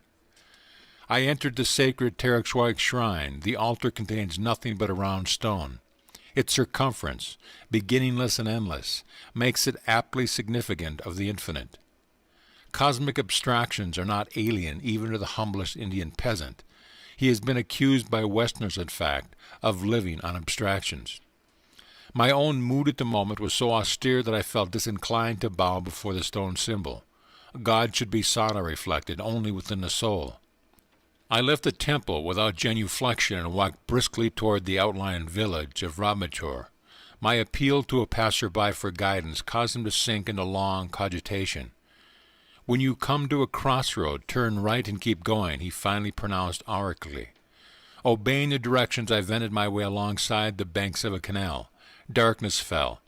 The outskirts of the jungle village were alive with winking fireflies and the howls of nearby jackals. The moonlight was too faint to supply any reassurance. I stumbled on for 2 hours. Welcome clang of the cowbell, my repeated shouts eventually brought a peasant to my side. I am looking for Ram Gopal Babu. No such person lives in our village, the man's tone was surly. You are probably a lying detective. Hoping to allay suspicions to his politically troubled mind, I touchingly explained my predicament. He took me to his house and offered a hospitable welcome. Rabajapur is far from here, he remarked. At the crossroad you should have turned left, not right. My early informant, I thought sadly, was a distinct menace to travelers. After a relishable meal of coarse rice, lentil dal, and curry of potatoes with raw bananas, I retired to a small hut adjoining the courtroom. In the distance, villagers were singing to a loud accompaniment of mridangos and cymbals. Sleep was inconsiderable that night. I prayed deeply to be directed to the secret yogi, Ram Gopal. As the first streaks of dawn penetrated the fissures of my dark room, I set out for Rabanpur. Crossing rough paddy fields, I trudged over sickled stumps of the prickly plant and mounds of dried clay. An occasionally met peasant would inform me, invariably, that my destination was only a crochet 2 miles. In 6 hours the sun traveled victoriously from horizon to meridian, but I began to feel that I would ever be distant from Rajampur by 1 crochet. At mid-afternoon my world was still an endless paddy field. Heat pouring from the voidless sky was bringing me to near collapse. As a man approached at leisurely pace, I hardly dared utter my usual question, lest it summon the monotonous, "Just a crochet." The stranger halted beside me. Short and slight, he was physically unimpressive, save for an extraordinary pair of piercing dark eyes. "I was planning to leave for Rabipur, but your purpose was good, so I awaited you."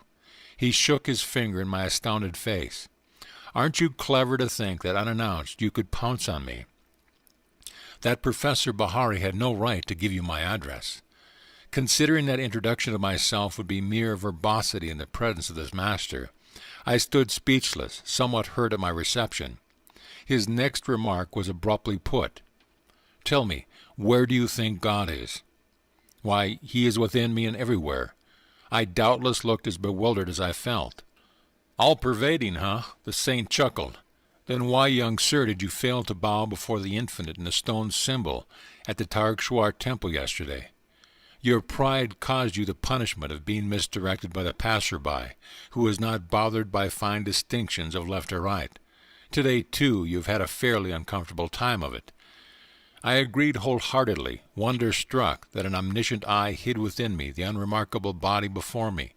Healing strength emanated from the yogi. I was instantly refreshed in the scorching field. "The devotee inclines to think his path to God is the only way," he said. "Yoga, through which divinity is found within, is doubtless the highest road. So Larry Masha was told us. But discovering the Lord within, we soon perceive him without. Holy shrines at Targshwar and elsewhere are rightly venerated as nuclear centers of spiritual power." The saint's censorious attitude vanished. His eyes became compassionately soft. He patted my shoulder. "Young yogi, I see you are running away from your master. He is everything you need. You must return to him. Mountains cannot be your guru." Ram Gopal was repeating the same thought which Sri Yukteswar had expressed at our last meeting. "Masters are under no cosmic compulsion to limit their residence." My companion glanced at me quizzically. "The Himalayas in India and Tibet have no monopoly on saints. What one does not trouble to find within will not be discovered by transporting the bother hither and there. As soon as the devotee is willing to go even to the ends of the earth for spiritual enlightenment, his guru appears nearby." I silently agreed, recalling my prayer in the Benares hermitage, followed by the meeting with Sri Yukteswar in a crowded lane. "Are you able to have a little room where you can close the door and be alone?" Yes, I reflected that this saint descended from the general to the particular with disconcerting speed. "That is your cave." The yogi bestowed on me a gaze of illumination which I have never forgotten. "That is your sacred mountain. That is where you will find the kingdom of God." His simple words instantaneously banished my lifelong obsession with the Himalayas. In a burning paddy field I awoke from the monticulous dreams of eternal snows. "Young sir, your divine thirst is laudable. I feel great love for you." Ram Gopal took my hand and led me to a quaint hamlet. The adobe houses were covered with coconut leaves and adorned with rustic entrances. The saint seated me on the umbrageous bamboo platform of a small cottage. After giving me sweetened lime juice and a piece of raw candy, he entered his patio and assumed the lotus position. In about 4 hours I opened my meditative eyes and saw that the moonlit figure of the yogi was still motionless. As I was sternly reminding my stomach that man does not live by bread alone, Ram Gopal approached me. "I see you are famished. Food will be ready soon." A fire was kindled under a clay oven on the patio. Rice and dal were quickly served on large banana leaves. My host courteously refused my aid in all cooking chores. "The guest is God." A Hindu proverb has commanded devout observances from time immemorial. In my later world travels I was charmed to see that a similar respect for visitors is manifested in rural sections of many countries. The city dweller finds the keen edge of hospitality blunted by superabundance of strange faces. The march of men seemed remotely dim as I squatted by the yogi in the isolation of the teeming jungle village. The cottage room was mysterious with a mellow light. Ram Gopal arranged some torn blankets on the floor of my bed and seated himself on a straw mat.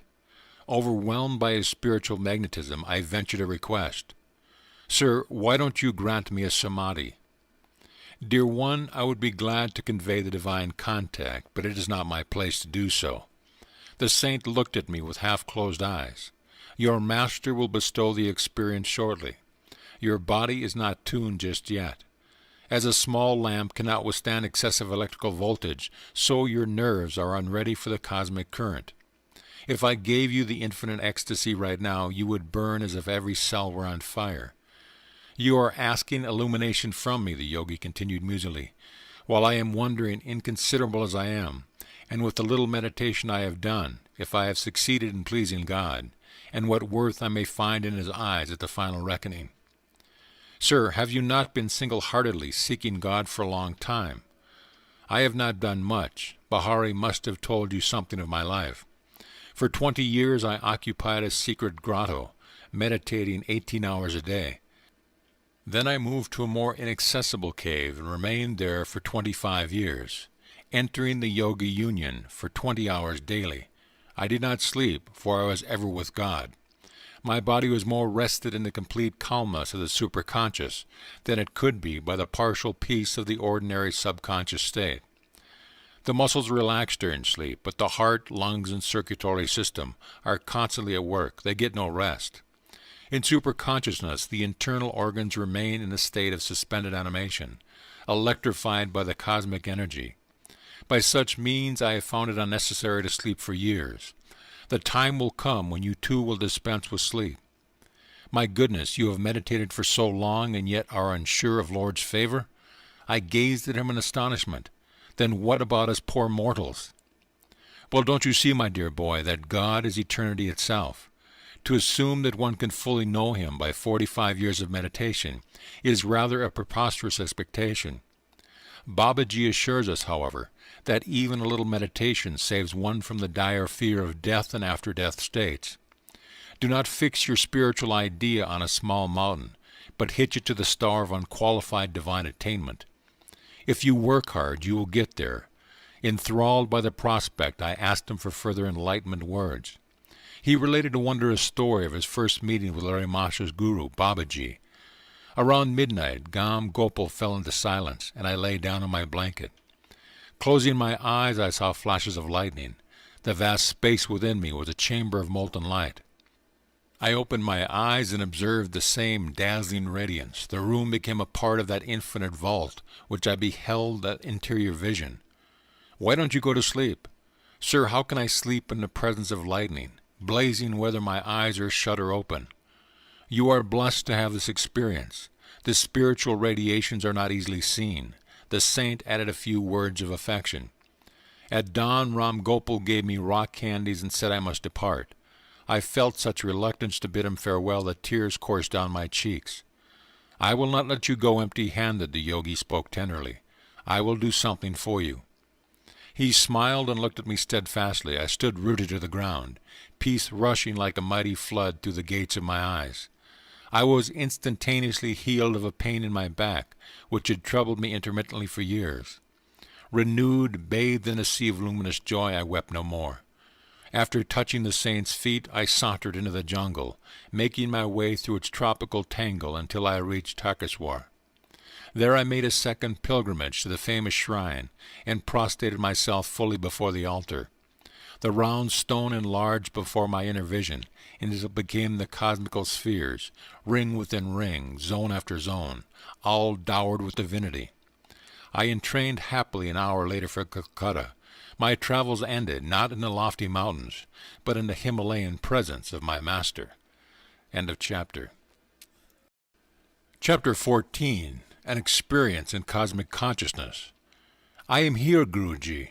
My shamefacedness spoke more eloquently for me. Let us go to the kitchen and find something to eat. Sri Yukteswar's manner was as natural as if hours and not days had separated us. Master, I must have disappointed you by my abrupt departure from my duties here. I thought you might be angry with me. No, of course not. Wrath springs only from thwarted desires. I do not expect anything from others, so their actions cannot be in opposition to wishes of mine. I would not use you for my own ends. I am happy only in your own true happiness. Sir, one hears of divine love in a vague way, but for the first time I have a concrete example in your angelic self. In the world, even a father does not easily forgive a son if he leaves his parents' business without warning. But you show not the slightest vexation, though you must have been put to great inconvenience by the many unfinished tasks I left behind. We looked into each other's eyes, where tears were shining. A blissful wave engulfed me. I was conscious that the Lord, in the form of my Guru, was expanding the small ardors of my heart into the incomprehensible reaches of cosmic love. A few mornings later I made my way to Master's empty sitting room. I planned to meditate, but my laudable purpose was unshared by disobedient thoughts. They scattered like birds before the hunter. Mukunda, Sri Yukteswar's voice sounded from a distant inner balcony. I felt as rebellious as my thoughts. Master always urges me to meditate, I muttered to myself. He should not disturb me when he knows I came to this room. He summoned me again. I remained obstinately silent. The third time his tone held rebuke. Sir, I am meditating, I shouted protestingly. I know how you are meditating, my Guru called out, with your mind distracted like leaves in a storm. Come here to me. Snubbed and exposed, I made my way sadly to his side. Poor boy, the mountains couldn't give you what you wanted, Master spoke carelessly, comfortingly. His calm gaze was unfathomable. Your heart's desires shall be fulfilled. Sri Yukteswar seldom indulged in riddles. I was bewildered. He struck gently on my chest above the heart. My body became immovably rooted. Breath was drawn out of my lungs as if by some huge magnet. Soul and mind instantly lost their physical bondage and streamed out like a fluid piercing light from my every pore. The flesh was as though dead, yet in my immense awareness I knew that never before had I been so fully alive. My sense of identity was no longer narrowly confined to a body, but embraced the circumambient atoms. People on distant streets seemed to be moving gently over my own remote periphery. The roots of plants and trees appeared through a dim transparency of the soil. I discerned the inward flow of their sap. The whole vicinity lay bare before me.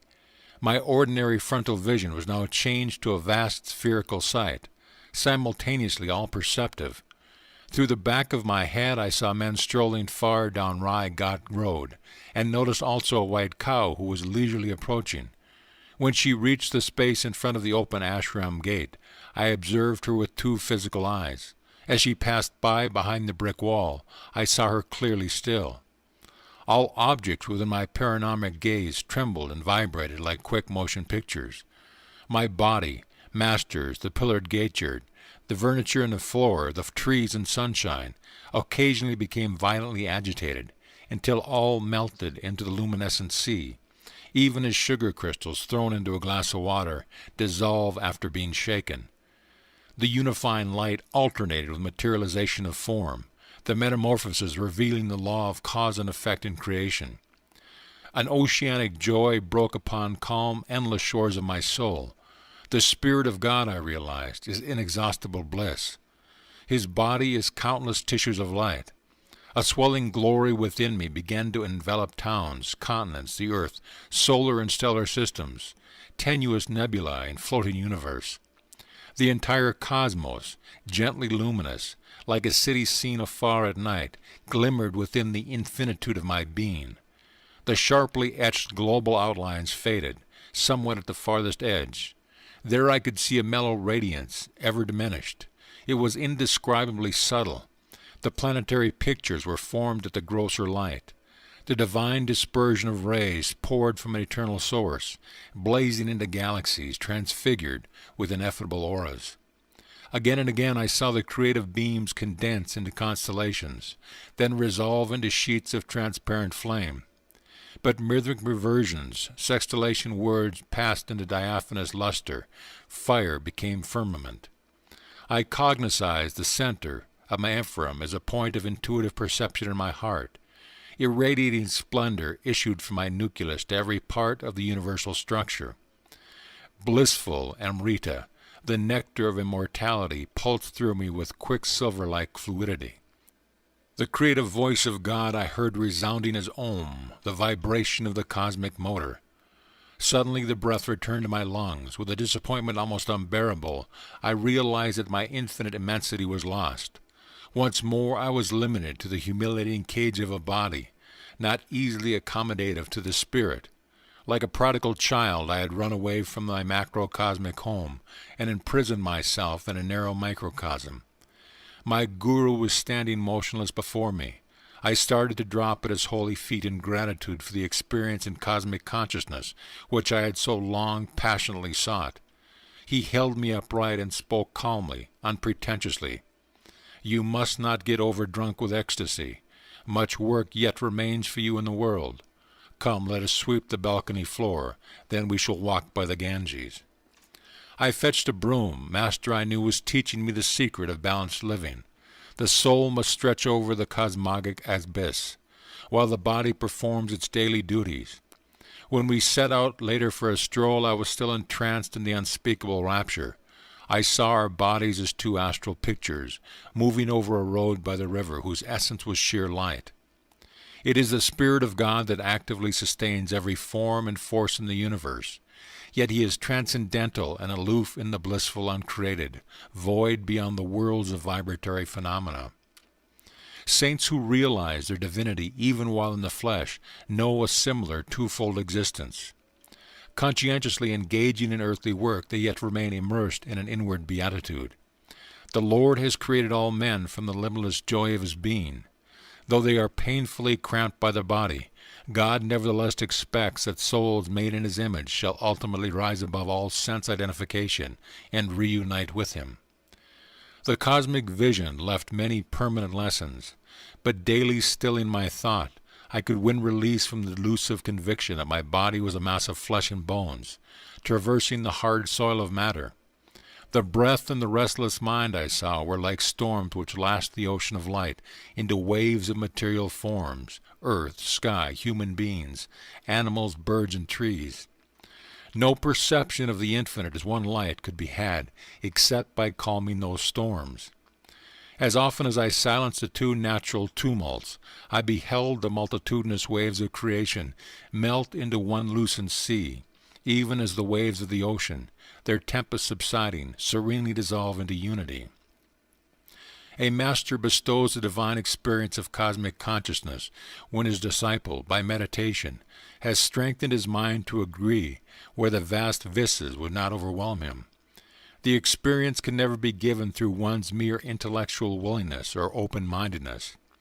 Only adequate enlargement by yoga practices and devotional bhakti can prepare the mind to absorb the liberating shock of omnipresence. It comes with a natural inevitability to the sincere devotee. His intense craving begins to pull at God with an irresistible force.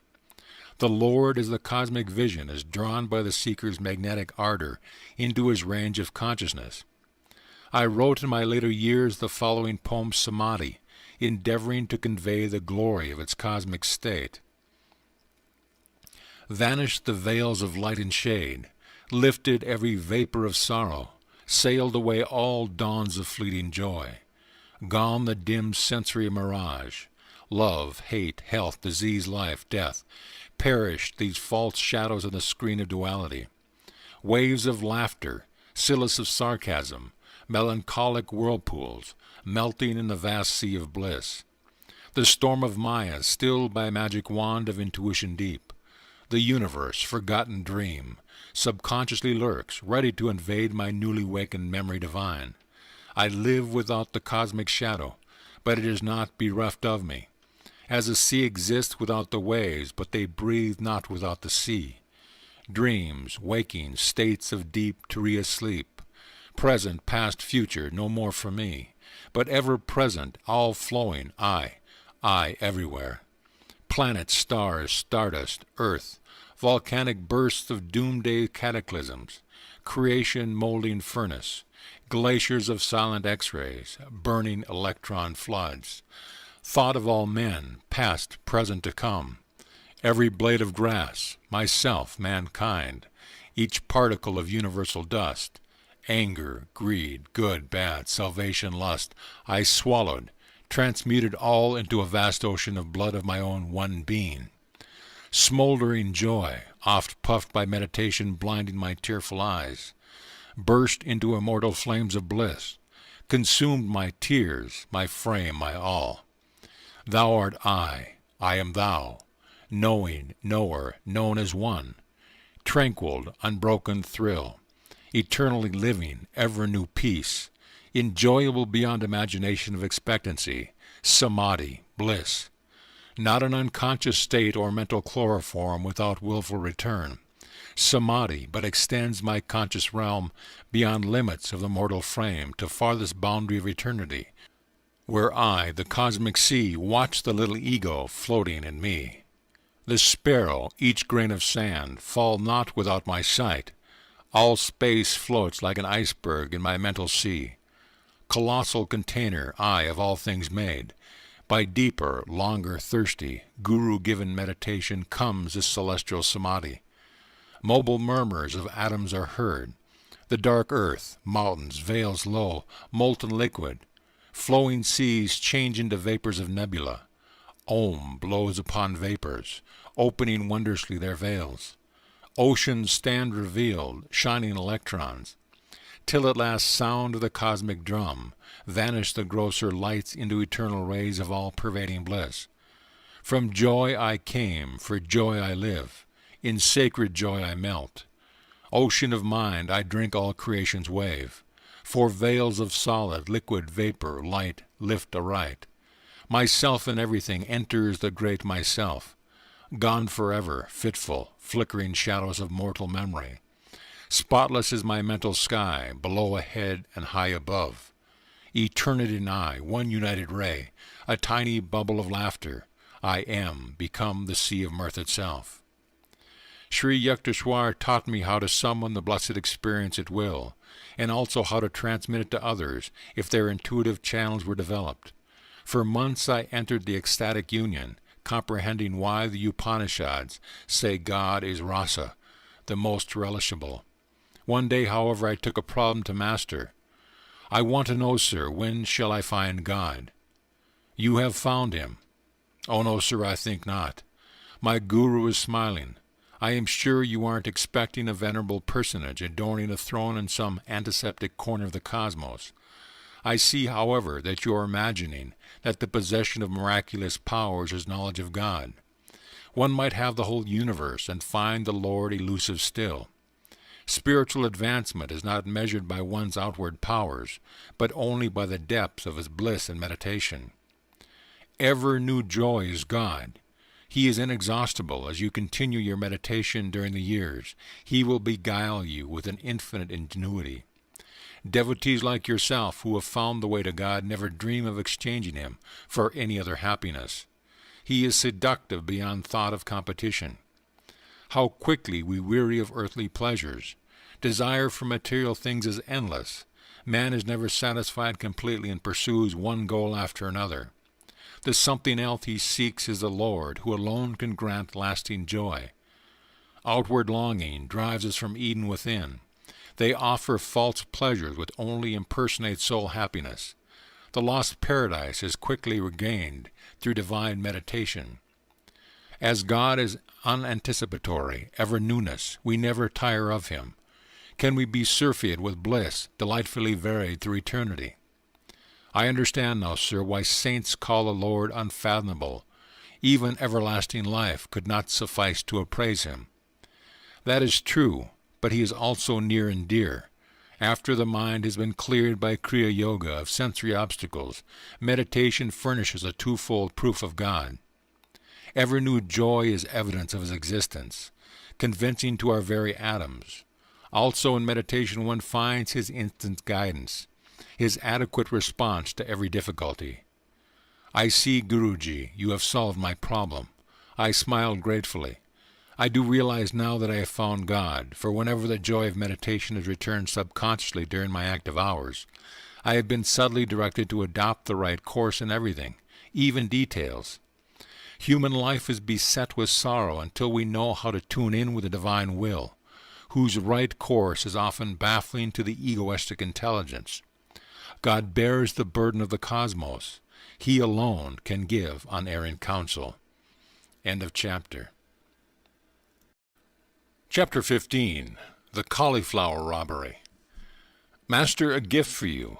These 6 huge cauliflowers were planted with my hands. I have watched over their growth with the tender care of a mother nursing her child. I presented the basket of vegetables with a ceremonial flourish. Thank you. Sri Yukteswar's smile was warm with appreciation. Please keep them in your room. I shall need them tomorrow for a special dinner. I had just arrived in Puri to spend my college summer vacation with my guru at a seaside hermitage. Built by Master and his disciples, the cheerful little 2-storied retreat fronts on the Bay of Bengal. I woke early the following morning, refreshed by the salty sea breezes and the charm of my surroundings. Sri Yukteswar's melodious voice was calling. I took a look at my cherished cauliflowers and stowed them neatly under my bed. Come, let us go to the beach. Master led the way. Several young disciples and myself followed in a scattered group. Our guru surveyed us in mild criticism. When our Western brothers walk, they usually take pride in unison. Now please march in 2 rows. Keep rhythmic step with one another. Sri Yukteswar watched as we obeyed. He began to sing, Boys go to and fro in a pretty little row. I could not but admire the ease by which Master was able to match the brisk pace of his young students. Halt! My guru's eyes sought mine. Did you remember to lock the back door of the hermitage? A steady stream of visitors poured from the world into the hermitage tranquility. A number of learned men came with the expectation of meeting an orthodox religionist. A supercilious smile or a glance of amused tolerance occasionally betrayed that the newcomers anticipating nothing more than a few pious platitudes. Yet their reluctant departure would bring an express conviction that Sri Yukteswar had shown precise insight into their specialized fields of knowledge. My guru always had young resident disciples in his hermitage. He directed their minds and lives with that careful discipline in which the word disciple is etymologically rooted. I think so, sir. Sri Yukteswar was silent for a few minutes, a half-suppressed smile on his lips. No, you forgot, he said finally. Divine contemplation must not be made an excuse for material carelessness. You have neglected your duty in safeguarding the ashram. You must be punished. I thought he was obscurely joking when he added, Your 6 cauliflowers will soon be only 5. We turned around at Master's orders and marched back until we were close to the hermitage. Rest a while, Mukunda. Look across the compound on our left. Observe the road beyond. A certain man will arrive there presently. He will be the means of your chastisement. I concealed my vexation at his incomprehensible remarks. A peasant soon appeared at the road. He was dancing grotesquely and flinging his arms about with meaningless gestures. Almost paralyzed with curiosity, I glued my eyes on the hilarious spectacle. As the man reached a point in the road where he would vanish from our view, Sri Yukteswar said, Now he will return. The peasant at once changed his direction and made for the rear of the ashram.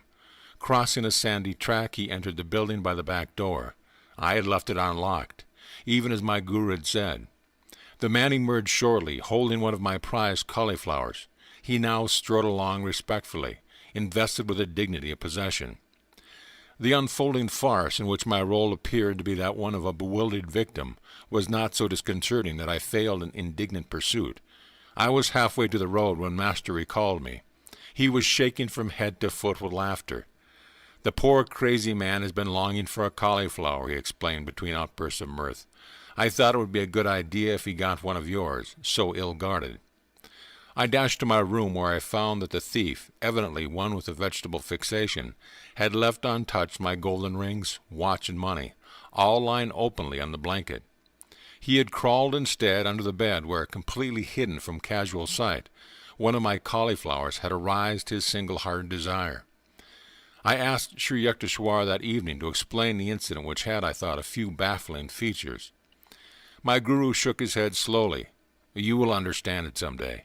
Science will soon discover a few of these hidden laws. When the wonders of radio burst some years later on the astounded world, I remembered Master's prediction. Age-old concepts of time and space were annihilated. No peasant's home so narrow that London or Calcutta could not enter.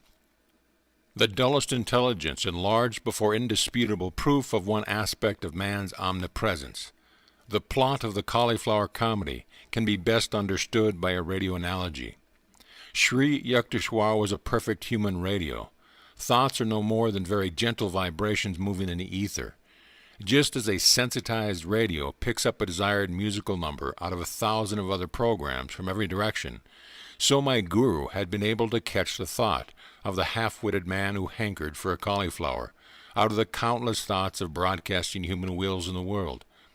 By his powerful will, Master was also a human broadcasting station, and had successfully directed the peasant to reverse his steps and go to a certain room for a single cauliflower. Intuition is soul guidance, appearing naturally in man during these instants when his mind is calm. Nearly everyone has had the experience of an inexplicably correct hunch, or has transferred his thoughts effectively to another person. The human mind, free from the static of restlessness, can perform through its antenna of intuition all the functions of complicated radio mechanisms, sending and receiving thoughts and tuning out undesirable ones. As the power of a radio depends on the amount of electrical current it can utilize, so the human radio is energized according to the power of will possessed by each individual. All thoughts vibrate eternally in the cosmos. By deep concentration, a master is able to detect the thoughts of any mind, living or dead. Thoughts are universally and not individually rooted. A truth cannot be created, but only perceived. The erroneous thoughts of man result from imperfections in his discernment. The goal of yoga science is to calm the mind, that without distortion it may mirror the divine vision in the universe. Radio and televisions have brought the instantaneous sound and sight of remote persons to the firesides of millions, the first faint scientific intimations that man is an all-pervading spirit. Not a body confined to a point in space, but the vast soul, which the ego in most barbaric modes conspires in vain to cramp. Very strange, very wonderful, seemingly very improbable phenomena may yet appear which, once established, will not astonish us more than we now are astonished at all that science has taught us during the last century.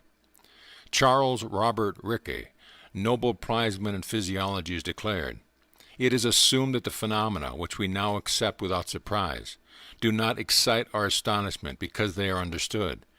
But this is not the case. If they do not surprise us, it is not because they are understood, it is because they are familiar. For if that which is not understood ought to surprise us, we should be surprised at everything: the fall of a stone thrown in the air, the acorn which becomes an oak, mercury which expands when it is heated, iron attracted by a magnet, phosphorus which it burns when it is rubbed. The science of today is a light matter. The revolution and evolution, which it will experience in 100,000 years, will far exceed the most daring anticipation.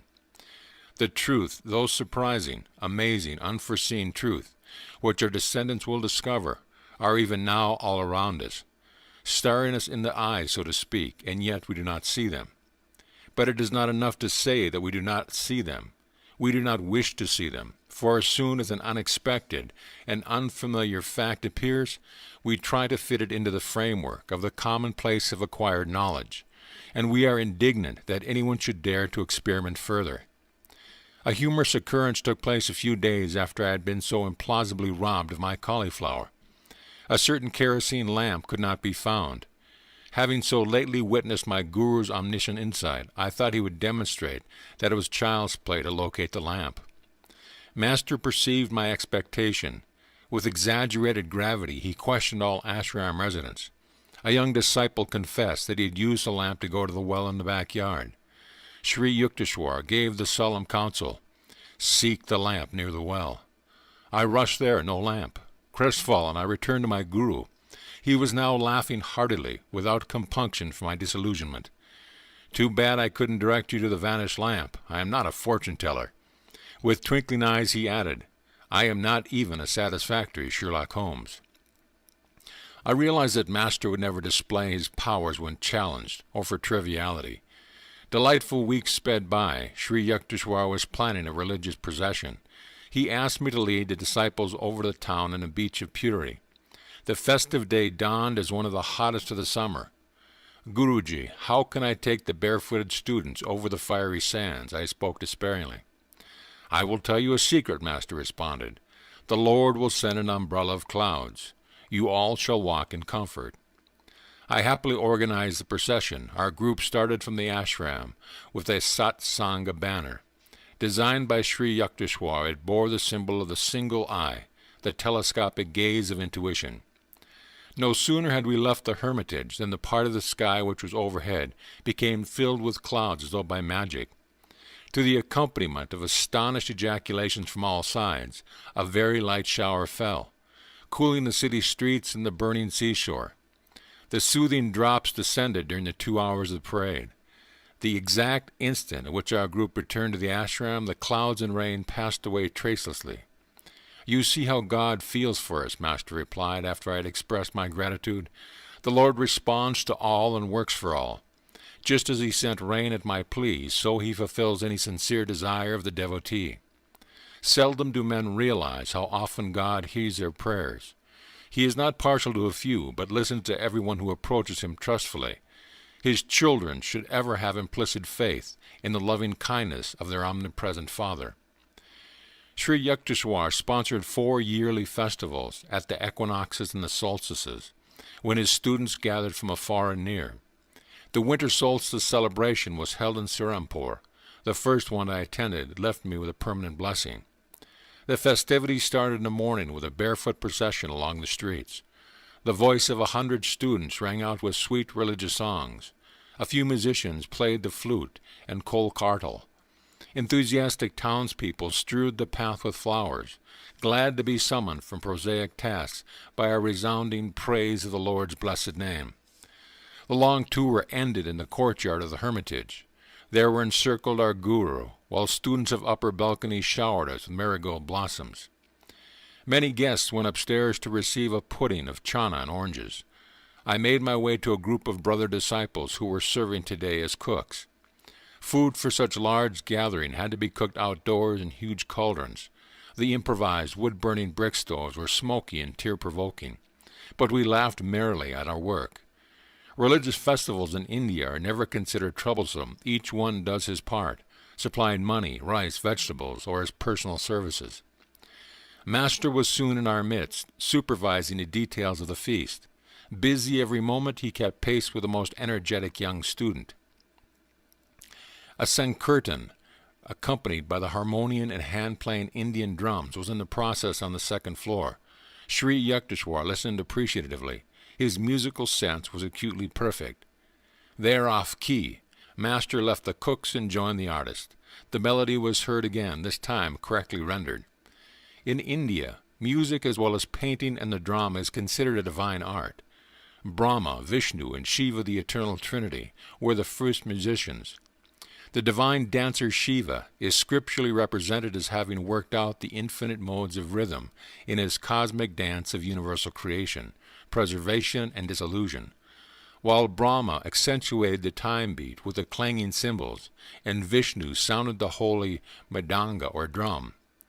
Krishna, an incarnation of Vishnu, is always shown in Hindu art with a flute, on which he plays the enrapturing song that recalls to their true home the human souls wandering into Maya delusion. Saraswati, goddess of wisdom, is symbolized as performing on the Veena, mother of all stringed instruments. The Samaveda of India contains the world's earliest writings on musical science. The foundation stone of Hindu music is the ragas, or fixed melodic scales. The 6 basic ragas branch out into 126 derivative rajinas, wives, and putras, sons. Each raga has a minimum of 5 notes. A leading note, vadi or king, a secondary note, samavadi or prime minister, helping notes, anuvadi, attendants, and a dissonant note, vivadi, the enemy. Each one of the 6 basic ragas has a natural correspondence with a certain hour of the day, season of the year, and a presiding deity who bestows a particular potency. Thus, the Hindu raga is heard only at dawn in the spring to evoke the mood of universal love. Dipaka raga is played during the evening in summer to arouse compassion. Megha raga is a melody for midday in the rainy season to summon courage. Bhairava raga is played in the mornings of August, September, October to achieve tranquility. Shri Raga is reserved for autumn twilights to attain pure love. Malkunsa Raga is heard at midnight in winter for valor. The ancient rishis discovered these laws of sound alliance between nature and man, because nature is an objectification of Om, the primal sound or vibratory word. Man can obtain control over all natural manifestations through the use of certain mantras or chants. Historical documents tell all the remarkable powers possessed by Mayam Tansen, 16th century court musician for Akbar the Great, commanded by the emperor to sing a night raga while the sun was overhead. Tansen intoned a mantra which instantly caused the whole palace precincts to become enveloped in darkness. India music divides the octave into 22 shrutis, or demi-semitones. These microtonal intervals permit 5 shades of musical expression unattainable by the Western chromatic scale of 12 semitones. Each one of the 7 basic notes of the octave is associated in Hindu mythology with a color, and the natural cry of a bird or beast, doe with green, the peacock, ray with red, and the skylark, me with golden, and the goat, fa with yellowish white, and the heron, sol with black, and the nightingale, la with yellow, and the horse, si with a combination of all colors, and the elephant. 3 scales major, harmonic minor, melodic minor are the only ones which Occidental music employs, but Indian music outlines 72 thatas or scales. The musician has a creative scope for endless improvisation around the fixed traditional melody or raga. He concentrates on the sentiment or definitive mode of the structural theme, and then embroiders it to the limits of its own originality. The Hindu musician does not read set notes. He clothes anew at each plane the bare skeleton of the raga, often confining himself to a single melodic sequence, stressing by repetition all of its subtle, microtonal and rhythmic variations. Bach, among Western composers, had an understanding of the charm and power of repetition sounds slightly differentiated in 100 complex ways. Ancient Sanskrit literature describes 120 talas, or time measures. The traditional founder of Hindu music, Bharata, is said to have isolated 32 kinds of tala in a Song of a Lark. The origin of tala or rhythm is rooted in human movements, the double time of walking, and the triple time of respiration and sleep, when inhalation is twice the length of exhalation. India has always recognized the human voice as the most perfect instrument of sound. Hindu music, therefore, largely confines itself to the voice range of 3 octaves. For the same reason, melody, relation of successive notes, is stressed, rather than harmony, relation of simultaneous notes. The deeper aim of the early rishi musicians was to blend the singer with a cosmic song, which can be heard through awakening of man's occult spinal centers. Indian music is a subjective, spiritual, and individualistic art, aiming not at sympathetic brilliance, but at personal harmony with the oversoul. The Sanskrit word for musician is Bhagavatar, he who sings the praises of God.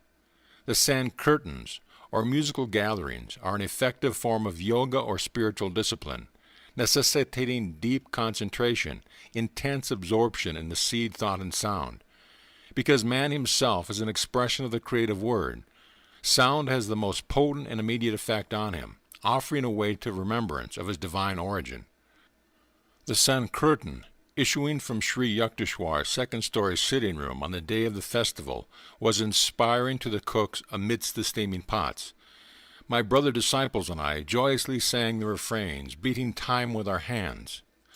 By sunset we had served our hundreds of visitors with kirchurl, rice and lentils, vegetable curry and rice pudding.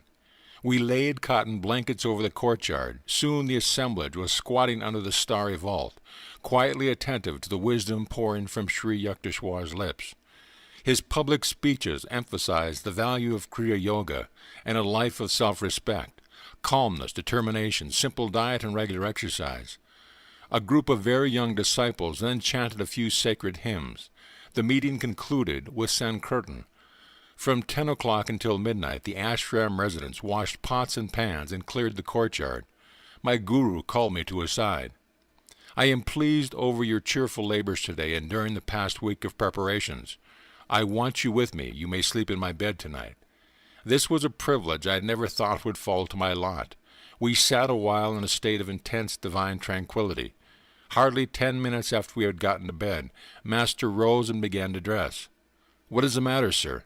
I felt a tinge of unreality in the unexpected joy of sleeping beside my guru. "I think that a few students who missed their proper train connections will be here soon. Let us have some food ready."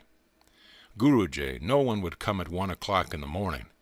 "Stay in bed. You have been working very hard, but I'm going to cook." At Sri Yukteswar's resolute tone, I jumped up and followed him to the small, daily-used kitchen, adjacent to the second-floor inner balcony. Rice and dot were soon boiling. My guru smiled affectionately. "Tonight you have conquered fatigue and fear of hard work. You shall never be bothered by them in the future." As he uttered these words of lifelong blessing, footsteps sounded in the courtyard. I ran downstairs and admitted a group of students. "Dear brother, how reluctant we are to disturb Master at this hour." One man addressed me apologetically. "We made a mistake about train schedules, but felt we could not return home without a glimpse of our guru. He has been expecting you, is even now preparing your food." Sri Yukteswar's welcoming voice rang out. I led the astonished visitors to the kitchen. Master turned to me with twinkling eyes. "Now that you have finished comparing notes, no doubt you are satisfied that our guests really did miss the train." I followed him to his bedroom a half-hour later, realizing fully that I was about to sleep beside a godlike guru. End of chapter.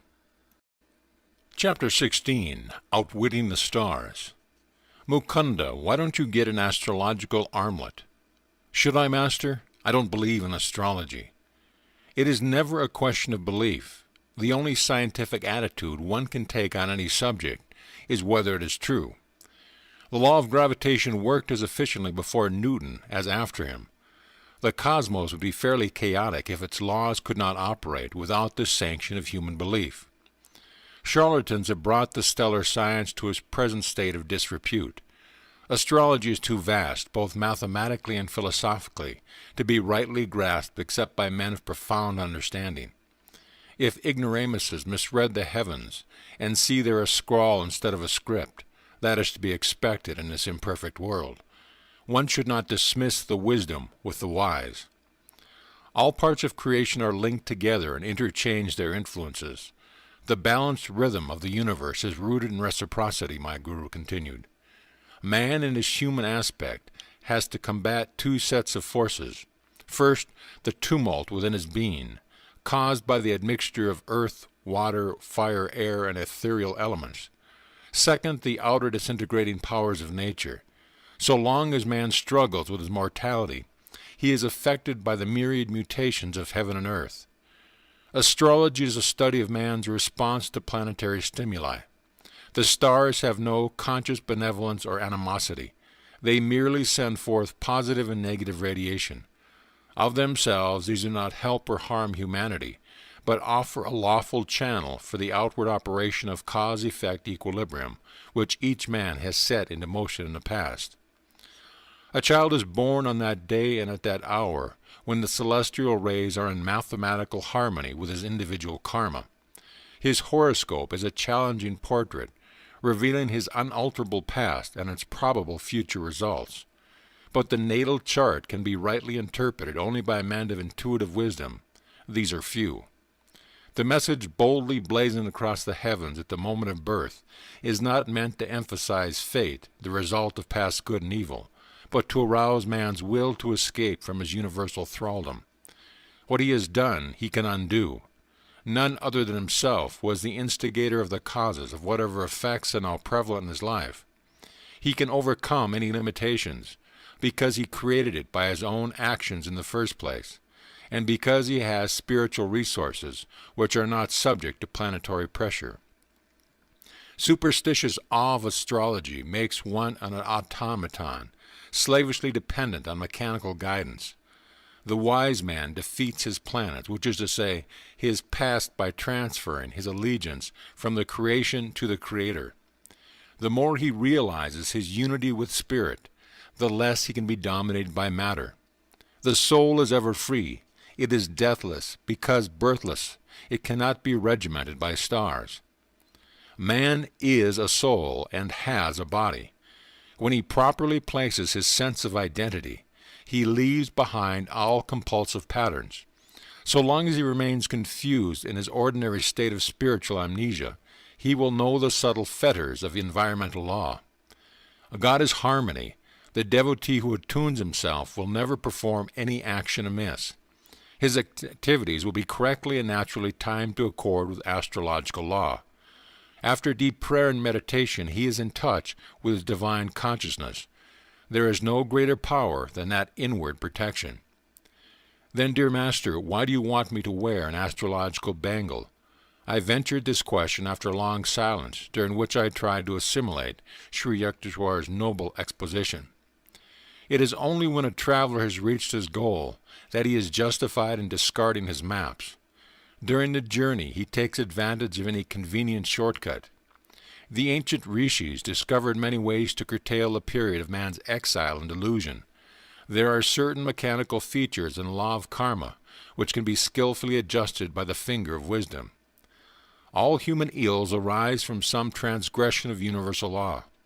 The scriptures point out that man must satisfy the laws of nature, while not discrediting the divine omnipotence. He should say, Lord, I trust in thee, and know thou canst help me, but I too will do my best to undo any wrong I have done. By a number of means, by prayer, by willpower, by yoga meditation, by consultation with saints, by use of astrological bangles, the adverse effects of past wrongs can be minimized or nullified. Just as a house can be fitted with a copper rod to absorb the shock of lightning, so the bodily temple can be benefited by various protective measures. Ages ago, our yogis discovered that pure metals emit an astral light, which is powerfully counteractive to negative pulls on the planet. Subtle electrical and magnetic radiations are constantly circulated in the universe. When a man's body is being aided, he does not know it. When it is being disintegrated, he is still in ignorance. Can he do anything about it? This problem received attention from our rishis. They found helpful not only a combination of metals, but also of plants, and most effective of all faultless jewels of not less than 2 carats. The preventative use of astrology have seldom been seriously studied outside of India. One little-known fact is that the proper jewels, metal or plant preparations, are valueless unless the required weight is secured, and unless these remedial agents are worn next to the skin. Sir, of course I shall take your advice and get a bangle. I am intrigued at the thought of outwitting the planet. For general purposes I counsel the use of an armlet made of gold, silver, and copper. But for a specific purpose, I want you to get one of silver and lead. Sri Yukteswar added careful directions. Guruji, what specific purpose do you mean? The stars are about to take an unfriendly interest in you, Mukunda. Fear not, you shall be protected. In about a month your liver will cause you much trouble. The illness is scheduled to last for 6 months. But your use of an astrological armlet will shorten the period to 24 days. I sought out a jeweler the next day and was soon wearing the bangle. My health was excellent. Master's prediction slipped my mind. He left Serampore to visit Benares. 30 days after our conversation, I felt a sudden pain in the region of my liver. The following weeks were a nightmare of excruciating pain. Reluctant to disturb my guru, I thought I would bravely endure my trial alone. But 23 days of torture weakened my resolution. I entrained for Benares. There Sri Yukteswar greeted me with the unusual warmth, but gave me no opportunity to tell him my woes in private. Many devotees visited Master that day, just for their darshan. Ill and neglected I sat in a corner. It was not until after the evening meal that all guests had departed. My guru summoned me to the octagonal balcony on the house. You must have come about your liver disorder. Sri Yukteswar's gaze was averted. He walked to and fro, occasionally intercepting the moonlight. Let me see, you have been ailing for 24 days, haven't you? Yes, sir. Please do the stomach exercise I have taught you. If you knew the extent of my suffering, Master, you would not ask me to exercise. Nevertheless, I made a feeble attempt to obey him. "You say you have pain, I say you have none. How can such contradictions exist?" My guru looked at me inquiringly. I was dazed and then overcome with joyful relief. No longer could I feel the continuous torment that had kept me nearly sleepless for weeks. And Sri Yukteswar's words, the agony vanished as though it had never been. I started to kneel at his feet in gratitude, but he quickly prevented me. "Don't be childish. Get up and enjoy the beauty of the moon over the Ganges." But Master's eyes were twinkling happily as I stood in silence beside him. I understood by his attitude that he wanted me to feel that not he, but God had been the healer. I wear even now the heavy silver and lead bangle, a memento of that day long past, ever cherished when I found anew that I was living with a personage indeed superhuman. On later occasions, when I brought my friends to Sri Yukteswar for healing, he invariably recommended jewels or the bangle, extolling their use as an act of astrological wisdom. I had been prejudiced against astrology from my childhood, partly because I observed that many people are sequaciously attached to it, and partly because of a prediction made by a family astrologer. "You will marry 3 times, being twice a widower." I brooded over the matter, feeling like a goat awaiting sacrifice before the temple of triple matrimony. "You may as well be resigned to your fate," my brother-in-law had remarked. "Your written horoscope has correctly stated that you would fly from home toward the Himalayas during your early years, but would be forcibly returned. The forecast of your marriages is also bound to be true." A clear intuition came to me one night that the prophecy was wholly false. I set fire to the horoscope scroll, placing the ashes in a paper bag on which I wrote, "Seeds of past karma cannot germinate if they are roasted in the divine fires of wisdom." I put the bag in a conspicuous spot, and Atta immediately read my defiant comment. "You cannot destroy truth as easily as you have burned this paper scroll," my brother laughed scornfully. "It is a fact that on 3 occasions before I reached manhood my family tried to arrange my betrothal. Each time I refused to fall in with their plans, knowing that my love for God was more overwhelming than any astrological persuasions from the past. The deeper the self-realization of a man, the more he influences the whole universe by his subtle spiritual vibrations, and the less he himself is affected by the phenomenal flux. These words of Masters often returned inspiringly to my mind. Occasionally I told astrologers to select my worst periods according to planetary indications, and I would still accomplish whatever task I set myself.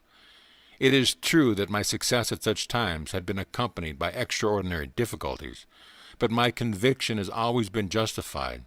Faith in the divine protection and the right use of man's God-given will are forces formidable beyond any of the inverted bowl can muster. This starry inscription of one's birth, I came to understand, is not that man is a puppet of his past. Its message is rather a prod to pride. The very heavens seek to arouse man's determination to be free from every limitation. God created each man as a soul, powered with individuality, hence essential to the universal structure, whether in the temporary role of pillars or parasite. His freedom is final and immediate. If so he wills, it depends not on outer, but inner victories. Sri Yukteswar discovered the mathematical application of a 24,000-year equinoctial cycle to our present age. The cycle is divided into ascending arc and a descending arc, each of 12,000 years. Within each arc fall 4 yugas or ages, called Kali, Dwapara, Treta, and Satya, corresponding to the Greek ideas of iron, bronze, silver, and golden ages. My guru determined by various calculations that the last Kali Yuga, or Iron Age, of the ascending arc started at about AD 500. The Iron Age, 1,200 years in duration, is a span of materialism. It ended about AD 1700. That year ushered in Dwapara Yuga, a 2,400-year period of electrical and atomic energy development, the age of telegraph, radio airplanes, and other space annihilators. The 3,600-year period of the Treta Yuga will start in AD 4100. Its age will be marked by common knowledge of telepathic communications and other time annihilators. During the 4,800 years of Satya Yuga, final age and ascending arc, the intelligence of a man will be completely developed. He will work in harmony with the divine plan. A descending arc of 12,000 years, starting with a descending golden age of 4,800 years, then begins for the world. Man gradually sinks into ignorance. These cycles are the eternal rounds of Maya, the contrasts and the relativities of the phenomenal universe. Man, one by one, escapes from creation's prison of duality as he awakens to consciousness of his inseverable divine unity with the Creator. Master enlarged my understanding not only of astrology, but of the world's scriptures. Placing the holy text on the spotless table of his mind, he was able to dissect them with the scalpel of intuitive reasoning, and to separate errors, interpolations of scholars from the truth as originally expressed by the prophets. Fix one's vision on the end of the nose. This inaccurate interpretation of the Bhagavad Gita stanza, widely accepted by Eastern pundits and Western translators, used to arouse Master's droll criticism. The path of a yogi is singular enough as it is, he remarked. Why counsel him that he must also make himself cross-eyed? The true meaning of nasikagram is origin of the nose, not end of the nose. The nose begins at the point between the two eyebrows, the seat of spiritual vision. Because of one Shankya aphorism, Ishwar Ashida, a lord of creation cannot be deduced, or God is not proved. Many scholars call the whole philosophy atheistical. This verse is not nihilistic, Sri Yukteswar explained. It merely signifies that to the unenlightened man, dependent on his senses for final judgment, proof of God must remain unknown and therefore non-existent. True Shankya followers, with unshakable insight born of meditation, understand that the Lord is both existent and knowable. Master expounded the Christian Bible with a beautiful clarity. It was from my Hindu guru, unknown to the roll call of Christian membership, that I learned to perceive the deathless essence of the Bible, and to understand the truth in Christ's assertion, surely the most thrilling intransient ever uttered. Heaven and earth shall pass away, but my word shall not pass away. The great masters of India mold their lives by the same godly ideals which animated Jesus. These men are his proclaimed kin. Whosoever shall do the will of my Father which is in heaven, the same is my brother and sister and mother. If ye continue in my word, Christ pointed out, then are ye my disciples indeed. And ye shall know the truth, and the truth shall make you free. Freemen all, lords of themselves, the Yogi Christs of India, are part of the immortal fraternity, those who attained a liberating knowledge of the one Father. The Adam and Eve story is incomprehensible to me. I observed with considerable heat one day in my early struggles with the allegory. Why did God punish not only the guilty pair, but also the innocent, unborn generations? Master was more amused by my vehemence than my ignorance. Genesis is deeply symbolic and cannot be grasped by literal interpretation, he explained. Its tree of life is the human body. The spinal cord is like an upturned tree, with man's hair as its roots, and afferent and afferent nerves as branches. The tree of the nervous system bears many enjoyable fruits or sensations of sight, sound, smell, and taste, and touch. In these man may rightfully indulge, but he was forbidden the experience of sex, the apple at the center of the bodily garden. The serpent represents the coiled-up spinal energy which stimulates the sex nerves. Adam is reason, and Eve is feeling. When the emotions or Eve consciousness in any human being is overpowered by the sex impulse, his reason or Adam also succumbs. God created the human species by materializing the bodies of man and woman through the force of his will. He endowed the new species with the power to create children in a similar immaculate or divine manner. Because his manifestation in the individualized soul had hitherto been limited to animals, instinct-bound and lacking the potentialities of full reason, God made the first human bodies, symbolically called Adam and Eve. To these, for advantageous upward evolution, he transferred the souls or divine essence of two animals. In Adam, or man, reason predominated. In Eve, or woman, feeling was ascendant. Thus was expressed the duality or polarity which underlies the phenomenal worlds. Reason and feeling remain in the heaven of cooperative joy, so long as the human mind is not tricked by the serpentine energy of animal propensities. The human body was therefore not solely a result of evolution from beast, but was produced by an act of special creation by God. The animal forms were too crude to express full divinity. The human being was uniquely given a tremendous mental capacity, the 1,000-petal lotus, of the brain, as well as acutely awakened occult centers in the spine. God, or the divine consciousness present within the first created pair, counseled them to enjoy all human sensibilities, but not to put their concentration on touch sensation. These were banned in order to avoid the development of the sex organs, which would enmesh humanity in the inferior animal method of propagation. The warning not to revive subconsciously present bestial memories was not heeded. Resuming the way of brute procreation, Adam and Eve fell from the state of heavenly joy natural to the original perfect man. Knowledge of good and evil refers to the cosmic, dualistic compulsion. Falling under the sway of Maya through misuse of his feeling and reason, or Eve and Adam consciousness, man relinquishes his right to enter the heavenly garden of divine self-sufficiency. The personal responsibility of every human being is to restore his parents, or dual nature, to a unified harmony, or Eden. As Sri Yukteswar ended his discourse, I glanced with new respect on the pages of Genesis. "Dear Master," I said, "for the first time I feel a proper filial obligation toward Adam and Eve." End of chapter. Chapter 17, Sasi and the Three Sapphires. Because you and my son think so highly of Swami Sri Yukteswar, I will take a look at him.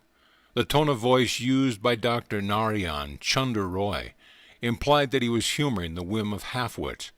I concealed my indignation in the best traditions of the proselytizer.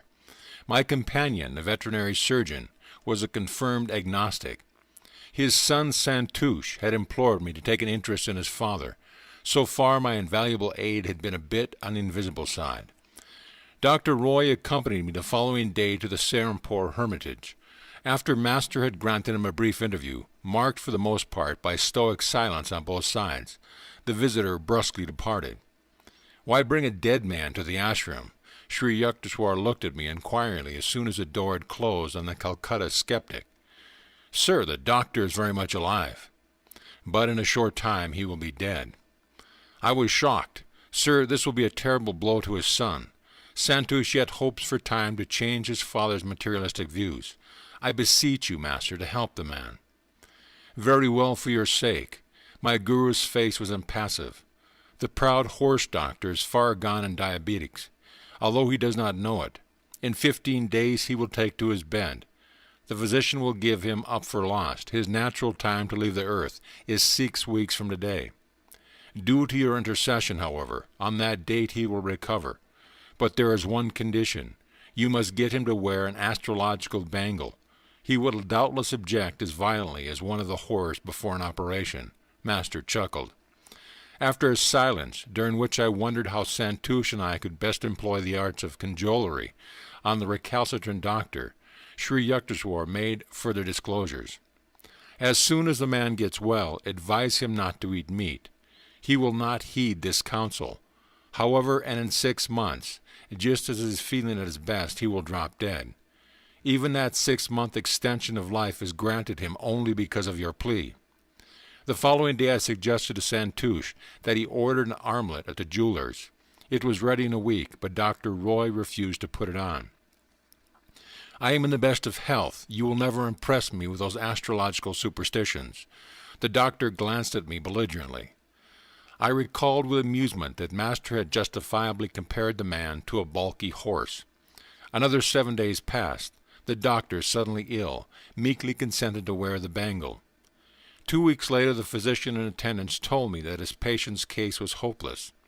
He supplied harrowing details of the ravages inflicted by diabetes. I shook my head. My guru has said that, after a sickness lasting 1 month, Dr. Roy will be well. The physician stared at me incredulously, but he sought me out a fortnight later, with an apologetic air. "Dr. Roy has made a complete recovery," he exclaimed. "It is the most amazing case in my experience. Never before have I seen a dying man show such an inexplicable comeback. Your guru must indeed be a healing prophet." After one interview with Dr. Roy, during which I repeated Sri Yukteswar's advice about a meatless diet, I did not see the man again for 6 months. He stopped for a chat one evening as I sat on the piazza of my family home on Gurpur Road. "Tell your teacher that by eating meat frequently, I have wholly regained my strength." His unscientific ideas on diet have not influenced me. It was true that Dr. Roy looked a picture of health. But the next day, Santosh came running to me from his home on the next block. "This morning, Father dropped dead." This case was one of the strangest experiences with Master. He healed the rebellious veterinary surgeon in spite of his disbelief, and extended the man's natural term on earth by 6 months, just because of my earnest supplications. Sri Yukteswar was boundless in his kindness when confronted by the urgent prayer of a devotee. It was my proudest privilege to bring college friends to meet my guru. Many of them would lay aside, at least in the ashram, their fashionable academic cloak of religious skepticism. One of my friends, Sasi, spent a number of happy weekends in Serampore. Master became immensely fond of the boy and lamented that his private life was wild and disorderly. "Sasi, unless you reform 1 year henceforth, you will be dangerously ill." Sri Yukteswar gazed at my friend with affectionate exasperation. "Mukunda is the witness. Don't say later that I didn't warn you." Sasi laughed. "Master, I will leave it to you to interest the sweet charity of Cosmos in my own sad case. My spirit is willing, but my will is weak. You are my only savior on earth. I believe in nothing else. At least you should wear a 2-carat blue sapphire. It will help you." "I can't afford one. Anyhow, dear Guruji, if trouble comes, I believe you will protect me." "In a year you will bring 3 sapphires," Sri Yukteswar replied cryptically. "They will be of no use then." Variations of this conversation took place regularly. "I can't reform," Sasi would say in comical despair, "and my trust in you, Master, is more precious to me than any stone." A year later, I was visiting my guru at the Calcutta home of his disciple, Naren Babu. About 10 o'clock in the morning, as Sri Yukteswar and I were sitting quietly in the second-floor parlor, I heard the front door open. Master straightened stiffly. "It is that Sasha," he remarked gravely. "The year is now up. Both his lungs are gone. He has ignored my counsel. Tell him I don't want to see him." Half stunned by Sri Yukteswar's sternness, I raced down the stairway. Sasi was ascending. "Oh, Mukunda, I do hope Master is here. I had a hunch he might be." "Yes, but he doesn't wish to be disturbed." Sasi burst into tears and brushed past me. He threw himself at Sri Yukteswar's feet, placing there 3 beautiful sapphires. "Omniscient Guru, the doctors say I have galloping tuberculosis. They give me no longer than 3 more months. I humbly implore your aid. I know you can heal me." "Isn't it a bit late now to be worrying over your health? Depart with your jewels. Their time of usefulness is past." Master then sat sphinx-like in an unrelenting silence, punctuated by the boy's sob for mercy. An intuitive conviction came to me that Sri Yukteswar was merely testing the depth of Sasi's faith in the divine healing power. I was not surprised a tense hour later when Master turned a sympathetic gaze on my prostrate friend.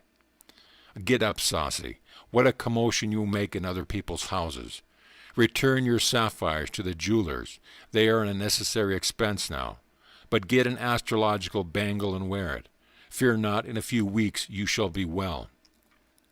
Sasi's smile illumined his tear-marred face like sudden sun over a sodden landscape. "Beloved Guru, shall I take the medicines prescribed by the doctors?" Sri Yukteswar's glance was lumonious. "Just as you wish, drink them or discard them. It does not matter. It is more possible for the sun and moon to interchange their positions than for you to die of tuberculosis." He added abruptly, "Go now, before I change my mind." With an agitated bow, my friend hastily departed. I visited him several times during the next few weeks, and was aghast to find his condition increasingly worse. Sasi cannot last through the night. These words from his physician, and the spectacle of my friend, now reduced almost to a skeleton, sent me poste to Serampore. My guru listened coldly to my tearful report. "Why do you come here to bother me? You have already heard me assure Sasi of his recovery." I bowed before him in great awe and retreated to the door. Sri Yukteswar said no parting word, but sank into silence, his unwinking eyes half open, their vision fled to another world. I returned at once to Sasi's home in Calcutta. With astonishment I found my friend sitting up drinking milk. "O Mukunda, what a miracle! 4 hours ago I felt Master's presence in the room. My terrible symptoms immediately disappeared. I feel that through his grace I am entirely well." In a few weeks Sasi was stouter and in better health than ever before, but his singular reaction to his healing had an ungrateful tinge. He seldom visited Sri Yukteswar again. My friend told me one day that he so deeply regretted his previous mode of life that he was ashamed to face Master. I could only conclude that Sasi's illness had had the contrasting effect of stiffening his will and impairing his manners. The first 2 years of my course at Scottish Church College were drawing to a close. My classroom attendance had been very spasmodic. What little studying I did was only to keep pace with my family. My 2 private tutors came regularly to my house. I was regularly absent. I can discern at least this one regularity in my scholastic career. In India, 2 successful years of college bring an intermediate arts diploma. The student may then look forward to another 2 years and his A.B. degree. The intermediate arts final examination loomed ominously ahead. I fled to Puri, where my guru was spending a few weeks. Vaguely hoping that he would sanction my non-appearance at the finals, I related my embarrassing unpreparedness. But Master smiled consolingly. "You have wholeheartedly pursued your spiritual duties, and could not help neglecting your college work. Apply yourself diligently to your books for the next week. You shall get through your ordeal without failure." I returned to Calcutta, firmly suppressing all reasonable doubts that occasionally arose with unnerving ridicule. Surveying the mountain of books on my table, I felt like a traveler lost in a wilderness. A long period of meditation brought me a labor-saving inspiration. Opening each book at random, I studied only those pages which lay thus exposed. Pursuing this course during 18 hours a day for a week, I considered myself entitled to advise all succeeding generations on the art of cramming. The following days in the examination halls were a justification of my seemingly haphazard procedure. I passed all the tests, though by a hairbreadth. The congratulations of my friends and family were additionally mixed with ejaculations betraying their astonishment. On his return from Puri, Sri Yukteswar gave me a pleasant surprise. "Your Calcutta studies are now over. I will see that you pursue your last 2 years of university work right here in Serampore." I was puzzled. "Sir, there is no Bachelor of Arts course in this town." Serampore College, the sole institution of higher learning, offered only a 2-year course in intermediate arts. Master smiled mischievously. "I am too old to go about collecting donations to establish an A.B. college for you. I guess I shall have to arrange the matter through someone else." 2 months later, Professor Howell, president of Serampore College, publicly announced that he has succeeded in raising sufficient funds to offer a 4-year course. Serampore College became a branch affiliation of the University of Calcutta. I was one of the first students to enroll in Serampore as an A.B. candidate. "Guruji, how kind you are to me. I have been longing to leave Calcutta and be near you every day in Serampore. Professor Howell does not dream how much he owes to your silent help." Sri Yukteswar gazed at me with mock severity. "Now you won't have to spend so many hours on trains. What a lot of free time for your studies. Perhaps you will become less of a last-minute crammer and more of a scholar." But somehow his tone lacked conviction. End of chapter. Chapter 18. A Mohammedan Wonder Worker. Years ago, right in this very room you now occupy, a Mohammedan wonder worker performed 4 miracles before me. Sri Yukteswar made his surprising statement during his first visit to my new quarters. Immediately after entering Serampore College, I had taken a room in a nearby boarding house called Panti. It was an old-fashioned brick mansion fronting the Ganges. Master, what a coincidence! Are these newly decorated walls really ancient with memories? I looked around my simply furnished room with awakened interest. It is a long story, my guru smiled reminiscently. The name of the fakir was Afzal Khan. He had acquired his extraordinary powers through a chance encounter with a Hindu yogi. Son, I am thirsty, fetch me some water. A dust-covered sannyasi made his request for Afzal one day during his early boyhood in a small village of eastern Bengal. Master, I am a Mohammedan. How could you, a Hindu, accept a drink from my hands? Your truthfulness pleases me, my child. I do not observe the ostracizing rules of ungodly sectarianism. Go bring me water quickly. Afzal's reverent obedience was rewarded by a loving glance from the yogi. You possess good karma from former lives, he observed solemnly. I am going to teach you a certain yoga method which will give you command over one of the invisible realms. The great powers that will be yours should be exercised for worthy ends. Never employ them selfishly. I perceive, alas, that you have brought over from the past some seeds of destructive tendencies. Do not allow them to sprout by watering them with fresh evil actions.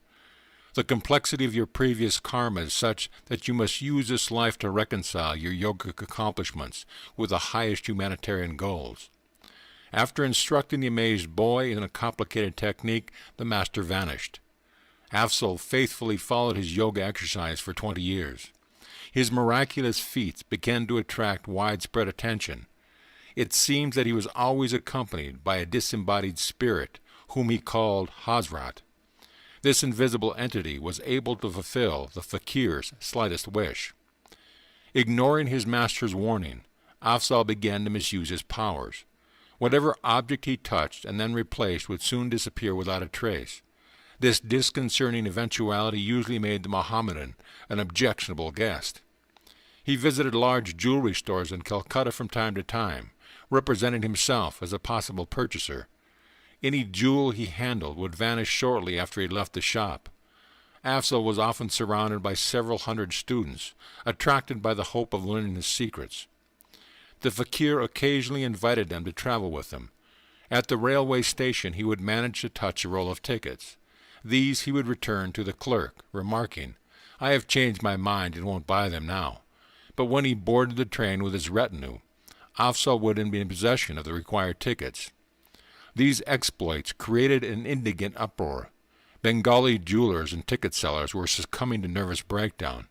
The police who sought to arrest Afzal found themselves helpless. The fakir could remove incriminated evidence merely by saying, "Hazrat, take this away."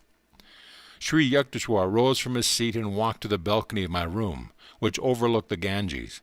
I followed him, eager to hear more of the baffling Mohammedan raffles. This Ponty house formerly belonged to a friend of mine. He became acquainted with Afzal and asked him here. My friend also invited about 20 neighbors, including myself. I was only a youth then, and felt a lively curiosity about the notorious fakir. Master laughed. I took the precaution of not wearing anything valuable. Afzal looked me over inquisitively, then remarked, "You have powerful hands. Go downstairs to the garden. Get a smooth stone and write your name on it with chalk. Then throw the stone as far as possible into the Ganges."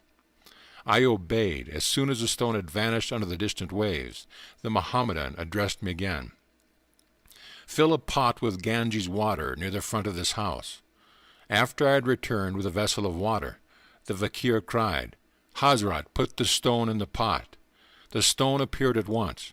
I pulled it from the vessel and found my signature as legible as I had written it. Babu, one of my friends in the room, was wearing a heavy antique gold watch and chain. The fakir examined them with ominous admiration. Soon they were missing. "Afzal, please return my prized heirloom." Babu was nearly in tears. The Mohammedan was stoically silent for a while and then said, "You have 500 rupees in an iron safe. Bring them to me, and I will tell you where to locate your timepiece." The distraught Babu left immediately for his house. He came back shortly and handed Afzal the required sum. "Go to the little bridge near your house," the fakir instructed Babu. "Call on Hazrat to give you the watch and chain." Babu rushed away. On his return he was wearing a smile of relief and no jewelry whatever. When I commanded Hazrat as directed, he announced, my watch came tumbling down from the air into my right hand. You may be sure I locked the heirloom in my safe before rejoining the group here. Babu's friends, witnesses of the comic tragedy of a ransom for a watch, were staring with resentment at Afzal. He now spoke placidly. Please name any drink you want. Hazrat will produce it. A number asked for milk, others for fruit juices. I was not too much shocked when the unnerved Babu requested whiskey. The Mohammedan gave an order. The obliging Hazrat sent sealed containers sailing down the air and thudding on the floor.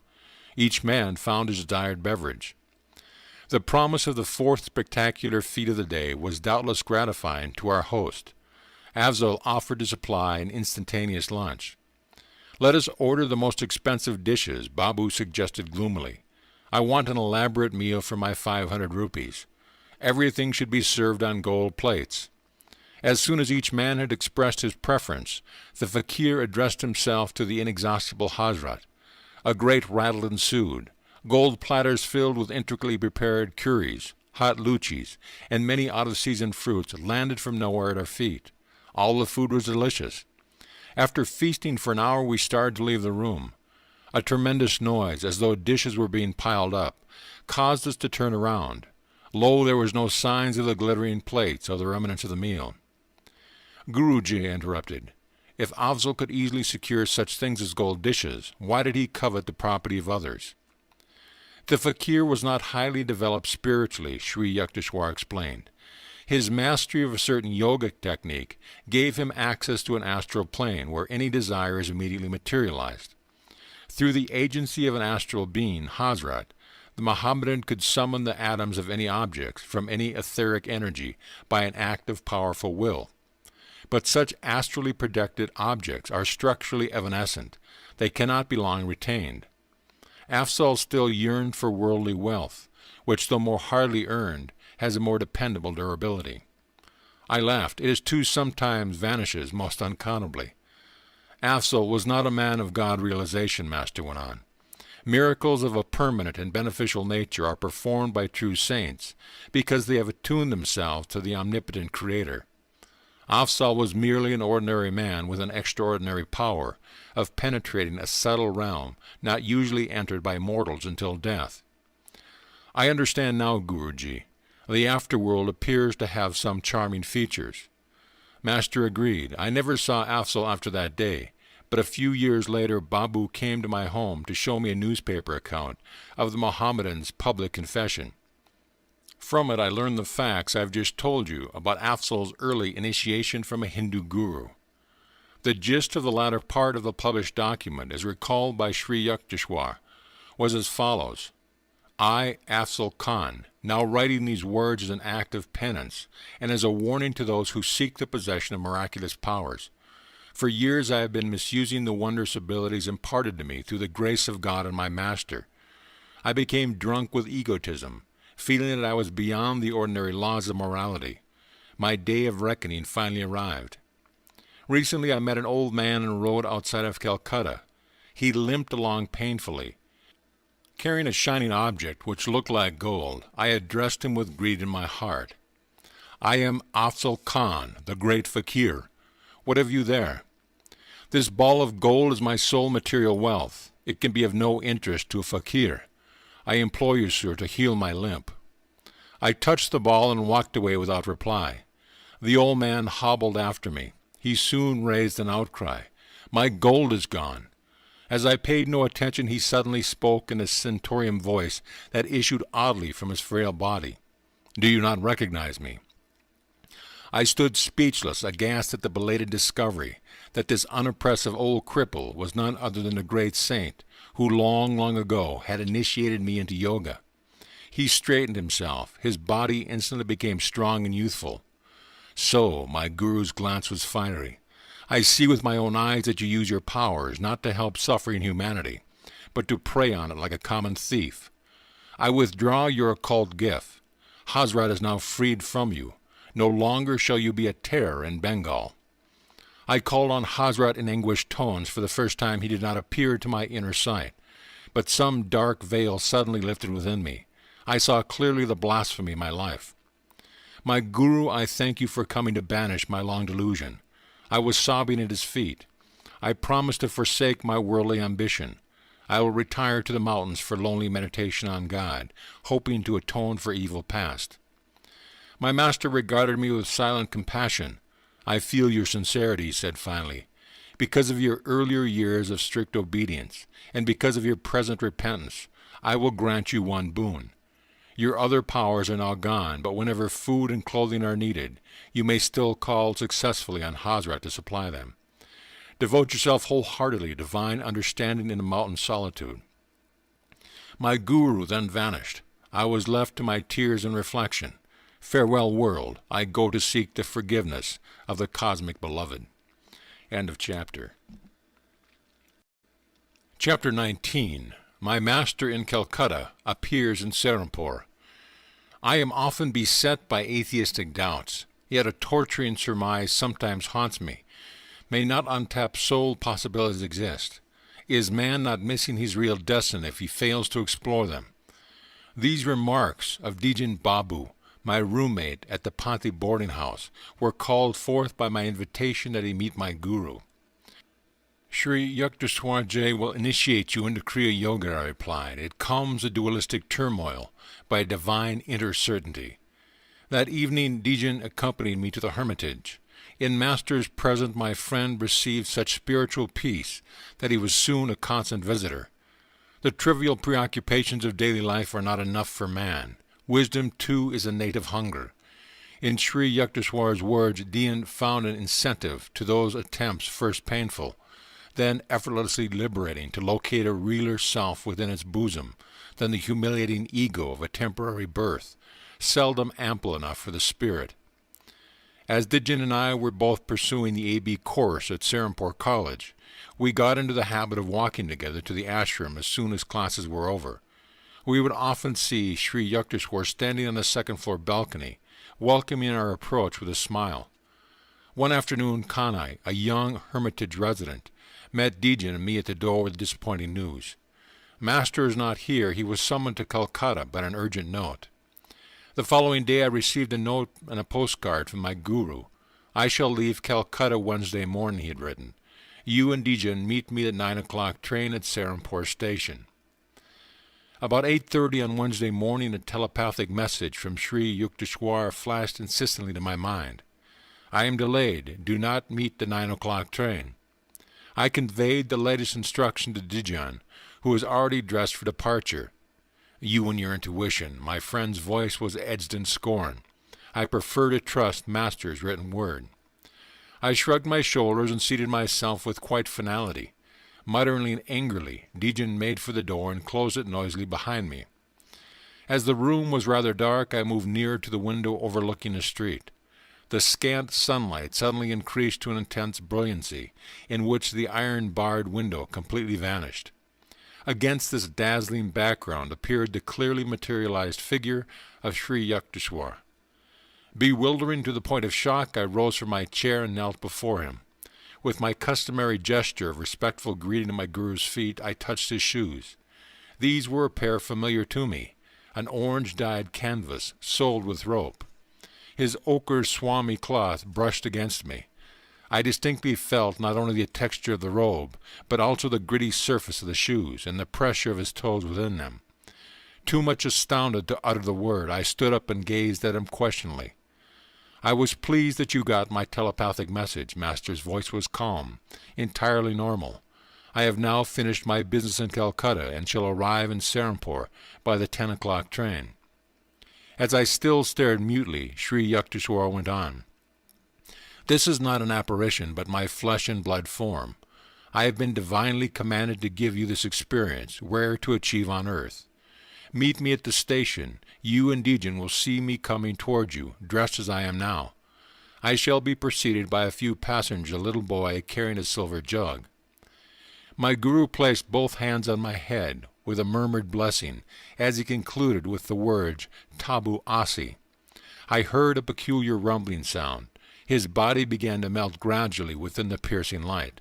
First his feet and his legs vanished, then his torso and his head, like a scroll being rolled up. To the very last, I could feel his fingers resting lightly on my hair. The effulgence faded. Nothing remained before me but the barred window and a pale stream of sunlight. I remained in a half-stupor of confusion, questioning whether I had not been the victim of a hallucination. A crestfallen Dejan soon entered the room. Master was not on the 9 o'clock train, nor even the 9:30. My friend made his announcement with a slightly apologetic air.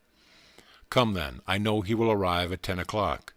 I took Dejan's hand and rushed him forcibly along with me, heedless of his protests.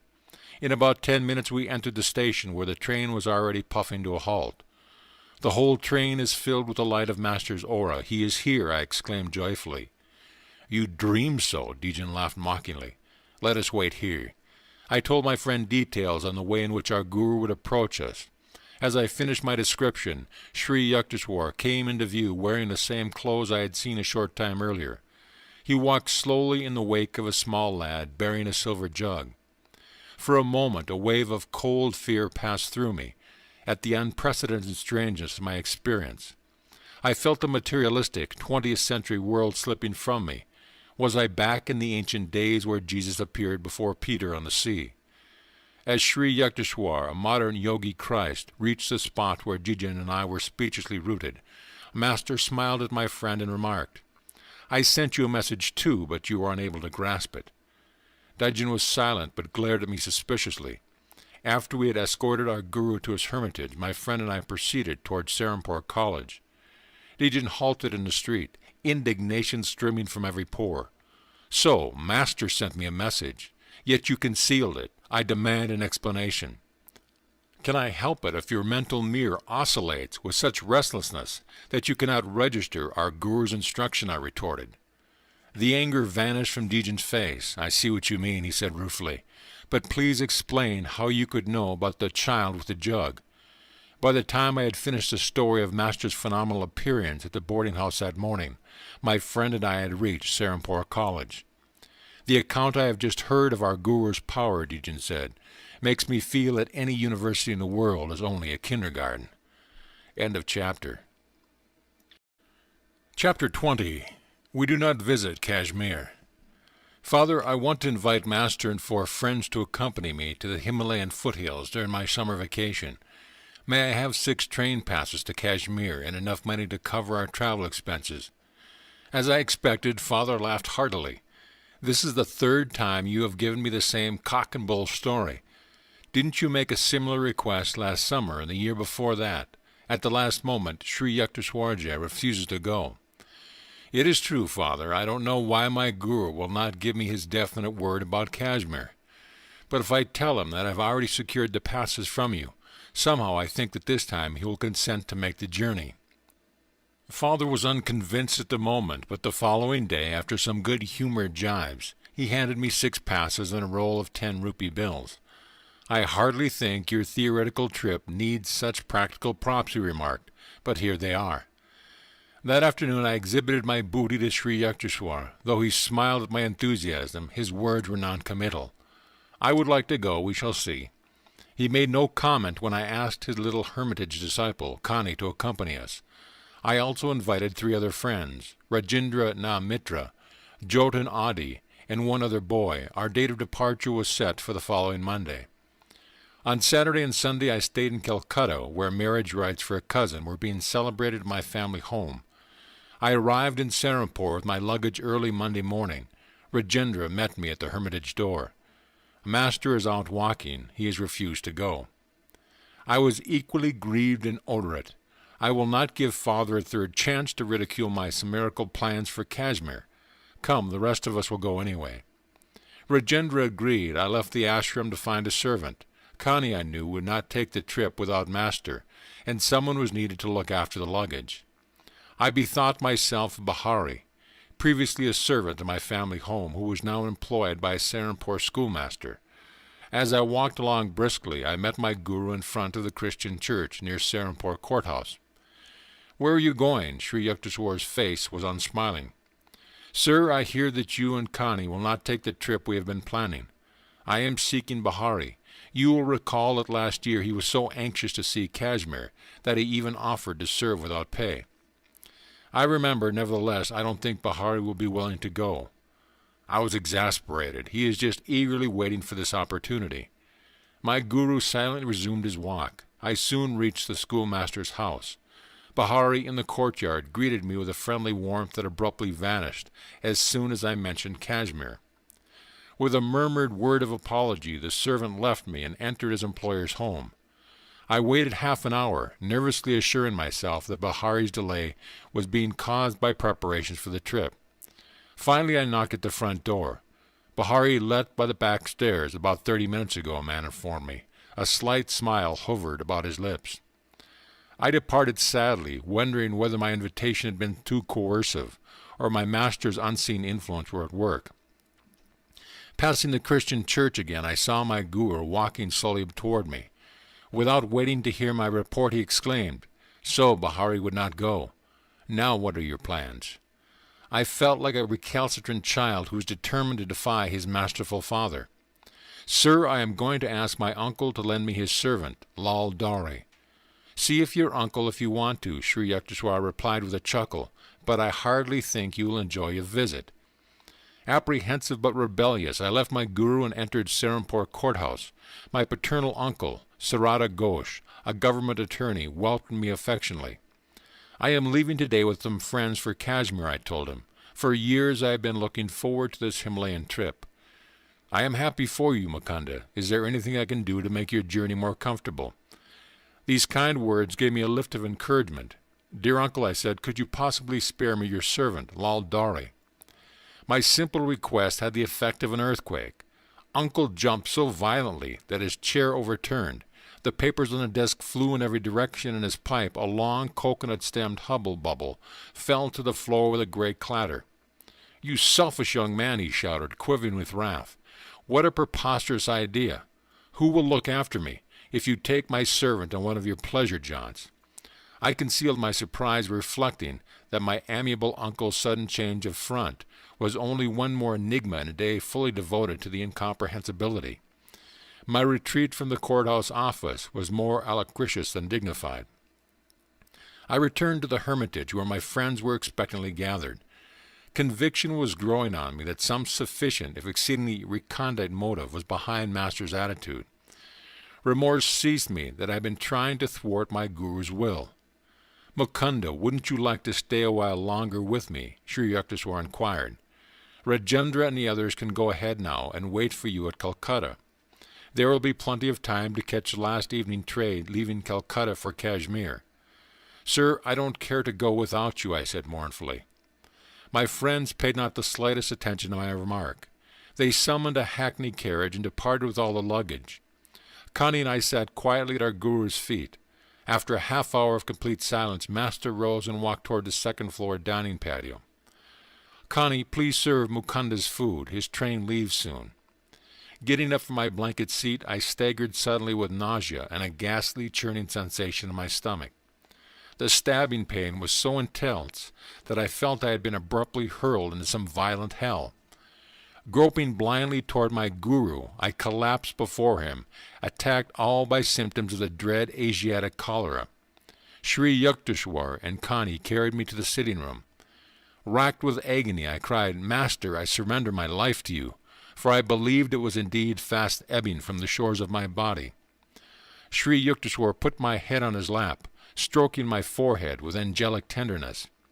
"You see now what would happen if you were at the station with your friends," he said. "I had to look after you in a strange way, because you chose to doubt my judgment after taking the trip at this particular time. I understood at last, inasmuch as great masters seldom see fit to display their powers openly. A casual observer of the day's event would have imagined that their sequence was quite natural. My guru's intervention had been so subtle to be suspected. He had worked his will through Bahari and my uncle Sarada and Rajendra, and the others in such an inconspicuous manner that probably everyone but myself thought the situation had been logically normal. As Sri Yukteswar never failed to observe his social obligations, he instructed Connie to go for a specialist and to notify my uncle. "Master," I protested, "only you can heal me. I am too far gone for any doctor." "Child, you are protected by the divine mercy. Don't worry about the doctor. He will not find you in this state. You are already healed."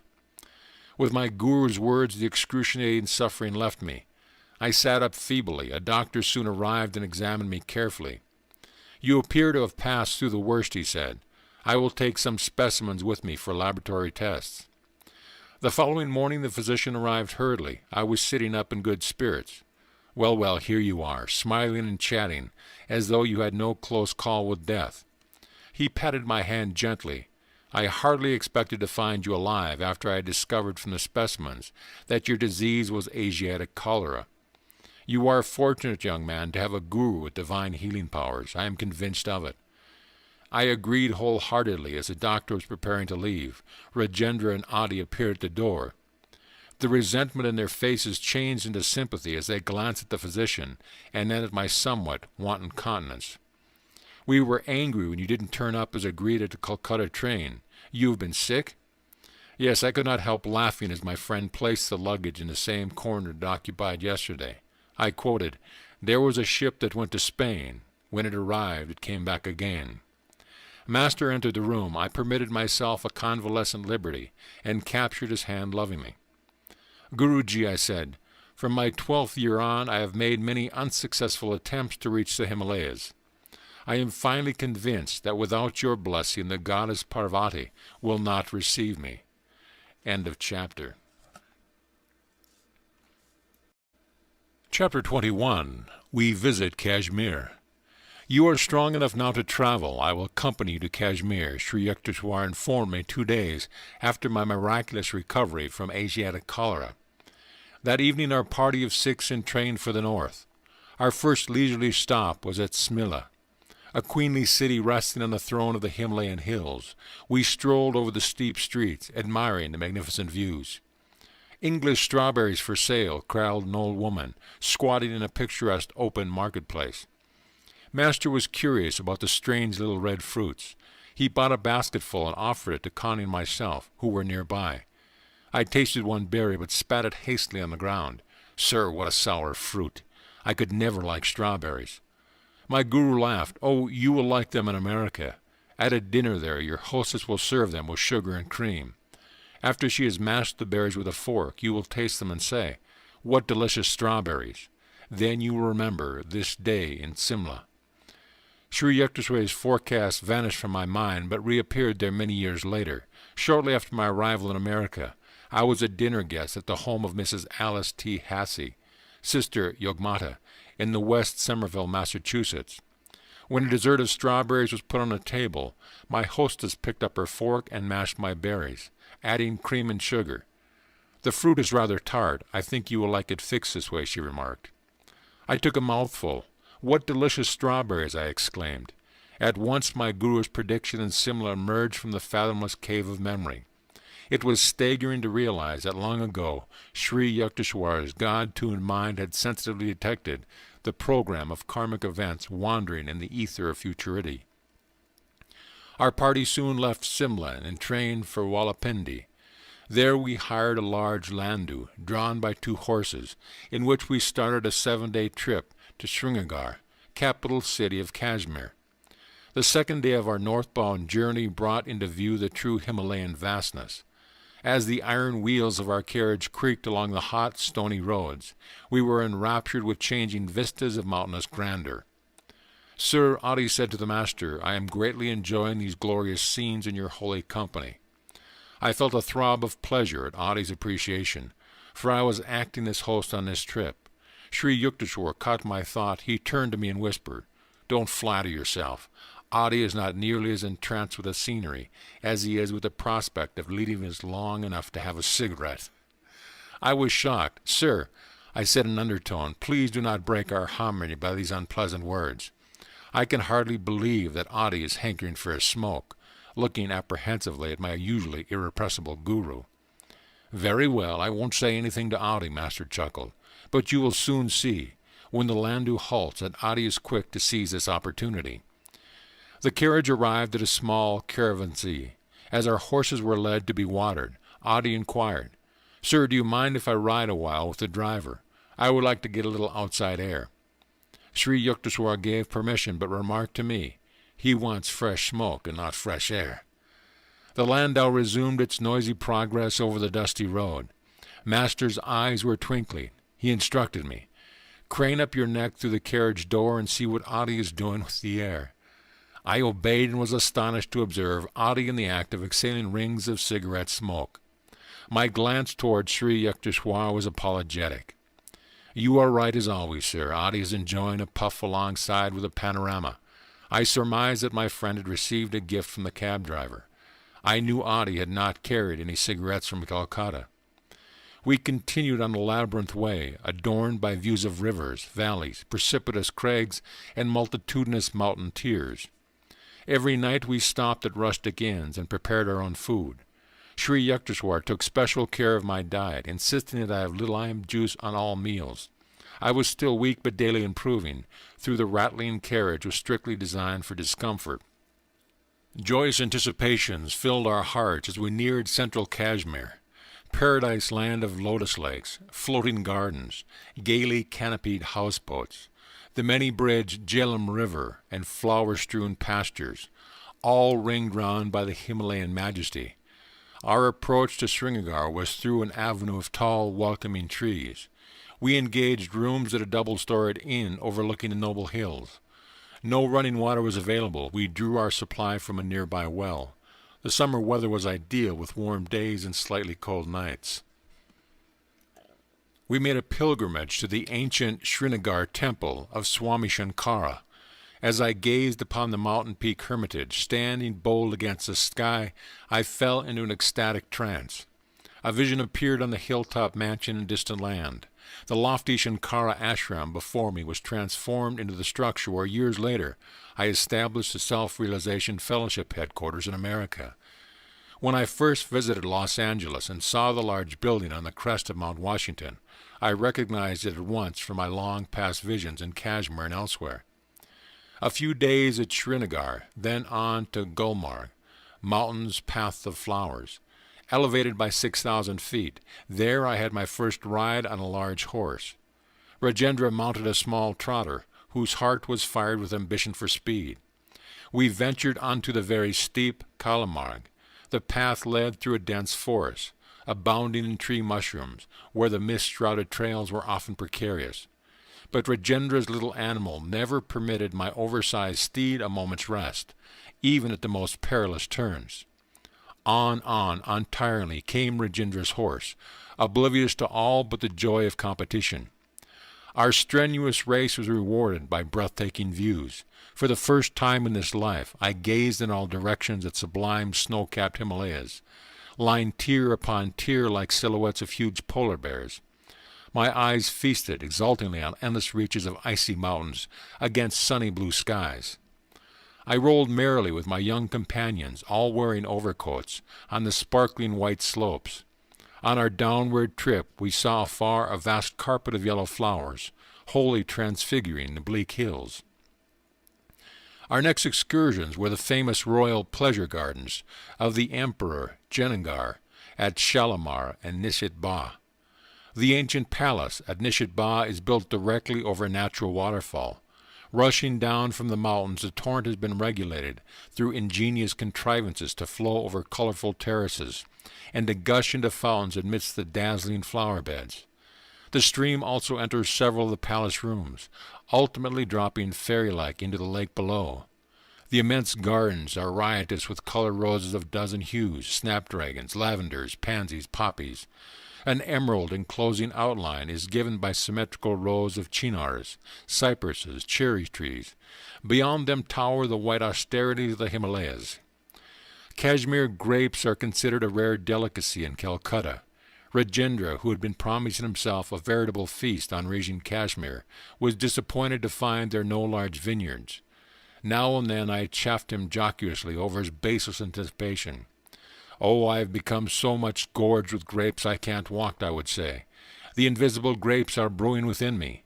Later I heard that sweet grapes grow abundantly in Kabul, west of Kashmir.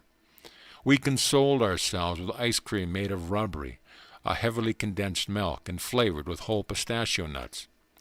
We took several trips in the shikaras or houseboats, shaded by red embroidered canopies, coursing along the intricate channels of Dal Lake, a network of canals like a watery spiderweb. Here the numerous floating gardens, crudely improvised with logs and earth, strike one with amazement. So incongruous is the first sight of vegetables and melons growing in the midst of vast waters. Occasionally one sees a peasant, disdaining to be rooted to the soil, towing his square plot of land to a new location in the many-fingered lake. In this storied vale one finds an epitome of all earth's beauty. The Lady of Kashmir is mountain-crowned, lake-garlanded, and flower-shod. In later years, after I had toured many distant lands, I understood why Kashmir is often called the world's most scenic spot. It possesses some of the charms of the Swiss Alps, and of Loch Lomond in Scotland, and of the exquisite English lakes. An American traveler in Kashmir finds much to remind him of the rugged grandeur of Alaska and Pike Peaks near Denver. As entries in Scenic Beauty Contest, I offer for first prize either the gorgeous views of Zaxamo in Mexico, where mountains, skies, and poplars reflect themselves in a myriad lanes of water amidst the playful fish, or the jewel-like lakes of Kashmir, guarded like beautiful maidens by the stern surveillance of the Himalayas. These two places stand out in my memory as the loveliest spots on earth. Yet I was awed also when I first beheld the wonders of Yellowstone National Park, and of the Grand Canyon of the Colorado and of Alaska. Yellowstone Park is perhaps the only region where one can see innumerable geysers shooting high into the air, performing a year after year with clockwork regularity. Its opal and sapphire pools and hot sulphurous springs, its bears and wild creatures remind me that here nature left a specimen of her earliest creation.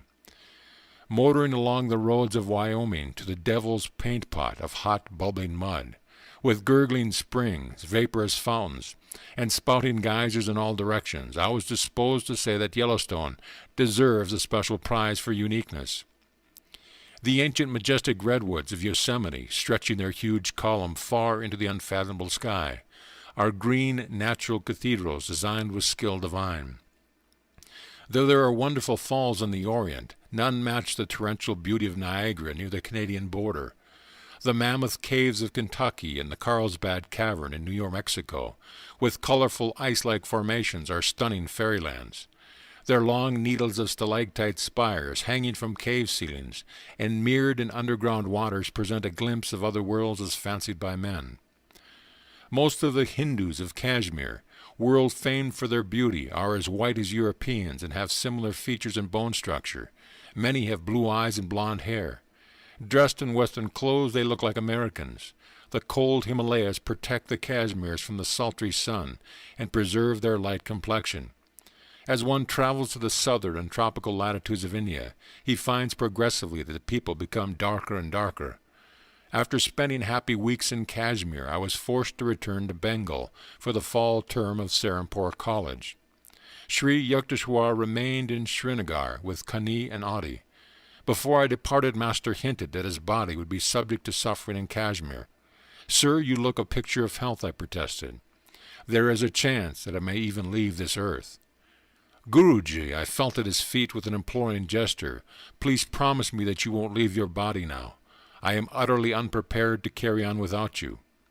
Sri Yukteswar was silent, but smiled at me so compassionately that I felt reassured. Reluctantly, I left him. "Master dangerously ill. This telegram from Adi reached me shortly after my return to Serampore. Sir," I wired my guru fanatically, "I asked for your promise not to leave me. Please keep your body, otherwise I shall also die." "Be it as you wish." This was Sri Yukteswar's reply from Kashmir. A letter from Adi arrived in a few days informing me that Master had recovered. On his return to Serampore during the next fortnight, I was grieved to find my guru's body reduced to half its usual weight. Fortunately for his disciples, Sri Yukteswar burned many of their sins in the fire of a severe fever in Kashmir. The metaphysical method of physical transfer of disease is known to highly advanced yogis. A strong man can assist a weaker one by helping to carry his heavy load. A spiritual superman is able to minimize his disciples' physical or mental burdens by sharing the karma of their past actions. Just as a rich man loses some money when he pays off a large debt for his prodigal son, who was thus saved from dire consequences of his own folly. So a master willingly sacrifices a portion of his bodily wealth to lighten the misery of disciples. By a secret method, the yogi unites his mind and astral vehicle with those of a suffering individual. The disease is conveyed, wholly or in part, to a saint's body. Having harvested God on the physical plane, a master no longer cares what happens to the material form. Though he may allow it to register a certain disease in order to relieve others, his mind is never affected. He considers himself fortunate in being able to render such aid. The devotee who has achieved final salvation in the Lord finds that his body has completely fulfilled its purpose. He can then use it in any way he deems fit. His work in the world is to alleviate the sorrows of mankind, whether through spiritual means, or by intellectual counsel, or through willpower, or by the physical transfer of disease. Escaping to the superconscious whenever he so desires, a master can remain oblivious of physical suffering. Sometimes he chooses to bear bodily pain stoically, as an example to disciples. By putting on the ailments of others, a yogi can satisfy for them the karmic law of cause and effect. This law is mechanically or mathematically operative. Its workings can be scientifically manipulated by men of divine wisdom. The spiritual law does not require a master to become ill whenever he heals another person. Healing ordinarily takes place through the saint's knowledge of various methods of instantaneous cure in which no hurt to the spiritual healer is involved. On rare occasions, however, a master who wishes to greatly quicken his disciples' evolution may then voluntarily work out his own body a large measure of their undesirable karma. Jesus signified himself as a ransom for the sins of many. With his divine powers, his body could never have been subjected to death by crucifixion if he had not willingly cooperated with the subtle cosmic laws of cause and effect. He thus took on himself the consequence of others' karma, especially that of his disciples. In this manner they were highly purified and made fit to receive the omnipresent consciousness which later descended on them. Only a self-realized master can transfer his life force or convey into his own body the disease of others. An ordinary man cannot employ this yogic method of cure, nor is it desirable that he should do so, for an unsound physical instrument is a hindrance to God meditation. The Hindu scriptures teach that the first duty of man is to keep his body in good condition. Otherwise his mind is unable to remain fixed in devotional concentration. A very strong mind, however, can transcend all physical difficulties and attain to God realization. Many saints have ignored illness and succeeded in their divine quest. St. Francis of Assisi, severely afflicted with ailments, healed others and even raised the dead. I knew an Indian saint, half of whose body was once festering with sores. His diabetic condition was so acute that under ordinary conditions he could not sit still at one time for more than 15 minutes. But his spiritual aspiration was undeterrable. Lord, he prayed, wilt thou come into my broken temple? With ceaseless command of will, the saint gradually became able to sit daily in lotus posture for 18 continuous hours, engrossed in the ecstatic trance. And he told me, at the end of 3 years I found the infinite light blazing within my shattered form. Rejoiceful in the joyful splendor, I forgot the body. Later I saw that it had become whole through divine mercy. A historical healing incident concerns King Babur, founder of the Mughal Empire in India. His son, Prince Humayun, was mortally ill. The father prayed with anguished determination that he receive the sickness and that his son be spared. After all physicians had given hope, Humayun recovered. Babur immediately fell sick and died of the same disease which had stricken his son. Humayun succeeded Babur as emperor of the Hindustan. Many people imagine that every spiritual master has or should have the health and strength of a Sandow. The assumption is unfounded. A sickly body does not indicate that a guru is not in touch with divine powers, any more than lifelong health necessarily indicates an inner illumination. The condition of the physical body, in other words, cannot rightfully be made a test of a master. His distinguishing qualifications must be sought in his own domain, the spiritual. Numerous bewildered seekers in the West erroneously think that an eloquent speaker or writer on metaphysics must be a master. The rishis, however, have pointed out that the acid test of a master is a man's ability to enter at will the breathless state, and to maintain the unbroken samadhi of nirvikalpa. Only by these achievements can a human being prove that he has mastered Maya, or the dualistic cosmic delusion. He alone can say from the depth of realization, Ekam Sat, only one exists. The Vedas declare that the ignorant man who rests content with making the slightest distinction between the individual soul and the Supreme Self is exposed to danger. Shankara, the great monist, has written, "Where there is duality by virtue of ignorance, one sees all things as distinct from the self. When everything is seen as the self, then there is not even an atom other than the self. As soon as the knowledge of the reality has sprung up, there can be no fruits of past actions to be experienced, owing to the unreality of the body, in the same way as there can be no dream after waking. Only great gurus are able to assume the karma of disciples. Sri Yukteswar would not have suffered in Kashmir unless he had received permission from the spirit within him to help his disciples in that strange way. Few saints were ever more sensitively equipped with wisdom to carry out divine commands than my God-tuned master. When I ventured a few words of sympathy over his emaciated figure, my guru said gaily, "It has its good points. I am now able to get into small ganges that I haven't worn in years." Listening to the master's jovial laugh, I remembered the words of St. Francis de Sales, "A saint that is sad is a sad saint." End of chapter. Chapter 22. The Heart of a Stone Image. As a loyal Hindu wife, I do not wish to complain of my husband, but I yearn to see him turned from his materialistic views. He delights in ridiculing the picture of saints in my meditation room. Dear brother, I have deep faith that you can help him, will you? My eldest sister, Roma, gazed beseechingly at me. I was paying a short visit at her Calcutta home on Girish Vindyatra Lane. Her plea touched me, for she had exercised a profound spiritual influence over my early life, and had lovingly tried to fill the void left in the family circle by mother's death. "Beloved sister, of course I will do anything I can." I smiled, eager to lift the gloom painfully evident on her face, in contrast to her usual calm and cheerful expression. Roma and I sat a while in silent prayer for guidance. A year earlier, my sister had asked me to initiate her into Kriya Yoga, in which she was making notable progress. An inspiration seized me. "Tomorrow," I said, "I am going to Dakeshwar Temple. Please come with me, and persuade your husband to accompany us. I feel that in the vibrations of that holy place, Divine Mother will touch his heart. But don't disclose our object in wanting him to go." Sister agreed hopefully. Very early the next morning I was pleased to find that Roma and her husband were in readiness for the trip. As our hackney carriage rattled along Upper Circular Road, near Dakeshwar, my brother-in-law, Satish Chandra Bose, amused himself by deriding spiritual gurus of the past, present, and future. I noticed that Roma was quietly weeping. "Sister, cheer up," I whispered. "Don't give your husband the satisfaction of believing that we take his mockery seriously." "Mukunda, how can you admire worthless humbug?" Satish was saying.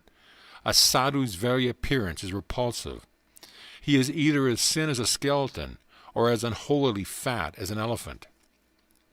I shouted with laughter. My good-natured reaction was annoying to Satish. He retired into sullen silence. As our cab entered the Dakeshwar Gardens, he grinned sarcastically. "This excursion, I suppose, is a scheme to reform me." As I turned away without reply, he caught my arm. "Young Mr. Monk," he said, "don't forget to make proper arrangements with the temple authorities to provide for our noon meal." "I am going to meditate now. Do not worry about your lunch," I replied sharply. "Divine Mother will look after it." "I don't trust Divine Mother to do a single thing for me, but I do hold you responsible for my food." Satish's tone was threatening. I proceeded along to the colonnade hall where fronts the large temple of Kali, or Mother Nature, selecting a shady spot near one of the pillars. I arranged my body in a lotus position. Although it was only about 7 o'clock, the morning sun would soon be oppressive. The world receded as I became devotionally entranced. My mind was concentrated on Goddess Kali, whose images at Dakanchwar had been the special object of adoration by the great master, Sri Ramakrishna Paramhansa. In answer to his anguished demands, the stone image of this fairy temple had often taken a living form and conversed with him. Silent Mother with stony heart, I prayed, thou become filled with life at the request of thy beloved devotee, Ramakrishna. Why dost thou not also heed the wails of this yearning son of thine? My aspiring zeal increased boundlessly, accompanied by divine peace. Yet when 5 hours had passed and the goddess whom I was inwardly visualizing had made no response, I felt slightly disheartened. Sometimes it is a test by God to delay the fulfillment of prayers, but he eventually appears to the persistent devotee in whatever form he holds dear.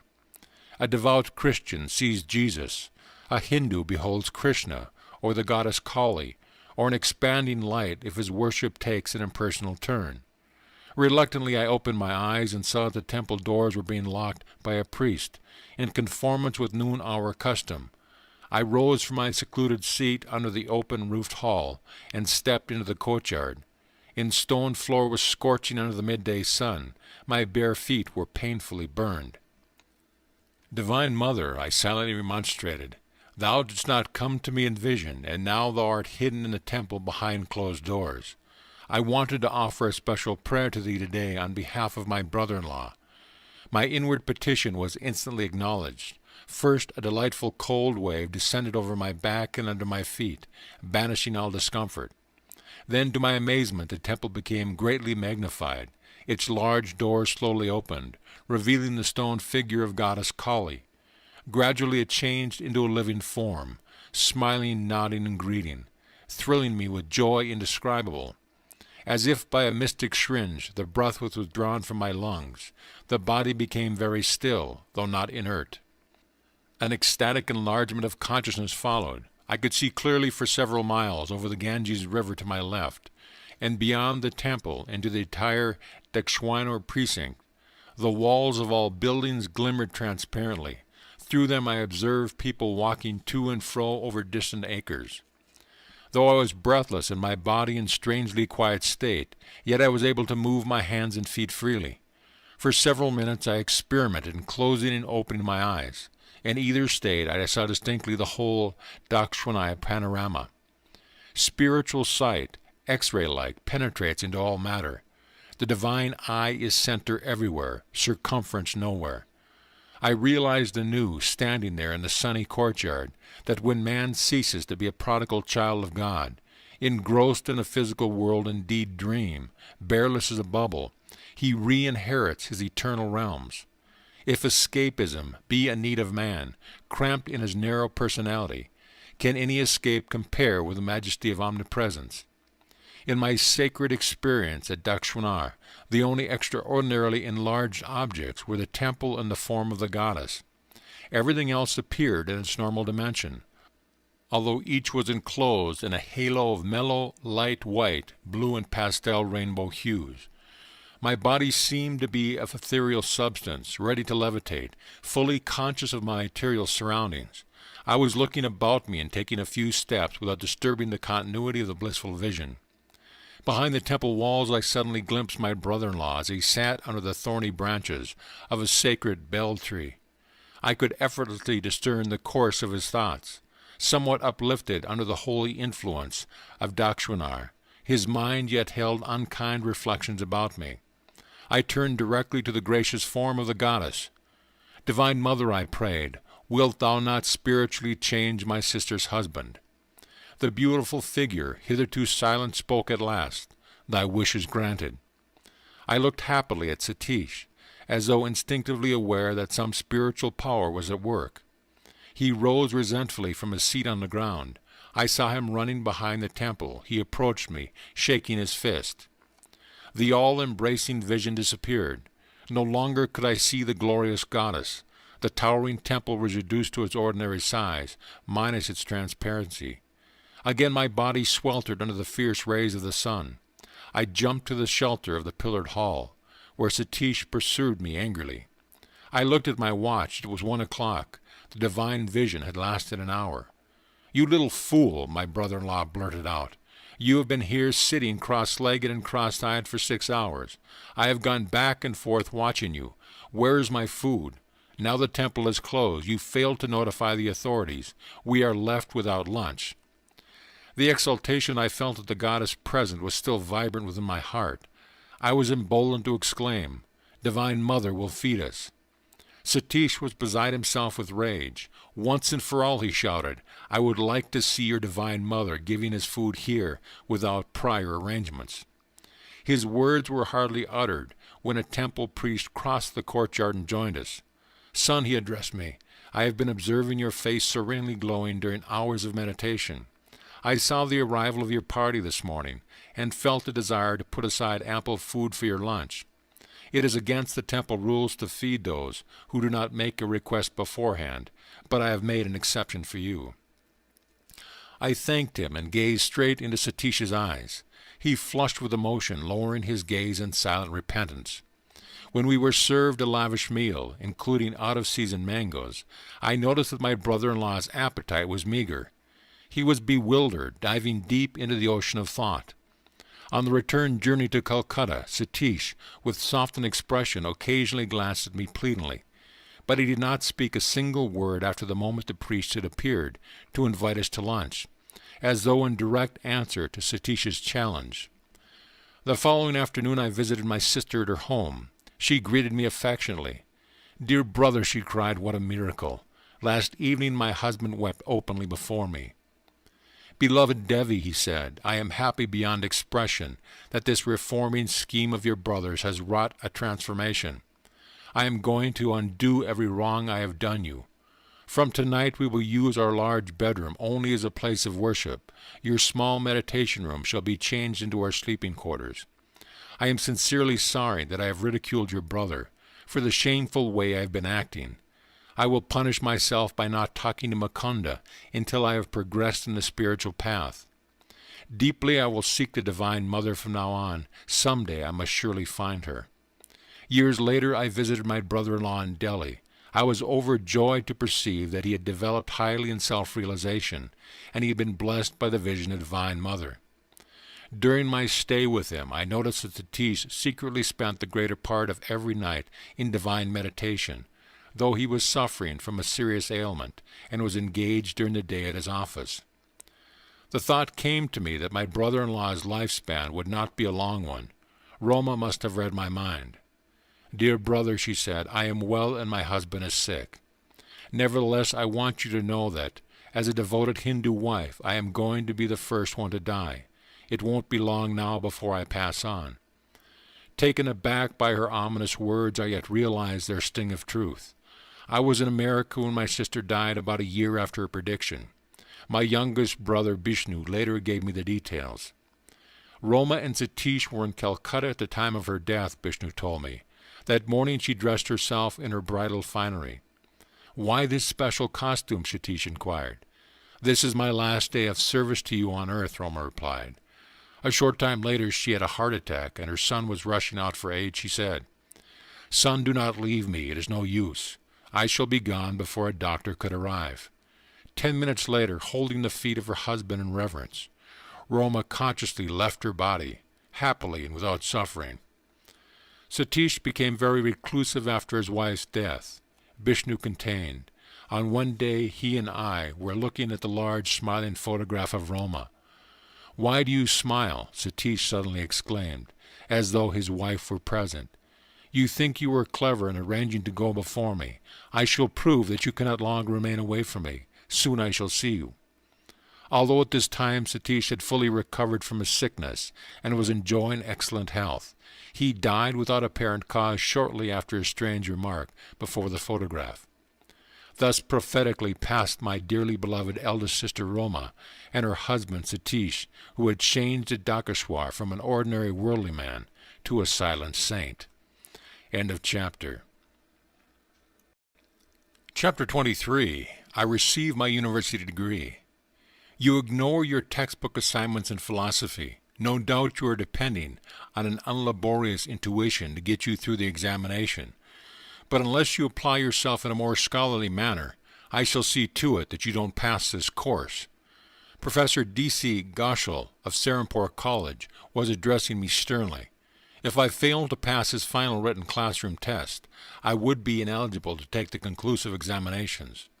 These are formulated by the faculty of Calcutta University, which numbers Serampore College among its affiliated branches. A student in Indian universities who is unsuccessful in one subject in the AB finals must be examined anew in all his subjects the following year. My instructors at Serampore College usually treated me with kindness, not untinged by an amused tolerance. Mukunda is a bit overdrunk with religion.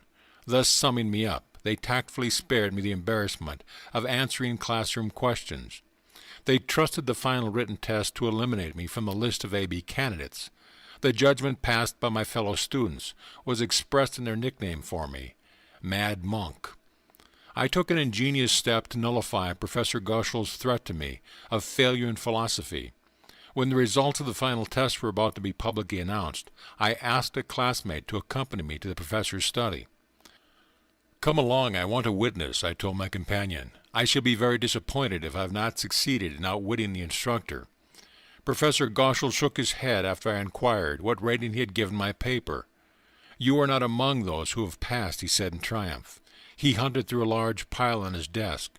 "Your paper isn't here at all. You have failed in any case, through non-appearance at the examination." I chuckled. "Sir, I was there. May I look through the stack myself?" The professor, nonplussed, gave his permission. I quickly found my paper, where I had carefully omitted any identification mark except my roll call number. Unwarned by the red flag of my name, the instructor had given a high rating to my answers, even though they were unembellished by textbook quotations. Seeing through my trick, he now thundered, "Sheer brazen luck." He added hopefully, "You are sure to fail in the AB finals." For the tests in my other subjects I received some coaching, particularly from my dear friend and cousin, Prabhas Chandra Ghose, son of my uncle Sarada. I staggered painfully but successfully with the lowest possible passing marks through all my final tests. Now, after 4 years of college, I was eligible to sit for the AB examinations. Nevertheless, I hardly expected to avail myself of the privilege. The Serampore College finals were child's play compared to the stiff ones, which would be set by Calcutta University for the AB degree. My almost daily visits to Sri Yukteswar had left me little time to enter the college halls. There it was my presence, rather than my absence, that brought forth ejaculations of amazement from my classmates. My customary routine was to set out on my bicycle about 9:30 in the morning. In one hand I would carry an offering from my guru, a few flowers from the garden of my Panti boarding house. Greeting me affably, master would invite me to lunch. I invariably accepted with alacrity, glad to banish the thought of college for a day. After hours with Sri Yukteswar listening to his incomparable flow of wisdom, or helping with ashram duties, I would reluctantly depart around midnight for the Panti. Occasionally I stayed all night with my guru, so happily engrossed in his conversation that I scarcely noticed when darkness changed into dawn. One night around 11 o'clock, as I was putting on my shoes in preparation for the ride to the boarding house, master questioned me gravely. "When do you do your AB examinations start?" 5 days hence, sir." "I hope you are in readiness for them." Transfixed with alarm, I held one shoe in the air. "Sir," I protested, "you know how my days have been passed with you rather than with the professors. How can I enact a farce by appearing for those difficult finals?" Sri Yukteswar's eyes were turned piercingly on me. "You must appear." His tone was coldly peremptory. "He should not give cause for your father and other relatives to criticize your preferences for ashram life. Just promise me that you will be present for the examinations. Answer them the best way you can." Uncontrollable tears were coursing down my face. I felt that master's command was unreasonable, and that his interest was, to say the least, belated. "I will appear if you wish it," I said amidst sobs, "but no time remains for proper preparation." Under my breath I muttered, "I will fill up the sheets with your teachings and answer to the question." When I entered the hermitage the following day at my usual hour, I presented my bouquet with a certain mournful solemnity. Sri Yukteswar laughed at my woebegone air. "Mukunda, has the Lord ever failed you at an examination or elsewhere?" "No, sir," I responded warmly. Grateful memories came in a revivifying flood. Not laziness but burning zeal for God has prevented you from seeking college honors, my guru said kindly. After a silence he quoted, "Seek ye first the kingdom of God and his righteousness, and all these things shall be added unto you." For the 1000th time I felt my burdens lifted in Master's presence. When we had finished our early lunch, he suggested that I return to the Ponte.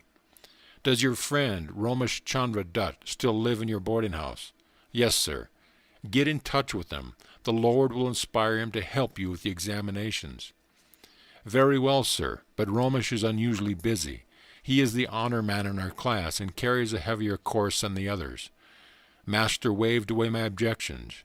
"Romesh will find time for you. Now go." I bicycled back to the Ponte. The first person I met in the boarding house compound was the scholarly Romesh. As though his days were quite free, he obligingly agreed to my diffident request. "Of course, I'm at your service." He spent several hours that afternoon and succeeding days in coaching me in my various subjects. "I believe many questions in English literature will be centered in the route of Childe Harold," he told me. "We must get an atlas at once." I hastened to the home of my Uncle Sarada and borrowed an atlas. Romesh marked the European map at the place visited by Byron's romantic traveler. A few classmates had gathered around to listen to the tutoring. "Romesh is advising you wrongly," one of them commented to me at the end of the session. "Usually only 50% of the question are about the books. The other half will involve the author's life." When I sat for the examination in English literature the following day, my first glance at the question caused tears of gratitude to pour forth, wetting my paper. The classroom monitor came to my desk and made a sympathetic inquiry. "My guru foretold the Romesh would help me," I exclaimed. "Look, the very questions dictated to be by Romesh are here on the examination sheet." Fortunately for me, there are very few questions this year on English authors, whose lives are wrapped in deep mysteries so far as I am concerned. My boarding house was in an uproar when I returned. The boys who had been ridiculed Romesh method of coaching looked at me in awe, almost deafening me with congratulation. During the week of the examination, I spent many hours with Romesh, who formulated questions that he thought were likely to be set by the professors.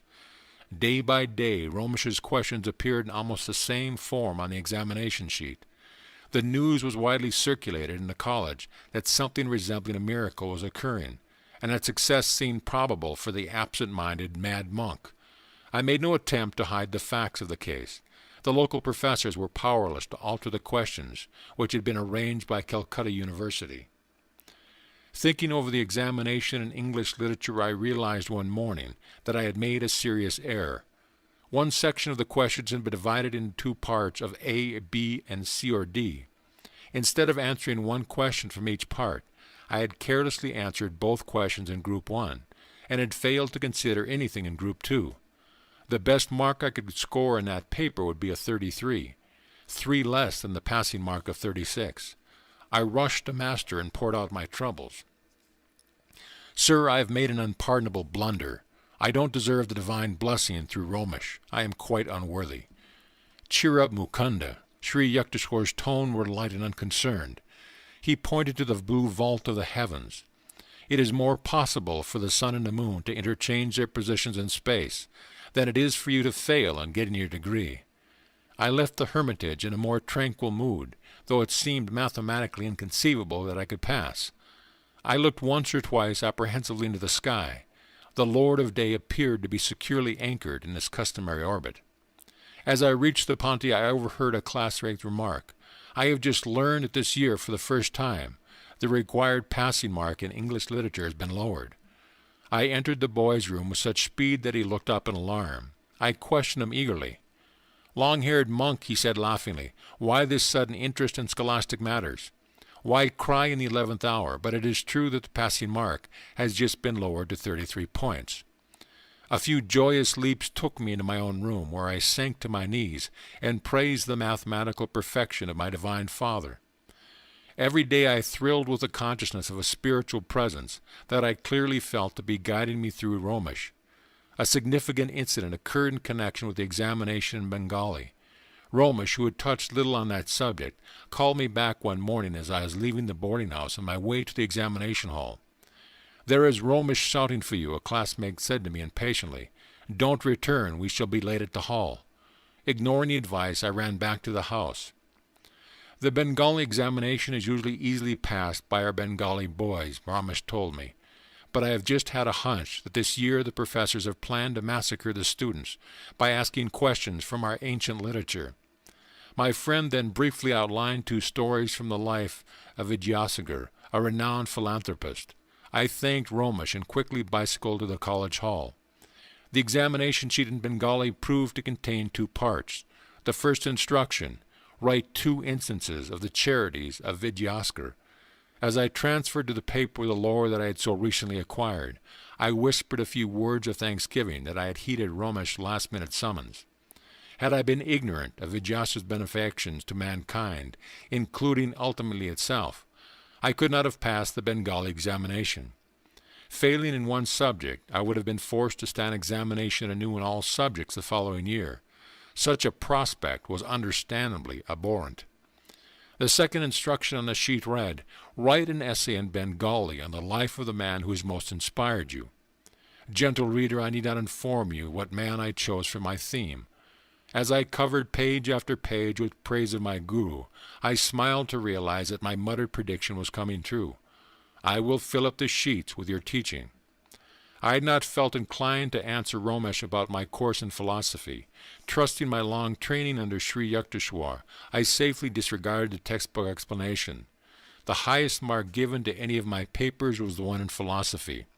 My score in all other subjects was just barely within the passing mark. It is a pleasure to record that my unselfish friend Romesh received his own degree, cum laude. Father was wreathed in smiles at my graduation. "I hardly thought you would pass, Mukunda," he confessed. "You spend so much time with your guru." Master had indeed correctly detected the unspoken criticism of my father. For years I had been uncertain that I would ever see the day when an A.B. would follow my name. I seldom used a title without reflecting that it was a divine gift, conferred on me for reasons somewhat obscure. Occasionally I hear college men remark that very of their crammed knowledge remained with them after graduation. That admission consoles me a bit for my undoubted academic deficiencies. On the day I received my degree from Calcutta University, I knelt at my guru's feet and thanked him for all the blessings flowing from his life into mine. "Get up, Mukunda," he said indulgently. "The Lord simply found it more convenient to make you a graduate than to rearrange the sun and the moon." End of chapter. Chapter 24. I become a monk of the Swami order. Master, my father has been anxious for me to accept an executive position with the Bengal-Nagpur Railroad, but I have definitely refused it. I added hopefully, "Sir, will you not make me a monk of the Swami order?" I looked pleadingly at my guru. During preceding years, in order to test the depth of my determination, he had refused this same request. Today, however, he smiled graciously. "Very well. Tomorrow I will initiate you into Swamiship." He went on quietly, "I am happy that you have persisted in your desire to be a monk. Larry Masha often said, if you don't invite God to be your summer guest, he won't come in the winter of your life. Dear Master, I could never falter in my goal to belong to the Swami order, like your revered self." I smiled him with measureless affection. "He that is unmarried careth for the things that belongeth to the Lord, how he may please the Lord. But he that is married careth for the things of the world, how he may please his wife." I had analyzed the lives of many of my friends who, after undergoing certain spiritual discipline, had then married. Launched on the sea of worldly responsibilities, they had forgotten their resolutions to meditate deeply. To allot God a secondary place in life was to me inconceivable, though he is the sole owner of the cosmos, silently showering us with gifts from life to life. One thing yet remains which he does not own, and which each human heart is empowered to withhold or bestow man's love. The Creator, in taking infinite pains to shroud with mystery his presence in every atom of creation, could have but one motive, a sensitive desire that men seek him only through free will. With what velvet glove of every humility has he not covered the iron hand of omnipotence? The following day was one of the most memorable of my life. It was sunny Thursday, I remember, in 1914 July, a few weeks after my graduation from college. On the inner balcony of his Serampore hermitage, Master dipped a new piece of white cloth into a dye of ochre, the traditional color of the Swami order. After the color had dried, my guru draped it around me as a renunciant's robe. "Some day you will go to the West, where silk is preferred," he said. "As a symbol I have chosen for you this silk material instead of the customary cotton. In India, where monks embrace their ideal of poverty, a silk-clad Swami is an unusual sight. Many yogis, however, wear garments of silk which preserve certain subtle bodily currents better than cotton. I am adverse to ceremonies," Sri Yukteswar remarked. "I will make you a Swami in the Bidwad manner." The Bibidisa, or elaborate initiation into Swamiship, includes a fire ceremony, during which symbolic funeral rites are performed. The physical body of the disciple is represented as dead, cremated into the flame of wisdom. The newly made Swami is then given a chant, such as, "This Atma is Brahma," or "Thou art that," or "I am he." Sri Yukteswar, however, with his love of simplicity, dispensed with all formal rites and merely asked me to select a new name. "I will give you the privilege of choosing it yourself," he said smilingly. Yogananda, I replied, after a moment's thought. The name literally means bliss Ananda, through divine union, yoga. "Be it so, forsaking your family name of Mukunda Lal Ghosh. Henceforth you shall be called Yogananda, of the Giri branch of the Swami order." As I knelt before Sri Yukteswar and for the first time heard him pronounce my new name, my heart overflowed with gratitude. How lovingly and tirelessly had he labored, that the boy Mukunda be someday transformed into the monk Yogananda. I joyfully sang a few verses from the long Sanskrit chant of Lord Shankara. "Mind nor intellect, nor ego, feeling, sky nor earth nor metals am I. I am he, I am he. Blessed Spirit, I am he. No birth, no death, no caste have I. Father, mother have I none. I am he, I am he. Blessed Spirit, I am he. Beyond the flights of fancy, formless am I, permeating the limbs of all life. Bondage I do not fear. I am free, I am free. I am he, blessed Spirit, I am he." Every Swami belongs to the ancient monastic order, which was organized in its present form by Shankara. Because it is a formal order with an unbroken line of saintly representatives serving as active leaders, no man can give himself a title of Swami. He rightfully receives it only from another Swami. All monks thus trace their spiritual lineage to one common guru, Lord Shankara. By vows of poverty, chastity, and obedience to the spiritual teacher, many Catholic, Christian, monastic orders resemble the order of Swamis. In addition to this new name, usually ending in Ananda, the Swami takes a title which indicates his formal connection with one of the 10 subdivisions of the Swami order. These Dasamis, or 10 agnagments, include the Giri mountain, to which Sri Yukteswar and henceforth myself belong. Among the other branches are the Sagar, sea, Bharati, land, Aranya, forest, Puri, tract, Tirtha, place of pilgrimage, and Saraswati, wisdom of nature. The new name received by a Swami thus has a twofold significance, and represents the attainment of supreme bliss, Ananda, through some divine quality or state love, wisdom, devotion, service, yoga, and through a harmony with nature, as expressed in her infinite vastness of ocean, mountains, and skies. The ideal of selfless service to all mankind and a renunciation of personal ties and ambitions leads the majority of Swamis to engage actively in humanitarian and educational work in India, or occasionally in foreign lands, ignoring all prejudices of caste, creed, class, color, sex, or race. A Swami follows the precepts of human brotherhood. His goal is absolute unity with the Spirit, imbuing his waking and sleeping consciousness with the thought, "I am he." He roams contently in the world, but not of it. Thus only may he justify his title of Swami, one who seeks to achieve union with the Swa or self. It is needless to add that not all formally titled Swamis are equally successful in reaching their high goals. Sri Yukteswar was both a Swami and a Yogi. A Swami, formerly a monk by virtue of his connection with the ancient order, is not always a Yogi.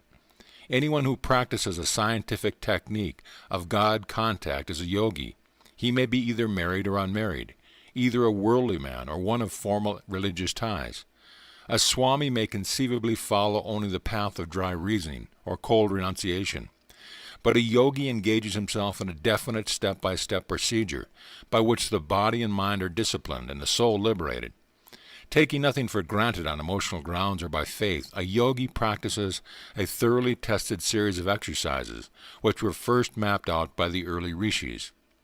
Yoga has produced in every age of India men who are truly free, truly yogi Christs. Like any other science, yoga is applicable to people of every climate and time.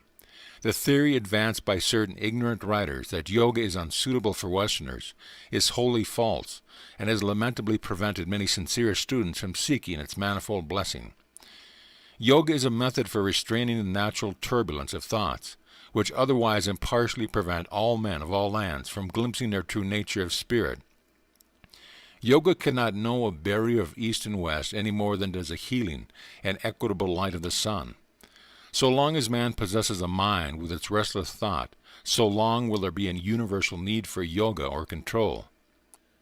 The ancient rishi Patanjali defines yoga as control of the fluctuations of the mind stuff. His very short and masterfully exposition, the Yoga Sutras, form one of the 6 systems of Hindu philosophy. In contradistinction to Western philosophies, all 6 Hindu systems embody not only theoretical but practical teachings.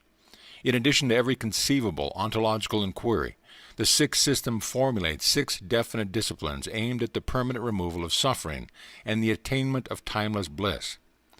The common thread linking all 6 systems is the declaration that no true freedom for man is possible without knowledge of the ultimate reality. The later Upanishads uphold the Yoga Sutras, among the 6 systems, as containing the most efficacious method for achieving direct perception of truth. Through the practical techniques of yoga, man leaves behind forever the barren realms of speculation and cognizance and experience, the veritable essence.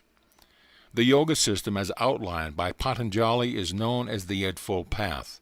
The first steps, 1. Yama, 2. Niyama, requires observance of 10 negative and positive moralities, avoidance of injury to others, of untruthfulness, of stealing, of incontinence, of gift receiving, which brings obligation, and purity of body and mind, contentment, self-discipline, study, and devotion to God.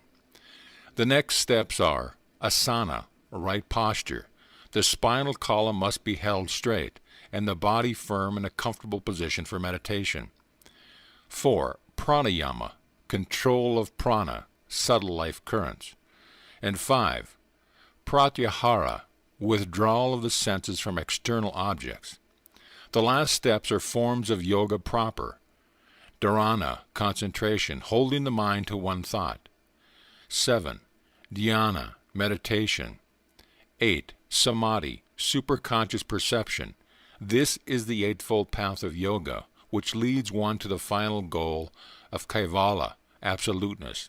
A term which might be more comprehensible, put as realization of the truth beyond all intellectual apprehension. Which is greater, one might ask, a Swami or a yogi? If and when final oneness with God is achieved, the distinction of the various paths disappear. The Bhagavad Gita, however, points out that the methods of yoga are all-embracive. Its techniques are not meant only for certain types and temperaments, such as those few who incline toward the monastic life. Yoga requires no formal allegiance. Because the yogic science satisfies a universal need, it is a natural universal applicability. A true yogi may remain dutifully in the world. There he is like butter on water, and not like the easily diluted milk of unchurned and undisciplined humanity. To fulfill one's earthly responsibilities is indeed the higher path, providing the yogi, maintaining a mental uninvolvement with egotistical desires, plays his part as a willing instrument of God. There are a number of great souls living in America or Europe or other non-Hindu bodies today, who, though they may never have heard the words yogi and swami, are yet true exemplars of these terms. Through their disinterested service to mankind, or through their mastery over passions and thoughts, or through their single-hearted love of God, or through their great powers of concentration, they are, in a sense, yogis. They have set themselves the goal of yoga self-control.